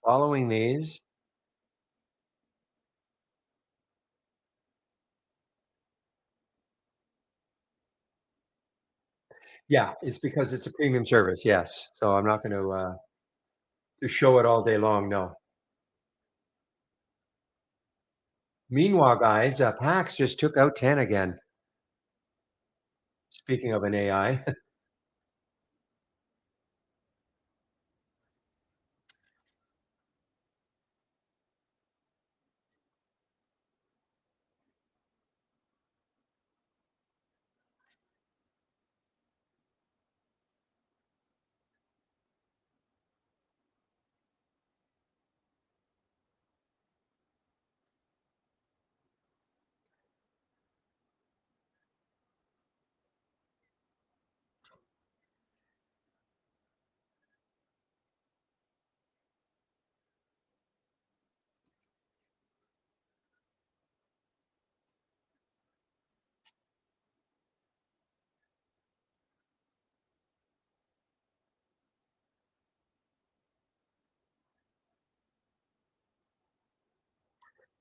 Want to pay a little more attention to this one tomorrow.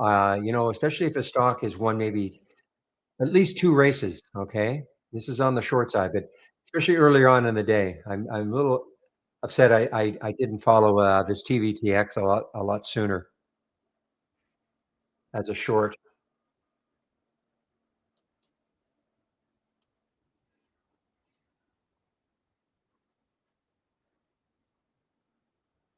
So let's take a look at Wilds. It's pulling back. It's a 5.6% pullback now. But it's underneath the VWAP now, guys. So this could be it for the day. Could be it for the day. It's underneath the VWAP. Let's just get a lot of volume to come in and pop it through the VWAP again, which it could do.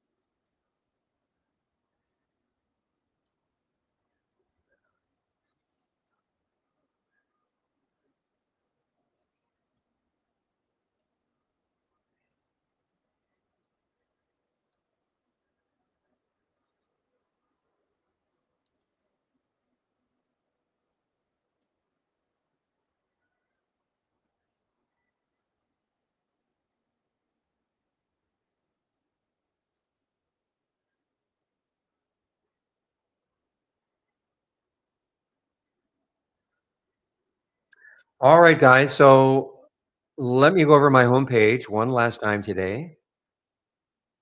Show you the scans that I do have. That you can have just because I'm not using them right now doesn't mean you shouldn't. I'm just talking in general, of course.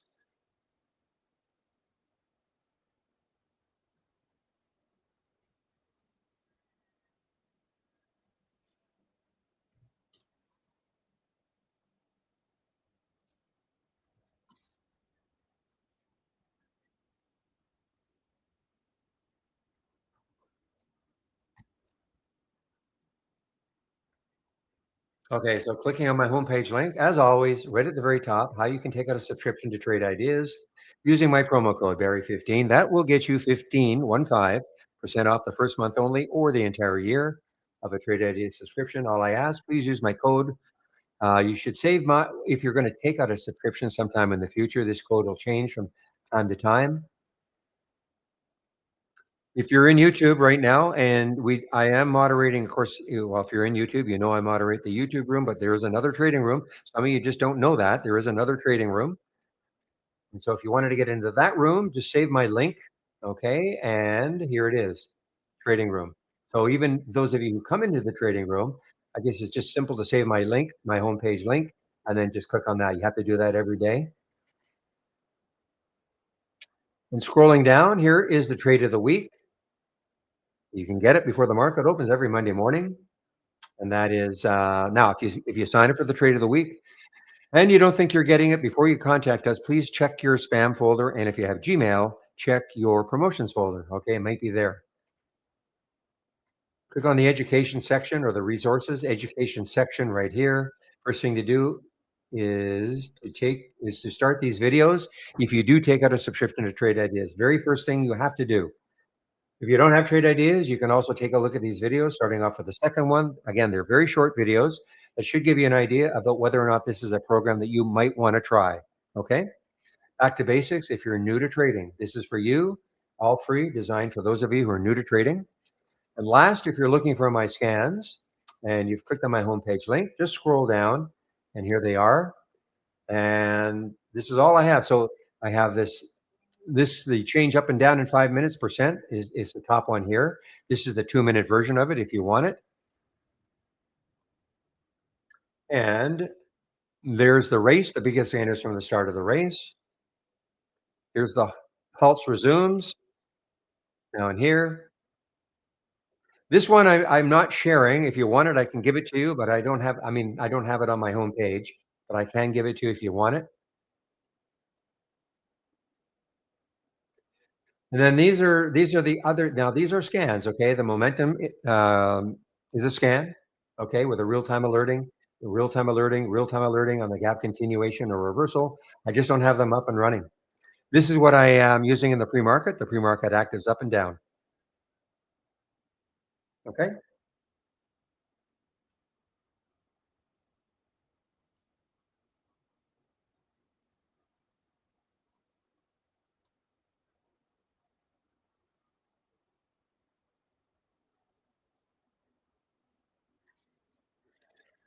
Well, guys, PAX is still looking pretty interesting. I mean, it's over 10 again, and it's got all that room. 1139, 1137 or so is the next high looking left on the daily chart. So it is still looking kind of interesting. Look at it on a 15-minute chart. The wave never wavered to orange on a 15. So if you have if you're using a 15-minute chart for your trading, your stops are probably going to be a lot wider, but this would have kept you in the trade the whole day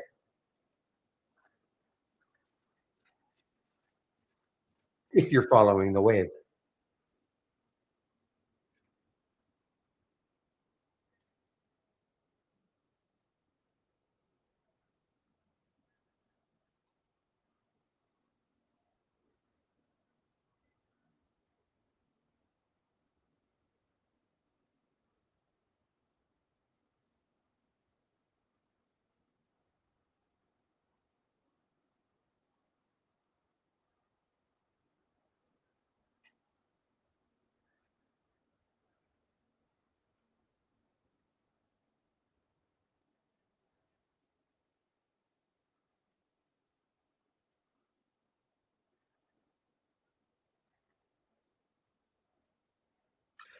So, William, you said you're going to keep the room open until about 3:30. I'll be taking off. Maybe around 2, maybe a little after. But you said I think you're going to keep it open to 3:30 if you can keep awake, right?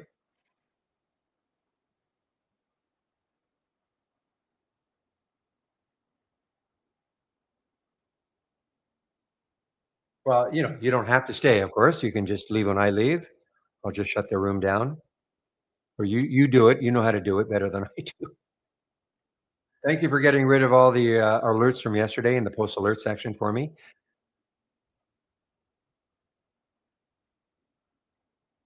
So Adobe. So it looks like Adobe has earnings. This is why what William is talking about. They have earnings after hours. One of the major companies still out there. Moving down a little bit ahead of earnings. But now, what happened to that? Was it Fig, right? Weren't they supposed to be the Adobe color? Got really ugly. Well, this over enthusiastic. Obviously, the first day started trading, or second day even. Well, even the first day got up to 124. Second day got up to 142. We're now sitting at 54.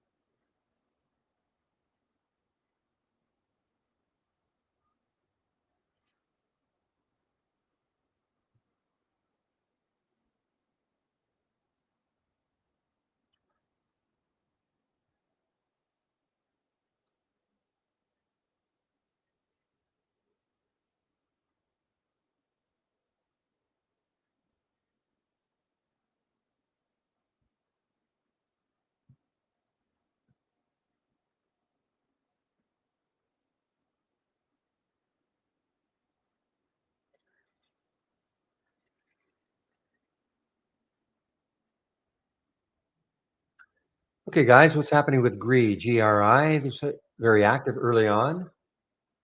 Yeah, just I don't know. I mean, it's underneath the VWAP still. Okay, maybe it's going to be a late dayer. In the pre-market, it did get up to 362, so there is room there. Obviously, that happened at around 9 o'clock.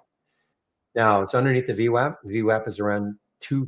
Well, we have it here on my chart around 230. That's because it's using the pre-market data.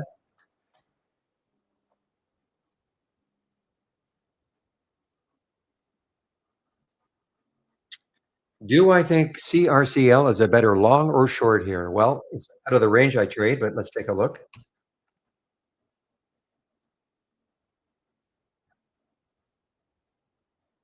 It's been just kind of. I mean, if you want to believe in the wave, I mean, it's an orange wave right there. But on the 15, depends on your time frame. Another Oliver, on the 15, it's still reasonably strong. It's still a blue wave, not giving you any. But if you're talking about right now, to me, there's no advantage yet. I mean, obviously, down here is if you're taking it down here and then you're holding on. So I don't see an advantage one way or the other right now.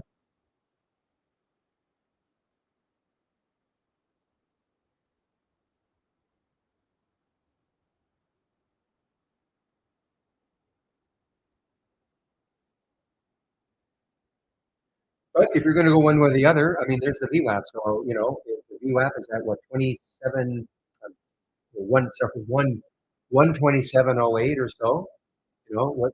But on my chart, it is 127.44 or so. Because again, it's taking into account pre-market volume. So I mean, if you thought you were going to go short, you'd want to see a breakdown underneath the VWAP, probably. So you could put a price alert underneath the VWAP. And then if you wanted to go long, maybe put a price alert on top of this. So bracket the price alerts and see which way it goes. On volume, though, I mean, if it doesn't break on volume one way or the other, I would forget about it.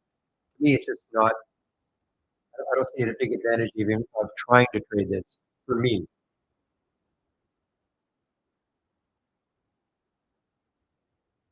And I'm assuming you're talking about intraday. You're not talking about a swing trade.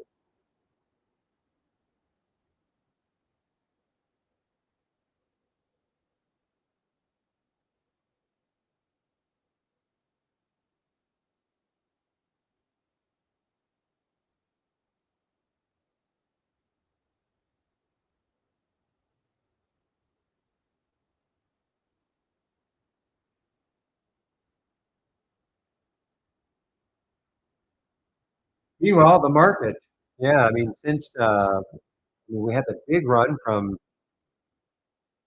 950 up to 1130, not quite 2 hours. Little pullback here, but just kind of hanging in this area.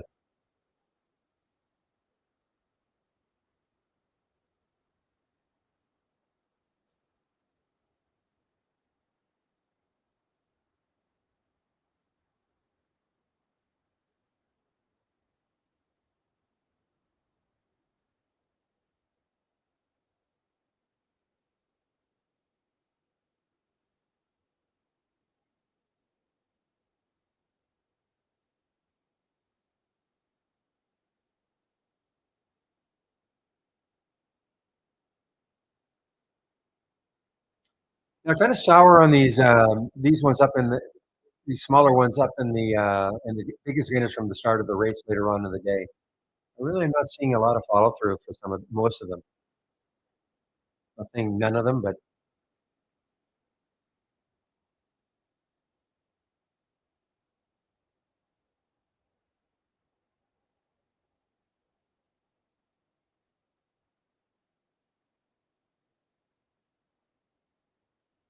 quite a day for MSC though. Studio City, low of 3, high of 664. Huh. But another one consolidating underneath the VWAP. Which way is it going to go? Is it going to break the VWAP or is it going to stay here and float down?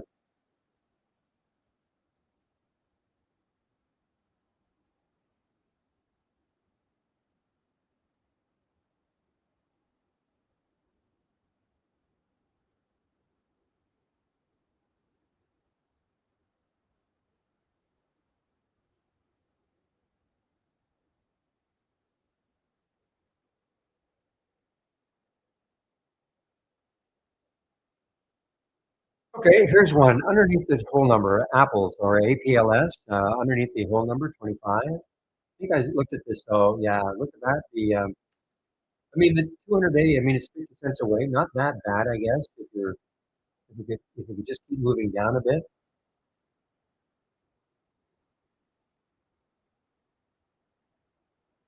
I might have to up the relative volume in this span here. I think I can do it here.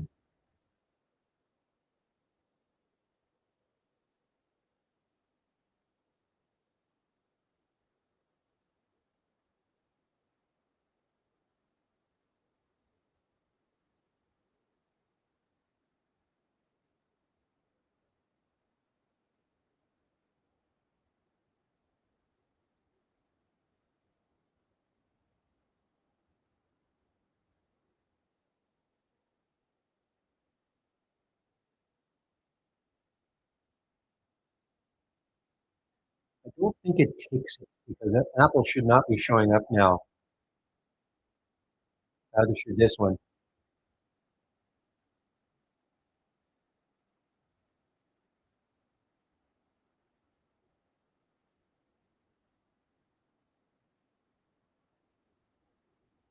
But it's not showing up here. Okay, well that's good.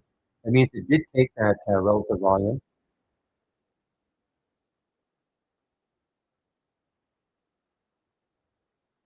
Hmm.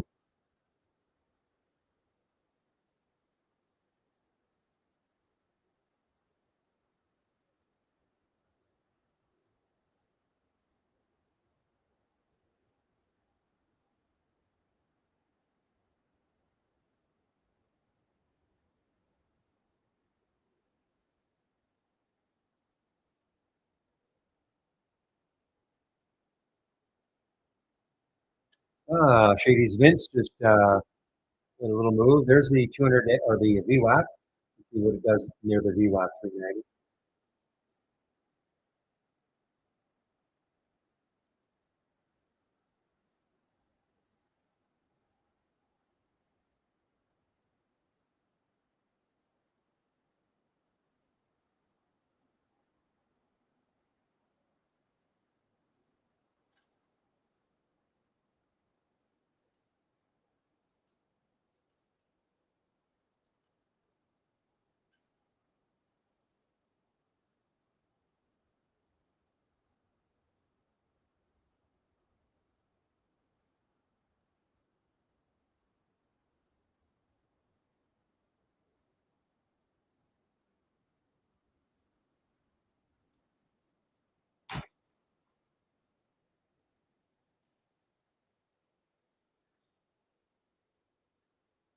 Well, you know what might not be dead also is RCAT.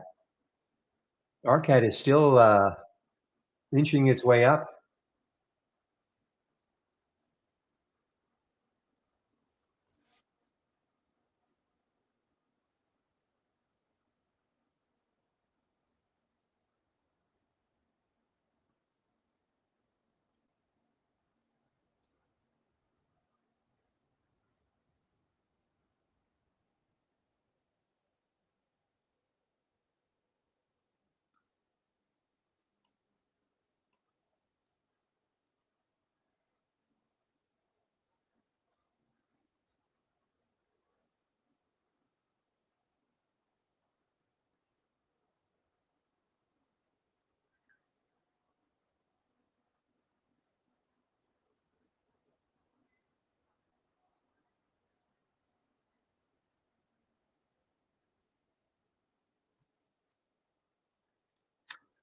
There's a new one, guys. I think YYAI. YYAI. Don't think I've seen this one today. Looking left, the next high, too close.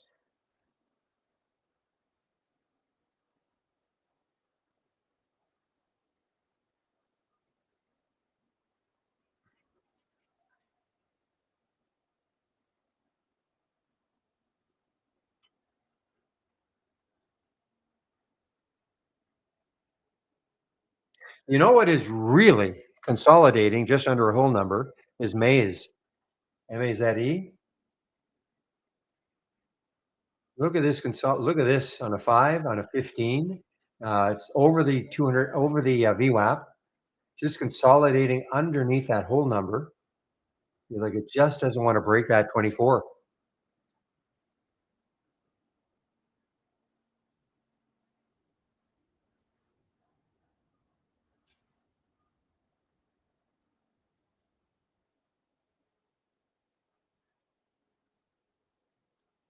I have to put a price alert in that area. I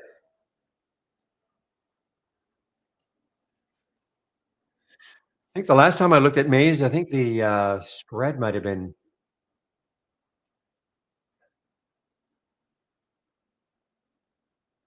Yeah, I mean, the spread's not wonderful. It's not atrocious, but it's not wonderful. 85.02.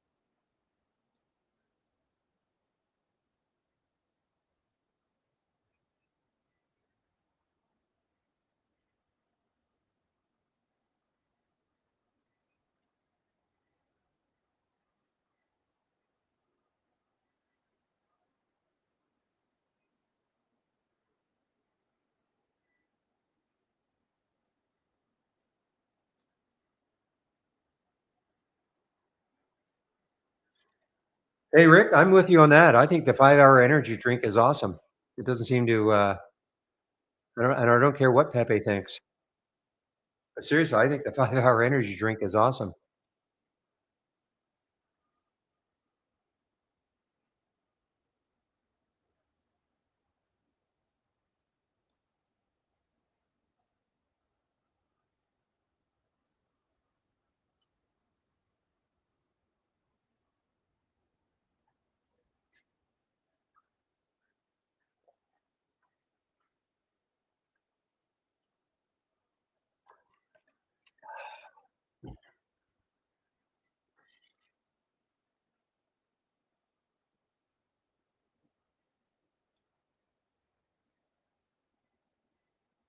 Oh, exactly. I don't chug it. I do not chug it.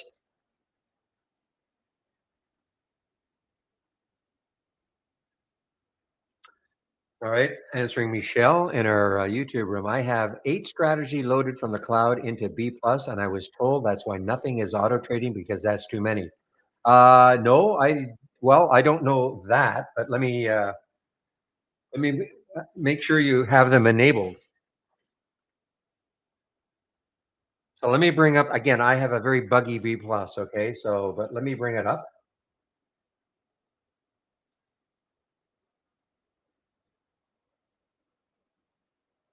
So you have to enable.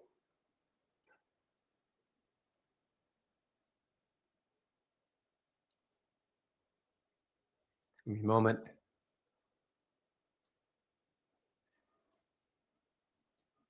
Yeah. So you have to. I don't know. You have to enable every strategy. Okay. So when you right click, um, you have to click to enable. You have to enable each strategy. So I don't know. Maybe that's the reason. Okay. Now, what sort? Are you trying in the simulator, Michelle? I hope. Seems like a lot of strategies. Number one, but are you trying in the simulator to do all this? You're not. I hope you're not trying to trade live.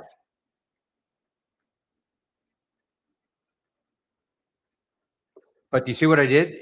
Imagine these were your strat. I mean, you got eight of them. You have to right click and you have to click on strategy enabled because the default is disabled.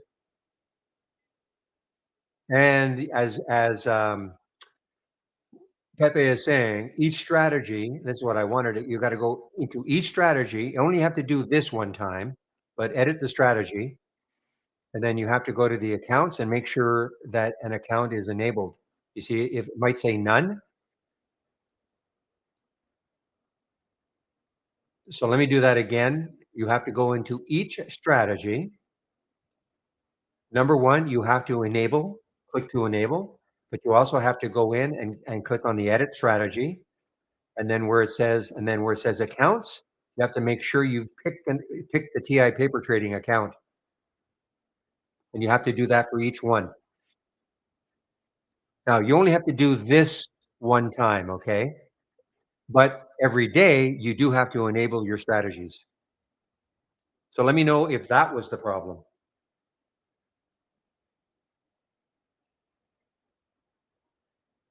And if I've done this too quickly, just let me know. I can show you again how to make sure on the account section, you have to pick probably I'm assuming you're a paper trading. You're not trying to attach to a live account.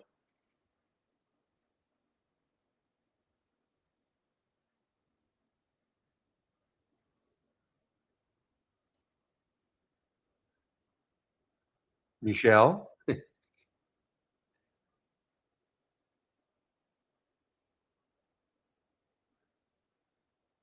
Well, if you're listening to me, maybe you can tell me if that worked for you.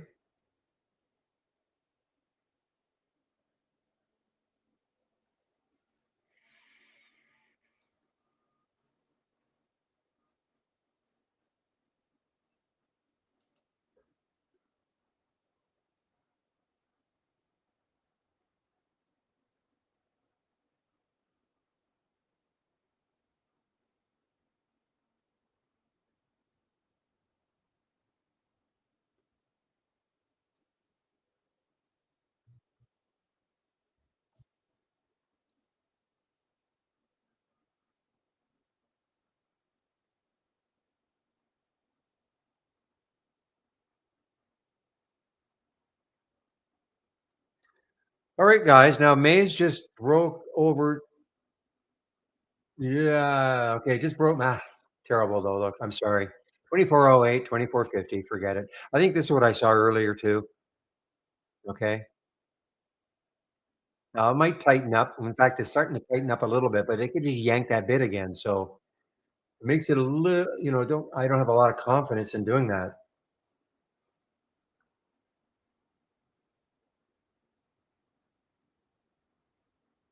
But it is a nice break. There's no question it's a nice break.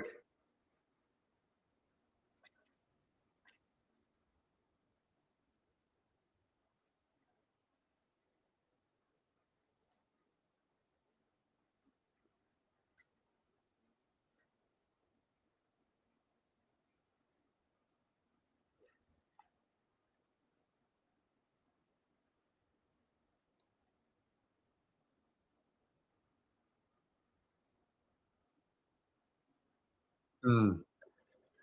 Maybe Michelle did not stick around for my answer.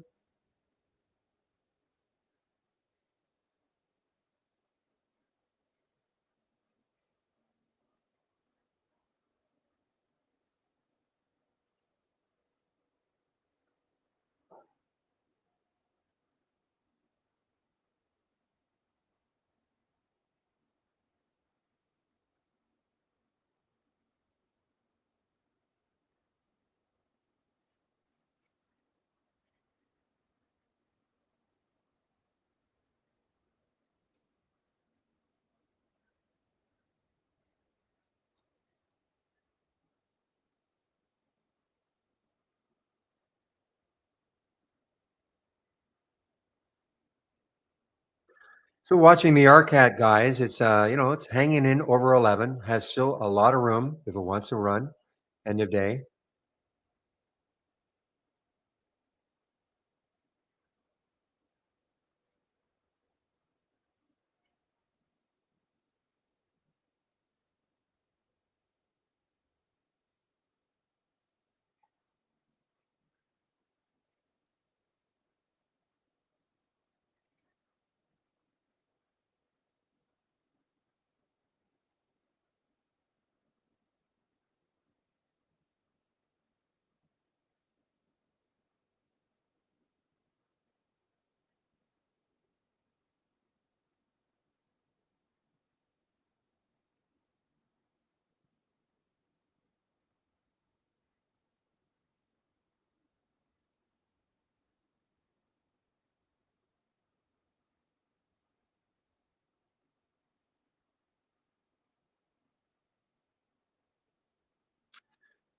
All right, guys. Well, 11:37. So what I might do is just if there are no questions, I'm just going to put myself on mute. I'll hang around till at least 2 o'clock, but I'm just going to put myself on mute if there are no questions.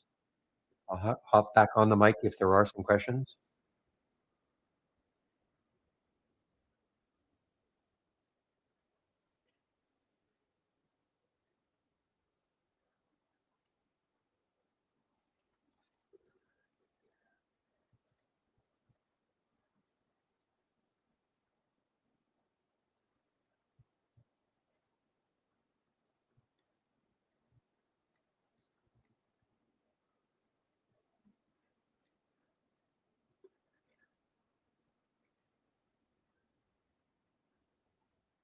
Hey, guys. So I'm muting myself in both rooms now.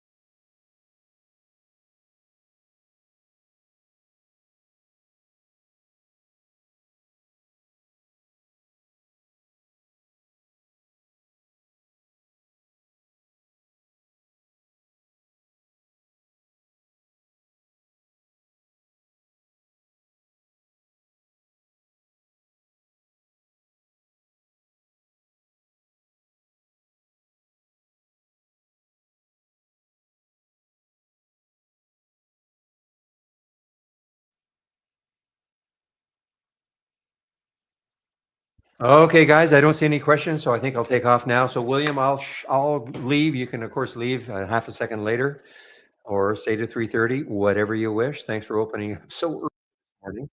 So again, thanks for all the help all day long, guys. The room will be open more than likely just at 7:30 tomorrow morning Eastern time. I'll get on the mic at about 9. I'll open the YouTube room at about 8:30, sometime between 8:30 and 8:40. So have a great evening, everybody, and we'll see you tomorrow. So I'm muting myself now in the main room and stopping the screen sharing.